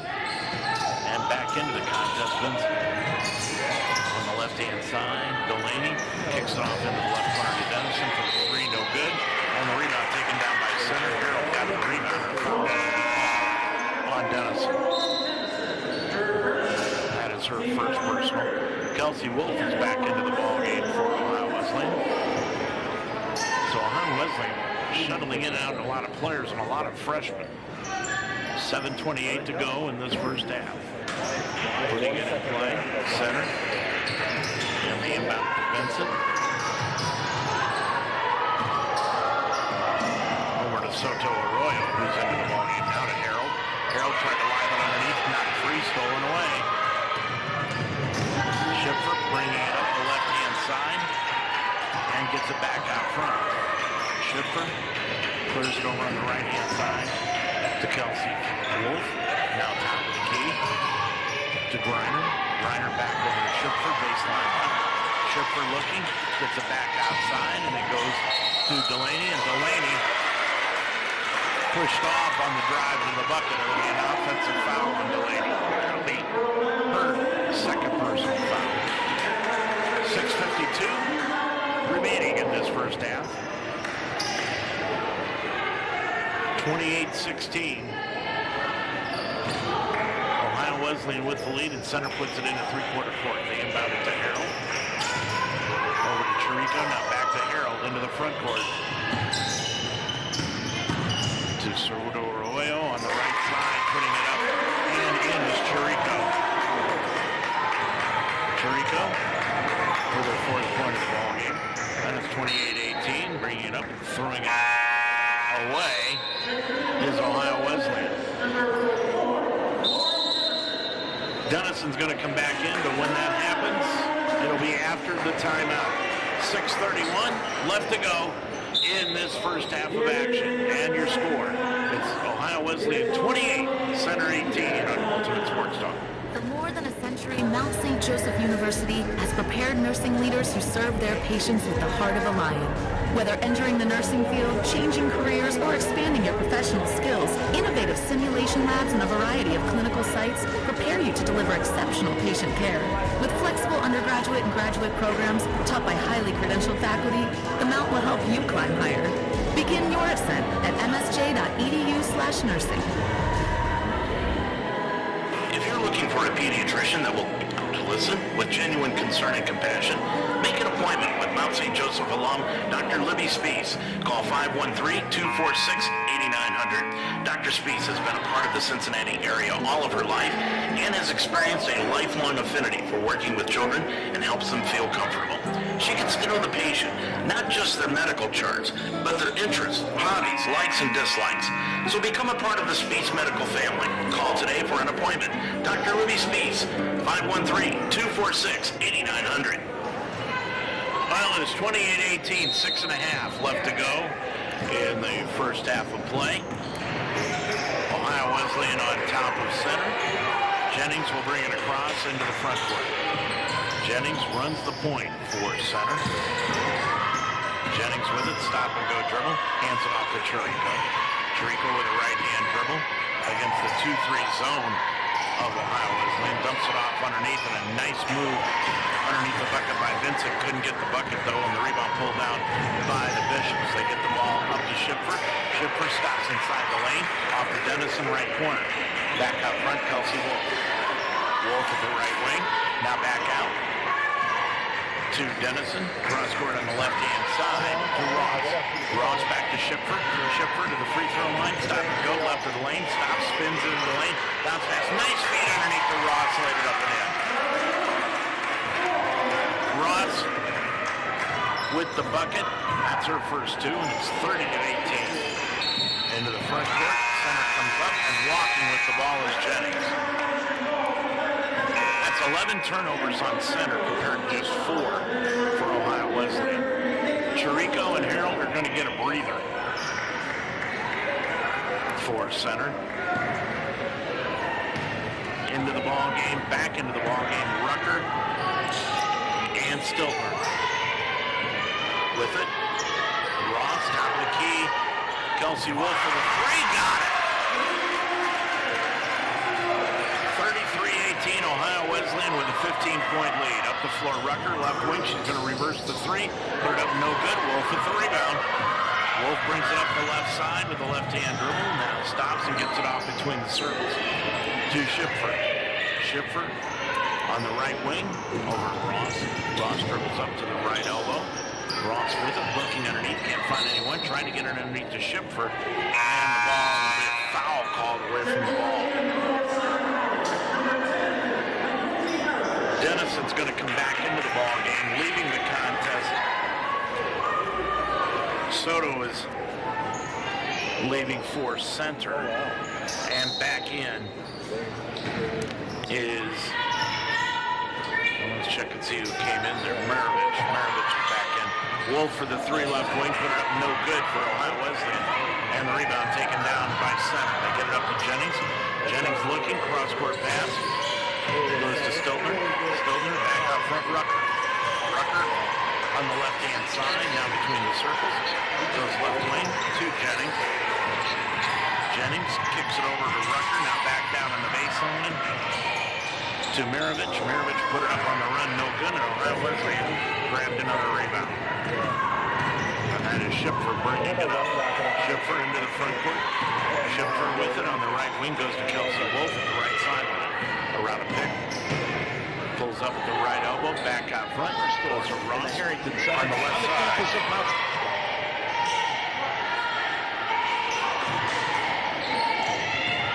And kicks it back outside to Dennison for the shot. Put it up and in. That was a nice shot by Dennison. 3-pointer. She's got 5. And it's 36-18. Into the front court center, knocked free, stolen away by Wolf, feeds it up the floor, coming up the floor all the way for the layup is Griner, got it knocked free by Jennings and out of bounds. Chirico's back into the ball game for center, along with Garrett. Leaving is Vincent and Stiltner. And the inbounds pass made to Dennison, long 3, right wing again, no good. And the rebound taken down by Chirico. Clears it up to Jennings up the right side. Feeds it over on the left wing, left of the lane to Garrett. Garrett turnaround 5-footer in the lane, got it. Garrett with her first 2, 36-20. Ohio Wesleyan with the lead, and they come right back. Wolves left wing. Gets it off to Ross, left of the lane. Back out front to Dennison. Dennison stops at the right block. Kicks it back outside to Schipfer, now to Dennison. Dennison right elbow, top of the key. Down on the left side to Ross for the 17-footer left baseline. Nope. And the rebound, Chirico. 2:50 to go in the quarter. 36-20, Ohio Wesleyan. Left side, Chirico. Back out front, Rucker. Rucker to the free throw line. Kicks it over on the left-hand side. Now back to Jennings. Jennings looking inside, drives the lane, left-hand layup, hung it on the rim, nope. And the rebound, Dennison. Dennison gets it up the floor to Schipfer. Schipfer crossover dribble to the free throw line to the elbow. Back over to Kelsey Wolf, right wing. Top of the key, Dennison. Dennison looking around, can't find anyone, and now clears it back out front to Schipfer. And they'll reset the offense with 12 on the shot clock. Schipfer around a pick, stops right wing. She'll shoot the 15-footer, got it. Boy, Wesleyan can shoot the basketball. 38-20, 2 minutes to go in this first half. And the front court, Jennings to the sideline left, top of the key, Rucker. Rucker guarded by Schipfer, around a pick, right of the lane to the right block, put up the shot, blocked out of bounds. Looked like Ross came over and got the block, and it will return to center. Coming into the ball game now is Lauren Gerber for Ohio Wesleyan. Gerber is a 5'6" guard from Thomas Worthington High School in Worthington, Ohio, near Columbus. 38-20, center with it to Rucker. Rucker on the right side, Chirico, right of the lane, stops, pops a 10-footer, nope. And the rebound taken down by Schipfer. And a foul is going to be called on center. And that'll be on Chirico. Chirico with her second personal foul. Minute 38 left to go in the first half, 38-20. And bringing it across the timeline will be Schipfer. Schipfer looks on the right-hand side, and a foul is going to be called against Ohio Wesleyan, and that's a moving pick called on Campbell. Campbell picks up the foul. Her second, that's her third. Minute 27 left to go. Bringing it across is Jennings. Jennings for center. Dribbles between the circles. Bounce pass for Rucker. Top of the key all alone. Shoots the three. No off the side iron. And the rebound taken down by Griner. Griner clears it off. And given off to Gerber between the circles. Gerber with it. Now to Schipfer. Pulls up 15-footer. Left wing. Got it. And Jennings just looks to the ground and says, what can I do to stop this girl? 40-20, 50 seconds to go. Ohio Wesleyan with the lead. Center with the basketball. Jennings on the right wing. Goes out to Harold. Harold dribbles down to the right block. Kicks it back outside to Vincent. And Vincent put it up and in. So the bucket makes it 40-22. Top of the circle. Over on the left-hand side. Schipfer shoots the three and got it. Boy, Schipfer's been outstanding tonight. She's 15 points in the ballgame. 43-22. 10 seconds to go in the first half. With it is Harold. Harold, 4 seconds. Harold to the line. Stops from 14. Put it up around the rim and it'll go. So at the buzzer, center pulls within 19, but at the end of the first half, this one is a runaway right now. Ohio Wesleyan is leading it by 19, 43-24, and Schipfer is really the story of this ballgame. 15 points in the contest for Casey Schipfer from Mechanicsburg, Ohio, the 5'9" sophomore guard for Ohio Wesleyan, really putting on a show here tonight with those 15 points and 10 points to Harold for center. But your score at halftime, it is Ohio Wesleyan 43, Center 24 on Ultimate Sports Talk University. Every day is a great day at the Wishbone Tavern in the Delhi Plaza. The Wishbone Tavern's serve the best wings and burgers in town, but now they offer brunch on Saturday and Sunday starting at 10 a.m. And for your next event, use the Wishbone Tavern's party room, capable of holding up to 60 people. Contact Nicole for a reservation. With a menu full of fresh ingredients, hand-breaded appetizers, and a relaxed family-type atmosphere, your good time will begin when you walk in the door. The Wishbone Tavern in the Delhi Plaza, a proud member of the community, open Monday through Friday at 10. Life should be enjoyed, so get up and start. At Iron Sharpens Iron Personal Training, they develop a healthy relationship with you and provide a positive, encouraging environment to train. The staff at Iron Sharpens Iron will set up a personal training system that fits you and you alone. And your first session is free. Are you ready to have fun and get in shape? Iron Sharpens Iron serves the greater Cincinnati area. Check them out at isi-pt.com. That's isi-pt.com. Or call them today at 513-748-1538. Require the services of a private investigator. And when that happens, contact Official Investigations and Community Services.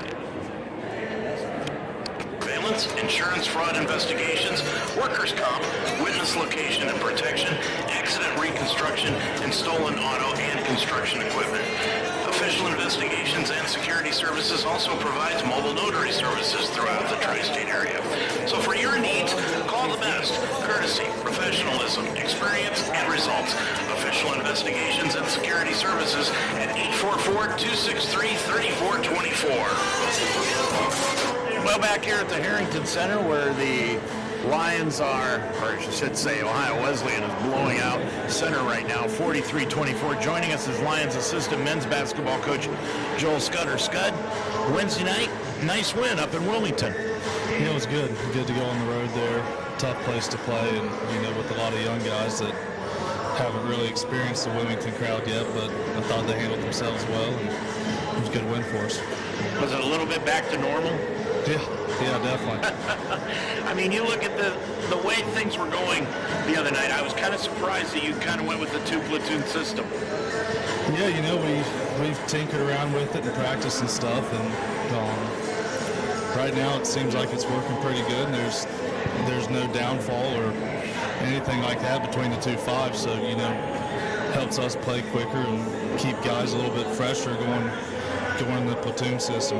Yeah, really did see, and that was a total team effort on Wednesday night, and nothing really seemed to go wrong down the stretch when, things a year ago, things went wrong down the stretch, but last Wednesday night they didn't. Yeah, I think that's guys maturing. Our older guys matured, and the younger guys are mature as is right now. They've all came from winning programs and know how to win, and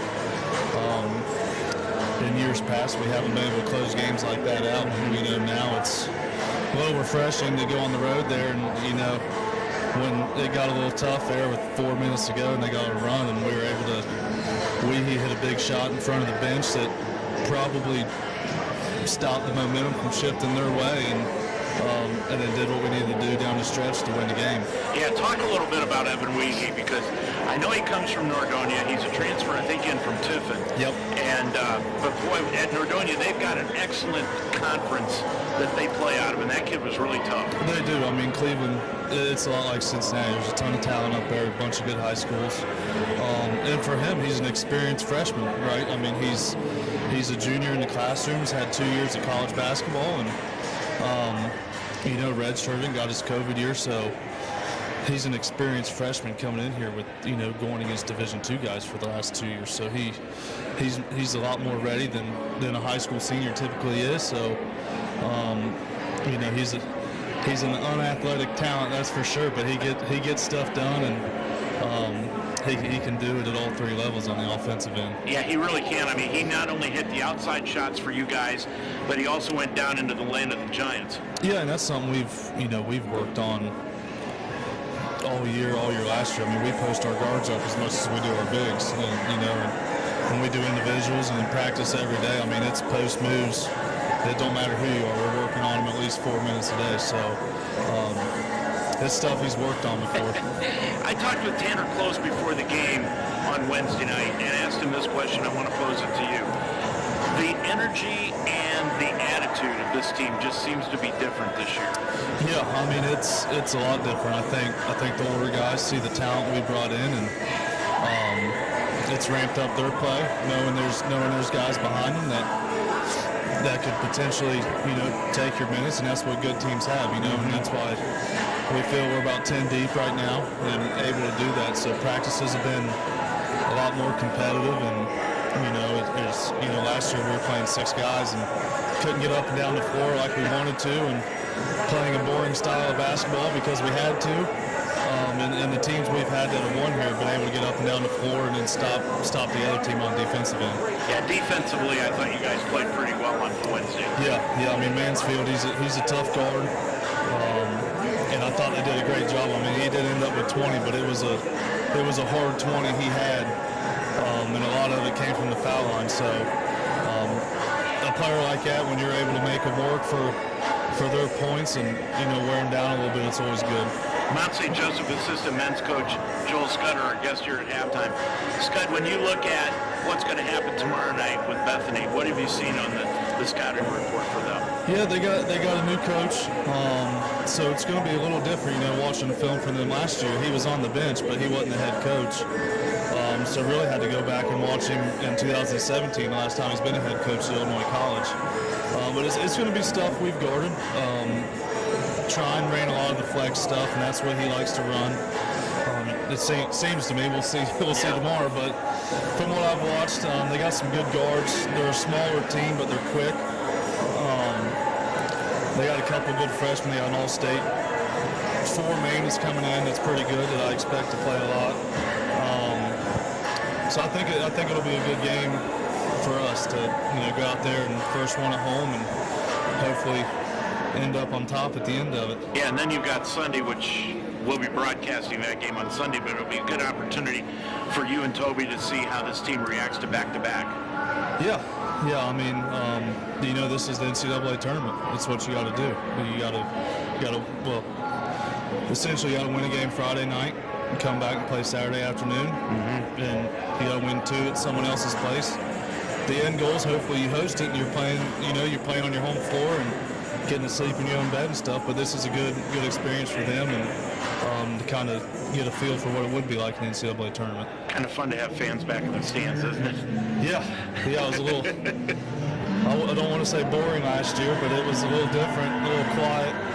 it's good for me and Coach because we can get loud every now and then, so it kind of buffers us a little bit. The one thing it's done is it may have taken Toby out of the suit and tie. No, that's coming back. That's a game-to-game decision. But we will be in suits and ties this weekend. All right, Scott, thanks for joining us. Yeah, no problem. Appreciate it, big guy. Yeah, no problem. All right, Joel Scudder, our guest here at halftime, as we are in the second game of our doubleheader here tonight on the Laurel Hill Tip-Off Classic. 43-24, Ohio Wesleyan over Center. We'll be back and take a look at the stats after this. Teaching is my calling, so when I needed to renew my license, I chose Mount St. Joseph University. The Mount offers the only program in the state of Ohio that allows you to combine 2 education endorsements to earn a graduate degree. In less than 2 years, I combined the reading and gifted intervention specialist endorsements. Classes were convenient, fully online, and I received personal attention from my professors. The Mount helped me climb higher in my career. Begin your ascent at msj.edu/Ohio. You're a Lions fan. Own it. And we are the radio home of Mount St. Joseph Lions Sports, UltimateSportsTalk.com. Football, basketball, wrestling, volleyball, softball, baseball. We are Cincinnati's sports website and also the home of the Ohio Baseball Weekly Show every Monday night during the baseball season. We are the home of the Mount St. Joseph Lions, UltimateSportsTalk.com. Barbarian Apparel is a cutting-edge sports apparel company. Barbarian Apparel provides high-quality team gear and active wear that is unrivaled at a great price. Barbarian Apparel fits not only individuals, but teams all over the world. And your team will stand out with Barbarian's custom sublimation, artwork, and screen printing. Each piece of team uniform is specifically designed with your preferences in mind, including graphics, color, logos, and fabric selections. Start your order today at barbarianapparel.com or email any questions at barbariancustomers@gmail.com. Barbarian Apparel, conquer the impossible. Well, your score is 43-24, Ohio Wesleyan over Center, and Ohio Wesleyan has really put on a performance here this evening. They jumped out to a quick 9-0 lead, and they have never looked back in this one. The lead has never gotten under that 9-point advantage, and Shipford has really been responsible for that, for the Battle of Bishops. Shipford, 15 points in the first half. She was 6 of 6 from the field, 1 of 1 from three-point range, and 2 of 2 from the free throw line. You can't get any better than that in 19 minutes. She had 4 rebounds, 3 assists, 2 steals, and 2 block shots. And I think at halftime she went and got pizza up to the local pizza joint downtown and delivered it to the rest of the team. Delaney has got 6 points in the ball game. Delaney, 2 of 4 from the field. She was 2 of 3 from three-point range, had a rebound, an assist, and a steal. 2 personal fouls in 10 minutes. Joyner had 6 points on 3 of 7 from the field, 4 rebounds, an assist, steal, and 2 personal fouls in 10 minutes. 5 points going to Dennison. She was 2 of 2 from the line, 2 assists, 1 rebound, 3 steals, 16 minutes of action for Dennison. Kelsey Wolf, 3 points on 1 of 2 from the three-point range. She had 2 rebounds and a steal. 4 points to Griner and 4 points to Ross off the bench for Ohio Wesleyan. For Center, they're being led by Peyton Harold. Harold, 3 of 5 from the field, 2 of 4 from three-point range, and 2 of 2 from the free throw line. 2 rebounds and assists in 14 minutes of action. 4 points each going to Jennings, Vincent, and Chirico, and Garrett had 2 points off the bench. For Ohio Wesleyan, they started out hot and just never stopped. They shot 55% from the field on 17 of 31, 5 of 11 from three-point range for 45%.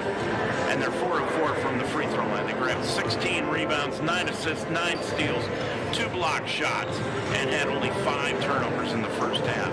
For Center, they were 9 of 25 for the first half shooting, 36%, 33% from three-point range on 2 of 6, 4 of 4 from the line. They had 9 rebounds, 6 assists, no steals, no block shots, and 12 turnovers in the first half of action. Largest lead in the game was 43-22 here in the first half, a 22-point or 21-point lead for Ohio Wesleyan. But then Center hit the shot at the buzzer at the end of the half to cut it to 19. 43-24. Ohio Wesleyan leading it over center, and we'll be back with second half action right after this. Now on the Mount St. Joseph campus, it's the Roar Store. Located in the Harrington Center, the Roar Store is designed to meet the needs of our students, whether it's spiritware, gifts, or snacks. But the Roar Store is more. They offer everything from notebooks to laundry detergent, even brake fluid and tire repair, plus a wide range of food and drink. And it's just a walk away. It's not just a bookstore, it's an everything store. The Roar Store in the Harrington Center on the campus of Mount St. Joseph University.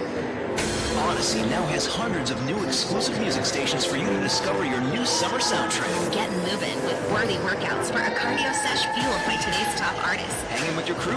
Throw it back with Picnic Party for old school jams for your cookout. Or sail away with Odyssey's new yacht rock station, Jugger Yacht. For summer barbecues, road trips, or relaxing poolside. Hundreds of new exclusive stations, plus all your favorite local radio stations and podcasts. It's all on Odyssey. Children have an amazing superpower. That's right. They can help save lives by simply washing their hands. Just 20 seconds of thorough hand washing after they've coughed or sneezed or been outside can help fight against the dastardly spread of germs. Armed with only soap and water and hands, your superhero can protect you, your family, and everyone out there in America land. Amazing! Find out more at coronavirus.gov. A message from the CDC and the Ad Council. 43-24 your score here at the half as we get ready for second half action on UltimateSportsTalk.com. Ohio Wesleyan, boy, they have just been a well-oiled machine as they came out and just blitzed center. And it just continued on and continued on. There's just been one team in the lead of this game here tonight, and that's been Ohio Wesleyan. And they come out with Shipford, Campbell, Wolf, Griner, and Gerber to start this second half. And now they're going to have Dennison. Dennison is going to be in the starting lineup along with Delaney here in the second half. Jennings has it in the backcourt for center as we get things underway. Goes off to Harold. Harold gets it off on the right side, right of the lane to Vincent. Vincent back over to Harold, right wing, one dribble, top of the key Jennings. Jennings with it against the 2-3 zone of Ohio Wesleyan. They start out in the zone. Harold on the right wing, down to the right arc. Harold crossover dribble down to the right baseline, throws up a floater around the rim and in. And Harold crunches to the floor and gets herself back up. It's now 43-26 into the front court. Ohio Wesleyan with the ball. And they go to Ross. Ross dumps it off to Shipford. Now underneath Joyner. Joyner double teamed and she walks with the basketball. Well, this is the way center wanted to start the second half. Get a bucket, turnover, and maybe try to capitalize on a couple of turnovers by Ohio Wesleyan and claw themselves back into this thing. Jennings with it on the left-hand side. Goes to Chirico, now to Rucker. Rucker at the left wing, bounce pass underneath. Ball got knocked away, and a jump ball will be called. And the alternating possession will get it back to Ohio Wesleyan. 8:59 to go. We played a minute and a second here in this third quarter of play. 43-26. With it, Ross bounced pass underneath to Joyner, laid it up and in. Boy, nice ball movement by the Bishops. Into the front court center brings Jennings the ball. Jennings gets it off on the right side. Jennings off to Harold, and Harold is going to be fouled on the way to the bucket.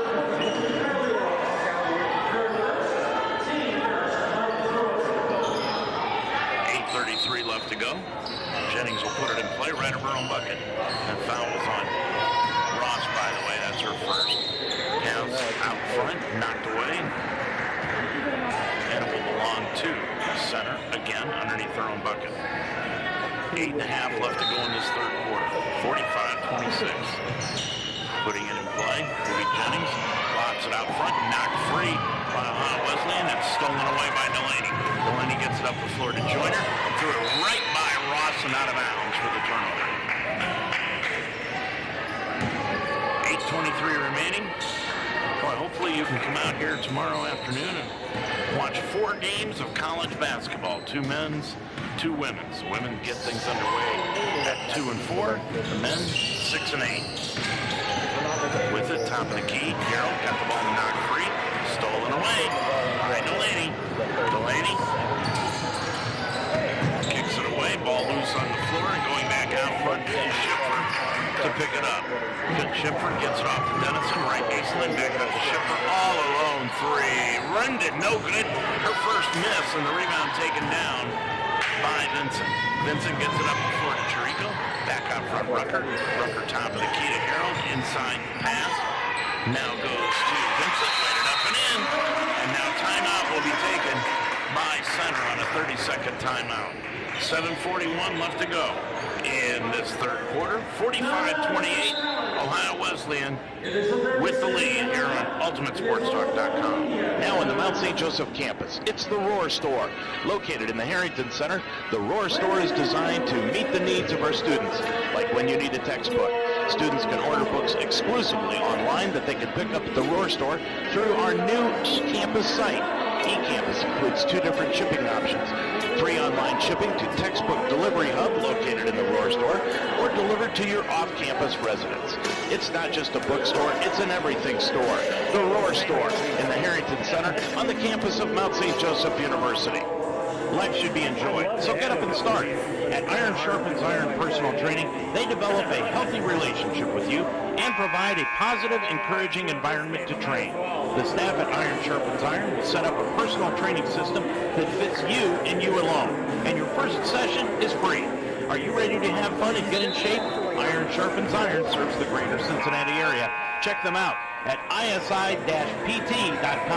That's isi-pt.com. Or call them today at 513-748-1538. Well, that timeout turned into the media timeout. 7:41 left to go in the third quarter. Ohio Wesleyan leading it 45-28. 17-point lead for the Bishops. And they'll put it in play. The center is going to show some token pressure in the backcourt. And Kelsey Wolf will bring it up the left-hand side. The freshman dips it down into the corner. Goes to Ross, back out to Wolf. And now out front to Delaney. Delaney bounce pass on the left-hand side. Schiffer had it. Ball. Down inside the lane to Joyner. Turnaround left-handed shot from 12. No good. Rebound Ross. Ross got it knocked free and taken away by the center. They get it off to Harold. Up the floor, Jennings, right wing. Jennings drives inside the lane, lost the handle, picked it up, put it up. Nope. Foul called on Ohio Wesleyan's Delaney. Delaney with her 3rd personal foul of the evening. And Jennings will go line left. Check that, they're going to call that a rhombus. So Ross gets her 2nd personal. And Jennings goes line left, shooting 2, put it up, no good. Her first miss of the night. Maravich will come in at the next dead ball. 2nd one by Jennings, 1 dribble, put it up, nope, rebound Harold. Harold to center, got knocked to the floor, no call, ball goes out of bounds, back to Ohio Wesleyan. 7 minutes exactly left in the third. 45-28 Bishops. Wolf will inbound it in the backcourt. Schiffer will bring it across the timeline. Schiffer clears it off to Wolf down at the left baseline. Ross put it up, no good. Air ball pulled out of the air by Rucker. Gets it up the front court to Harold. Harold on the left wing, near the top of the key, down to the line. Kicks it off left baseline to Chirico. Dribbles left side. Offensive foul is going to be called on Chirico. I don't know, when you got a game like this, that's kind of a call that you should just let go. But the official made it. 45-28. Ohio Wesleyan with the lead into the front court. Schiffer down to Joyner in the left corner. Now front Kelsey Wolf with the left-hand dribble to the free throw line. Over on the left-hand side, Joyner again. Crossover dribble in the lane. Laid it up with the right hand from 5. Nope. And it's going to be an offensive foul called against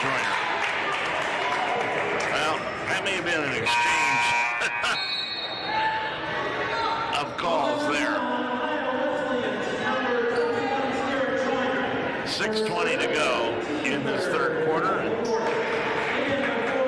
Center will have the basketball. They brought Stiltner back into the ball game now. Sitting down is Chirico. Stiltner, number 23, into the contest. Maravich has it to the free throw line. Rucker, she'll drive inside, throw up a floater. Looked like she got hammered. No call. Ball loose on the floor. And picking it up is Garrett, and a jump ball will be called. And it will stay at that end of the floor and center. Jennings back in. Harold will leave.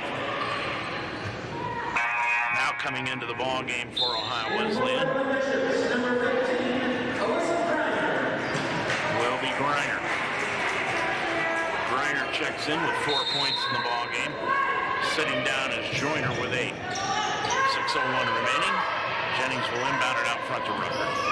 Rucker tops the circle on the right side to Vincent. Perfect. Joyner drives the lane, laid it up, no good, just as the 30-second shot clock went off. Rebound taken down, up the floor. Briner's going to lay it up, short. Rebound taken down by Stiltner, and a foul will be called on Ohio Wesleyan. And that'll be on Griner after she missed it. Might have been a little frustration there. Hensley's back into the ballgame for center. Hensley in, scoreless. Maravich leaves, she's scoreless also. Missed one shot from the field. 5.5 remaining in the third quarter. Jennings on the left side, Rucker. Rucker lobs it left of the lane to Garrett. Garrett dribbles up to the left elbow, and then she rubbed the pivot foot and walked with it. 45-28, and we've been stuck on that score for about 2 minutes now. 5:25 remaining to go in the third quarter. Up the floor, Delaney. Delaney with it on the right side, gets it off to Shipford to the free throw line. Hooks it past Kelsey Wolf, long three left wing, got it. 48-28. Ohio Wesleyan now has opened up a 20-point lead. Their largest was 21. Jennings between the circles with the right hand dribble. Crossover dribble, not free. Stolen away. Bringing it up the floor is Delaney. Laid it up and in. And there's your largest lead of the night. 50-28, a 22-point lead by Wesleyan. 4:45 to go in the third quarter. Jennings in the center circle, not between the circles. Crosses over to the left side of the lane, to the left block, laid it up with the right hand, no good. Rebound blocked out of the air. Ball loose on the floor, and the official came in. Looked like she was going to call a jump ball, but never blew the whistle. Let play continue, and Ohio Wesleyan comes away with it. On the right side, Wolf with it at the right lane, and a traveling violation will be called on Wolf. And now will be the timeout, immediate timeout. I thought they took that at the 7-minute mark, but evidently not, so we'll take it here. 4:21 left to go in period number 3. Your score, Ohio Wesleyan 50 and Center 28 on Ultimate Sports Talk. Where are you headed? Where would you like to go? New heights, right? That's why you're going to college in the first place. At Mount St. Joseph University, we integrate academic excellence, real-world experience, and individual attention so that you can go further than you ever thought possible. In fact, over 96% of our graduates over the past 3 years were employed or pursuing graduate studies within 6 months of graduation. Are you ready to climb higher? Begin your ascent at msj.edu. Every day is a great day at the Wishbone Tavern in the Delhi Plaza. The Wishbone Tavern still serves the best wings and burgers in town, but now they offer brunch on Saturday and Sunday starting at 10 a.m. And for your next event, here's the Wishbone Tavern's party room, capable of holding up to 60 people. Contact Nicole for a reservation. With a menu full of fresh ingredients, hand-breaded appetizers, and a relaxed family-type atmosphere, your good time will begin when you walk in the door. The Wishbone Tavern in the Delhi Plaza, a proud member of the community, open Monday through Friday at 11, Saturday and Sunday at 10. Well, while we've got an opportunity, want to send out good wishes to Mount St. Joseph Sports Information Director Blake Watson, who's ill tonight and at home. Hopefully he's feeling better and we'll be seen later on this weekend. 50-28, Lions. Should say Ohio Wesleyan leading it by 22. With it, Stiltner over to Harold. Harold goes around a pick, set by Vincent. Harold stops, gets it off on the left-hand side of the lane to Vincent, put it up off the glass and in, and it's a bucket counts, and she was fouled. And Vincent will go to the line. So the bucket will count. Foul is going to be called on Eddington. Eddington with her second, 50-30, 3:56 to go. And the third, and that free throw put up no good. Rebound center, though, dribbles out of the crowd. Rucker off to Harold, left wing three, got it.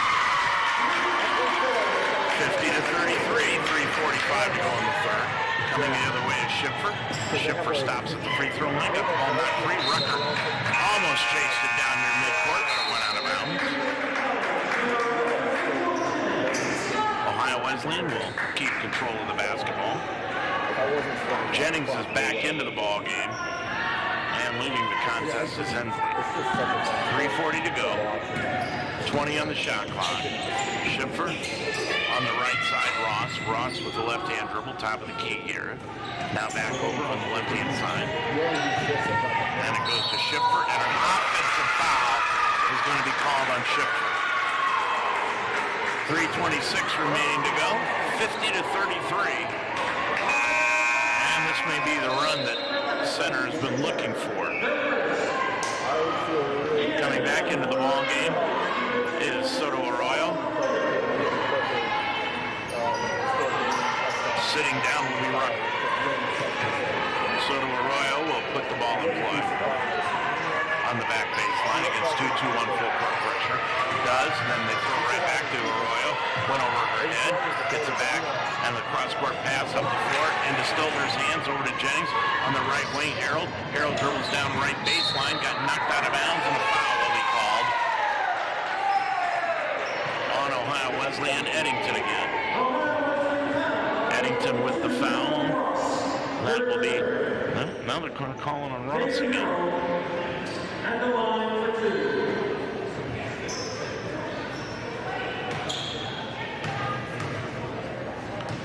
So the foul is going to be called on Ross, and that will be her third. Harold, line left, sinks the first one. Harold's got 16 in the ball game. Second one by Harold, up, and that's good again. 50-35. Well, if you're center, if you're thinking right now, if you can cut the lead to 10 or under going into the fourth quarter, you got a shot. Right now, they're down by 15 with 3:11 left to go in the third.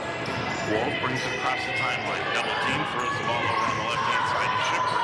Back over to Wolf. Wolf, left baseline. And stepping out of bounds, but traveling with the ball is Eddington. 3 minutes exactly left to go. Into the game, Gerber and Schipfer is going to get a breather. Schipfer has played 26 minutes of this game here tonight. With it in the backcourt, Stiltner off to Jennings, back to Stiltner, still in the backcourt. They feed it into the frontcourt to Harold. And Harold then walked with the basketball. 2:52 left to go in this third quarter. And it's 50-35. Ohio Wesleyan. And they will bring it across with Gerber. Gerber wears number 51. Bounce pass to Joyner in the circle. Joyner inside the lane. Stops. Kicks it back outside to Eddington. Off to Wolf on the left side of the lane to Joyner. Backs into the lane. Spins towards the baseline. Back out front Eddington. Back to Joyner. Left baseline. Right baseline, excuse me, for the shot up. No good. Wolf got a hand on it. Went into Grinder's hands, and a foul will be called on center. And that's going to be on Harold. Harold picking up her first personal foul. So Ohio Wesleyan with 20 on the shot clock. Kicks it back over to Kelsey Wolf for the long three right wing. Got it. Boy, she can shoot it. Led her team to the Final Four up at Wayndale High School this past high school season. 53-35 up the floor. Ball not free. Stolen away by Wolf. Wolf, with 2 minutes to go in the third quarter, kicks it off to Eddington. Now left of the lane, Joyner. Joyner goes down to the baseline, spins back into the lane with a right-hand dribble, picks up the dribble, back out to Wolf. Wolf looked for the shot but didn't take it. Now kicks it off right of the lane, Griner. Griner back out front to Eddington. Now Gerber, left elbow, 17-footer off the rim and glass, no good. Stoltner with the rebound, up the floor to Harold. Harold into the front court for center, down to the left block, back out to the wing, to Stoltner, now out front to Arroyo, and it gets it back out front to Jennings. Now to Harold. Harold with a minute 25 to go in the third, 15 on the shot clock. Harold left of the lane, put up the shot, blocked out of the air by Joyner, back into the hands of Jennings. Jennings throws up a floater from 10 on the right side, no good, and the rebound taken down by Griner. Griner will bring it up for the Bishops between the circles to Gerber. Gerber near the center circle. 1 minute to go in this third quarter. Joyner feeds a pass underneath, and Joyner walked with the basketball. That'll be the 13th turnover in this game against Wesleyan.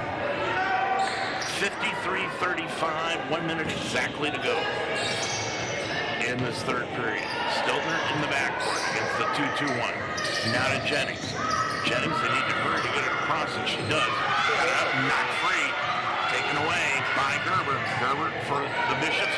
Off to Wolf, left baseline three. No good, just barely grazed through. But then Griner chased down the rebound near the top of the key. Off to Eddington, left wing Kelsey Wolf down on the left baseline to Joyner in the corner. Out front Wolf. Wolf looking out front, gets it off to Gerber. Gerber with a half a minute to go in the quarter. Gerber right side to the right elbow, inside the arc. Now to Eddington, long three, right corner, missed it. Rebound taken away and in by, putting it up and in, was Joyner. Hitting that bucket for Ohio Wesleyan was Eddington. Now Wolf shoots a long three at the end of the quarter. No good, and that'll do it for the end of the third quarter of play. And your score here at the end of three, Ohio Wesleyan 55, Center 37 on Ultimate Sports Talk. Do you want to grow as a leader? Mount St. Joseph University offers a flexible master's degree in organizational leadership. Classes meet about one Saturday a month. Climb higher and become the leader you were meant to be. Begin your ascent at msj.edu/MSOL. Indeed presents Job Searching with Scherzer. Let's do this. Before you get in the game, make sure your stats are up to date. We're out of here. Then, it's all about focus. Max focus.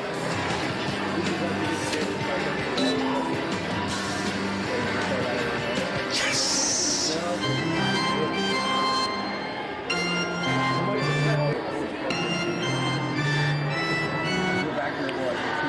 55-37, Ohio Wesleyan leads this one by 18.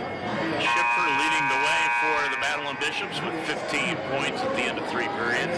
Harold's got 19, though, for center on 6 of 9 from the field. Center played a good third quarter, outscoring Ohio Wesleyan 13-12 and shooting 50% from the field while holding Ohio Wesleyan to just 36%. Delaney's back into the ball game. Campbell is checked back in. Joyner, Dennison, and Schiffer. And Schiffer will bring it across as Wesleyan has the basketball. Going from left to right across your computer screen. They get it up to Joyner. Joyner one-step dribble into the lane with the right hand, no good. Saved in on the play by Chirico, but it went right into the hands of Ohio Wesleyan. They can't hold on to it. It's taken away by Harold. Harold stops free throw line jumper. Around the rim, finally crawled out. And Schiffer grabbed the rebound. She's got 5 of those tonight. Schiffer with the left-hand dribble. Gets it off top of the key. Dumps it off underneath the Joyner. Left-hand shot from the left side. Nope, but a foul will be called on Rucker of center. So going line right will be Joyner. It'll be her first trip to the stripe tonight. She's got 8 points in 17 minutes. Joyner, left-handed. Puts up the first one, no good. Hit the front iron. Schipfer and Joyner, you don't see very many left-handed shooters. But they've got two on the same team, Joyner and Schipfer. Second one by Joyner, no good again. And the rebound taken down by center, and they get the ball up the floor to Rucker, and Rucker walked with the basketball before she ever put it on the floor. Don't forget, tomorrow we'll bring you football action from over in Indiana at Rose Holman in Terre Haute, Indiana. Winner-take-all championship game. Mount St. Joseph against Rick. Game time 1:30. We'll be on the air at 12:30. With it is Jennings. Jennings got the rebound, and it'll be a blocking foul called against Ohio Wesleyan and Delaney. And again, that's one of those calls that in an 18-point game might make that call. It didn't hinder anybody. It didn't bother the flow of play. The football ones get them in. 9:03 to go.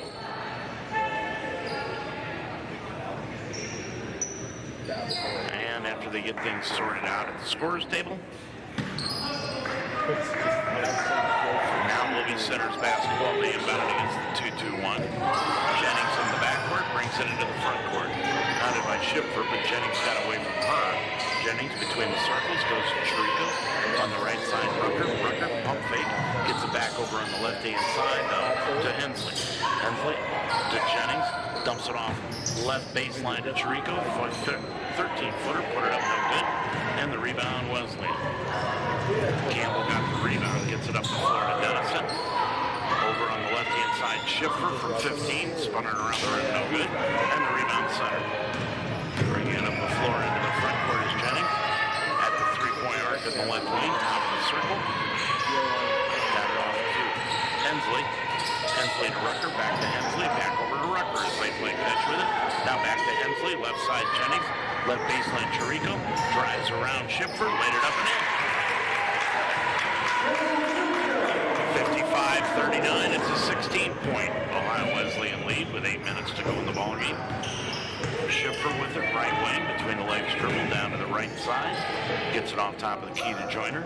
Joyner, they just leave her all alone. Now she dribbles left to the lane, put up a shot, walk with it, no call, but she banked it in for the 2 points, 57-39. Evidently, they're letting you get the Euro step this year, but that was more than a Euro step. That was a Mars step. That shot put up no good. Rucker put up the shot on the offensive rebound, put it up and in. 57-41, 7:25 left to go in the game. Schipfer, top of the key, goes to Delaney. Delaney back over to Joyner, put it up left side, no good. And the rebound taken down by Jennings up to Rucker. Rucker's going to drive the lane, lay it up, won't go, and an offensive foul is going to be called. And immediately, Wendy Austin's going to jump up and say she was inside the circle. But the official will have none of it.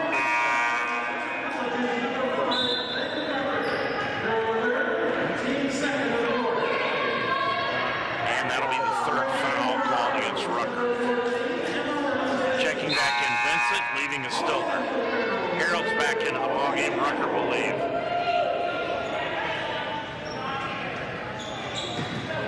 $7:12 to go. Schipfer in the backcourt, brings it into the front court. Double team to center, goes with a three-quarter court trap now. Underneath pass. Nice feed. Underneath the Campbell. Layup up and good, but Delaney, what a nice find underneath. 59-41. Into the front court. Chirico over on the right side, Harold. Harold, boy, she dominates the ball for it. Center puts that up from 12 on the right baseline. Good. 59-43, 6.5 remaining. Again, a 16-point lead. With it is Schipfer over to Dennison. Dennison dribbles up to the right side of the lane. Now over to Schipfer and Schipfer. Excuse me, that's not Schipfer. That is Delaney, and she stepped on the sideline and out of bounds. 6:26 remaining. Jennings will bring it across. Jennings into the front court. Goes on the left-hand side to Chirico. Now to Hensley. Hensley over to Harold between the circles. Harold with it. Dribbles left elbow now. Lobs a pass on the right-hand side to Vincent. Vincent tried to put it up. Lost the handle. Lost it out of bounds. Back to the Bishops. Soto Arroyo back into the ballgame. And sitting down will be Hensley. 6:04 left to go. 59-43, Wesleyan has led this one from start to finish. Schiffer, top of the key, Joyner. They just fall way off of her when she gets the top side. Dennison with it over on the right side. Schiffer. Schiffer's going to stop, pop it from 15, got it. Boy, she's as good a basketball player as you're going to find. And that pass went right by Soto Arroyo and out of bounds. 61-43. Tomorrow the Mount is playing Ohio Wesleyan, and that will be an entertaining game between Schiffer and Haberthy. Schiffer, come out and see that one tomorrow. That one will be at 4 o'clock. Joyner, baseline right, cross court to the left-hand side to Delaney for the shot, up and good. Three-pointer by Delaney. She's got 11 in the ball game, and it's 64-43. Dumping it off on the left side, knocked away, stolen away. Schiffer's got it in the backcourt, feeds it up for it to Joyner. Joyner lays it up and in. 4:53 and running left to go. Bringing it up is Jennings, and Jennings is going to take the timeout. 4:47 left to go in the ball game. Your score from the Harrington Center in Cincinnati. It's Ohio Wesleyan 66, Center 43 on Ultimate Sports Talk. For more than a century, Mount St. Joseph University has prepared nursing leaders who serve their patients with the heart of a lion. With flexible undergraduate and graduate programs, the Mount will help you climb higher. Begin your ascent at msj.edu/nursing. Medical care for your child is important, and your choice in doctors should be well thought out and have your complete confidence. Mount St. Joseph alum Dr. Libby Spees is one of you. She's from Cincinnati and practices here. Dr. Spees understands what's important to parents when it comes to their child's well-being. She treasures her patients, watching them grow and forging relationships with the families. And she's accepting new patients. Call for an appointment today at 513-246-8900. Dr. Libby Spees. 4:47 left to go in this ball game from the Harrington Center. In the second game of the opening night of the Lauren Hill Tip-Off Classic. 66-43. Ohio Wesleyan with a 23-point lead. Center had cut it to 16 just a few minutes ago, but Center just could not keep up their run, and Ohio Wesleyan beat them back and then some.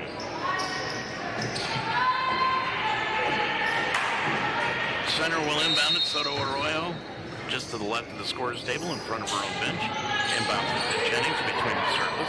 Gets a pass over on the right-hand side to Harold. Harold to the free throw line. Bounce pass underneath. Nice feed. Tried to get it to Chirico. Chirico got him and just couldn't put it up. And the ball taken away by Ohio Wesleyan. With the Schiffer on the left-hand side now.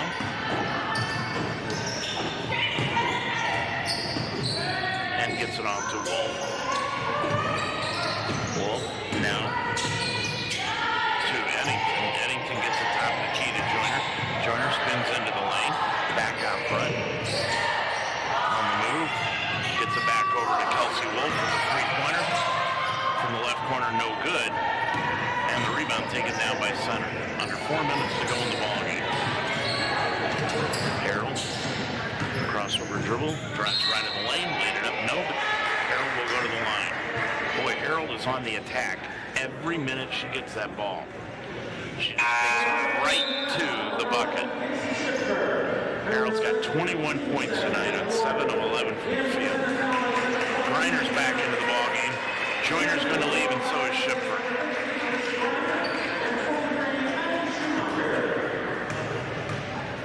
Line left, Harold. Eyes it, shoots it, missed it.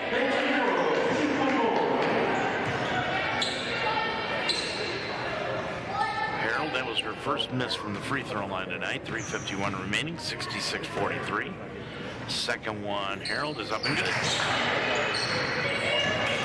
Harold makes it 66-44. Full court pressure put on by center. Kelsey Wolf in the backcourt. Gets it up the floor into the front court and thrown away.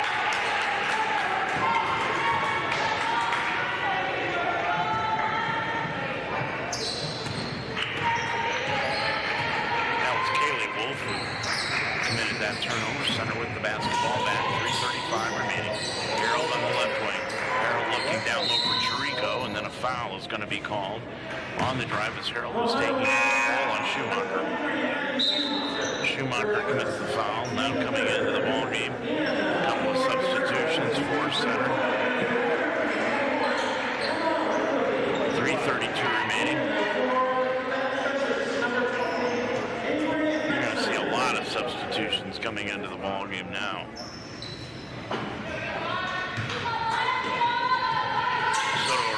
Puts it in play to Jennings. Now on the right side, knocked free and out of bounds off Rucker, but it will stay with center. Schumacher knocked that one out of bounds. So Arroyo inbounds it to Jennings. Jennings top of the key over to Rucker, sideline low. Rucker around the pick, drives the lane, kicks it off to Soto Arroyo, doesn't take the shot, drives inside the lane. And a foul is going to be called.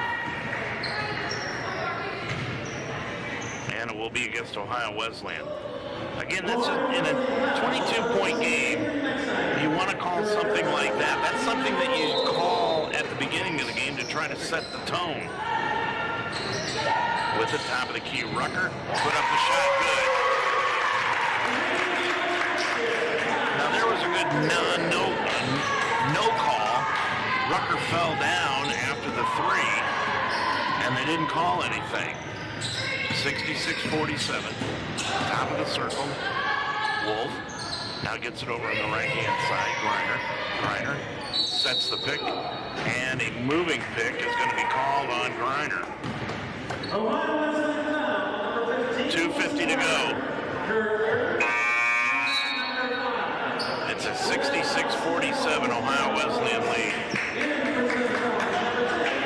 2:50 remaining. Don't forget tomorrow, center against Spalding at 2. At 4, Ohio Wesleyan and the Mount. Rucker inside, nice dump pass underneath. Putting it up and in is Stuck Garrett. Boy, a nice feed. Up-court pass.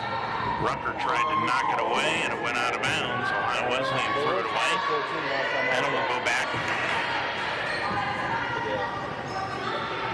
to center. Riccobeni will inbound the ball. Riccobeni into the ball game.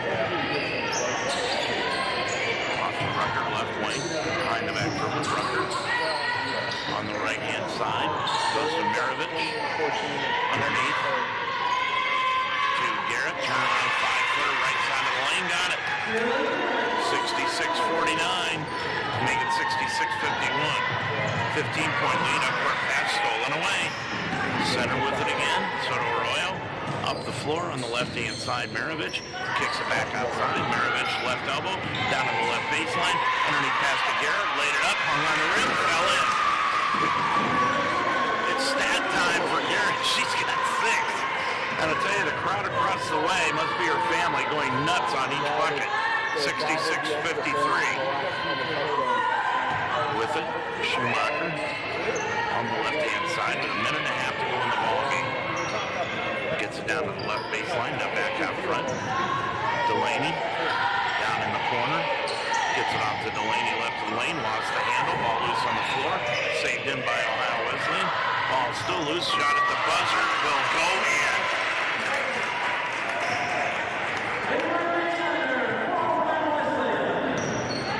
Makes it 68-53, a minute 5 to go in the ball game.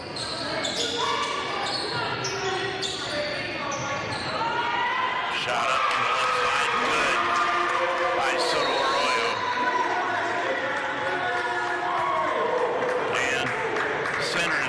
taking a timeout so they can have a substitution. And after a quick conference, nothing changes, and Ohio Wesleyan leading it by 12. 68-56, 57.9 seconds to go. Wesleyan's going to bring it across, and they do. And they get it off to Schumacher. Max Heiner kicks it off on the right side. That's Delaney for the shot. No good. Rebound, chase down in the corner. Knocked free, and it'll go back to Ohio Wesleyan. Good hustle on the play by Max Heiner to knock the ball off of Hensley down in the corner. 34.7 seconds to go. 68-56. And now the official will come over and going to check something out at the scoreboard. 68-56. And now both teams are going to go ahead and go to the bench, and they're going to try to get this figured out. We'll take a quick break also. 34.7 left to go. Ohio Wesleyan 68 and Center 56. Official Investigations and Security Services in Cincinnati is your official provider of investigative, surveillance, and process servicing, uniformed, armed, and unarmed security services, executive protection, and bodyguard services. Official Investigation and Security Services is not only licensed in the tri-state area, but also Georgia, Tennessee, Michigan, West Virginia, and Texas. Not only private investigation services, but also mobile notary public services and more. Call Official Investigation and Security Services in Cincinnati, 844-263-3424. Well, whatever the hang-up, they finally got it straightened out, and with 34.7 seconds to go, 19 on the shot clock, Ohio Wesleyan has the basketball. They dribble up top of the key, ball knocked free into the backcourt, ball loose on the floor, being kicked all over the place, and it's taken away by Ohio Wesleyan again. 18 seconds to go, up the floor, putting up the shot at the buzzer, and it was blocked away and out of bounds. So the shot clock violation will be the turnover, and 13 seconds left to go in this one, 13.1 to be exact. And Center will bring it up the floor. Soto Arroyo with it on the left side, drives left side of the lane, gets it back over to Stiltner, on top of the key. 1 second to go at the buzzer, banked it in at the buzzer by Maravich. And your final score here tonight will be Ohio Wesleyan 68, Center 59. We'll wrap it up right after these timeouts. Conquer the impossible at Barbarian Apparel. Specializing in team apparel, you'll stand out with Barbarian's custom sublimation, artwork, and screen printing. Each piece of team uniform is specifically designed with your preferences in mind, including graphics, color, logos, and fabric selections. Barbarian Apparel is committed to creating exceptional cutting-edge sportswear and providing excellent service. You'll also have full communication through the whole process, so you know exactly what's going on. Get the best and start your order at barbarianapparel.com or email any questions at barbariancustomers@gmail.com. Well, your final score here tonight, 68-59. Ohio Wesleyan jumped out to a quick 9-0 lead. And then they played even Steven basketball with Center for the rest of the game, and that's the way it ended up. 68-59, a 9-point victory here tonight by Ohio Wesleyan. 17 points for Shipford, led the way for Ohio Wesleyan, 12 for Joyner, and 11 for Delaney. They were the three in double figures. And 22 points going out to Peyton Harold tonight on 7 of 11 from the field. It was quite a ball game. Turnover-wise, both teams committed over 20 turnovers, but Ohio Wesleyan comes away with their first win of the season in their opener. They are now 1-0.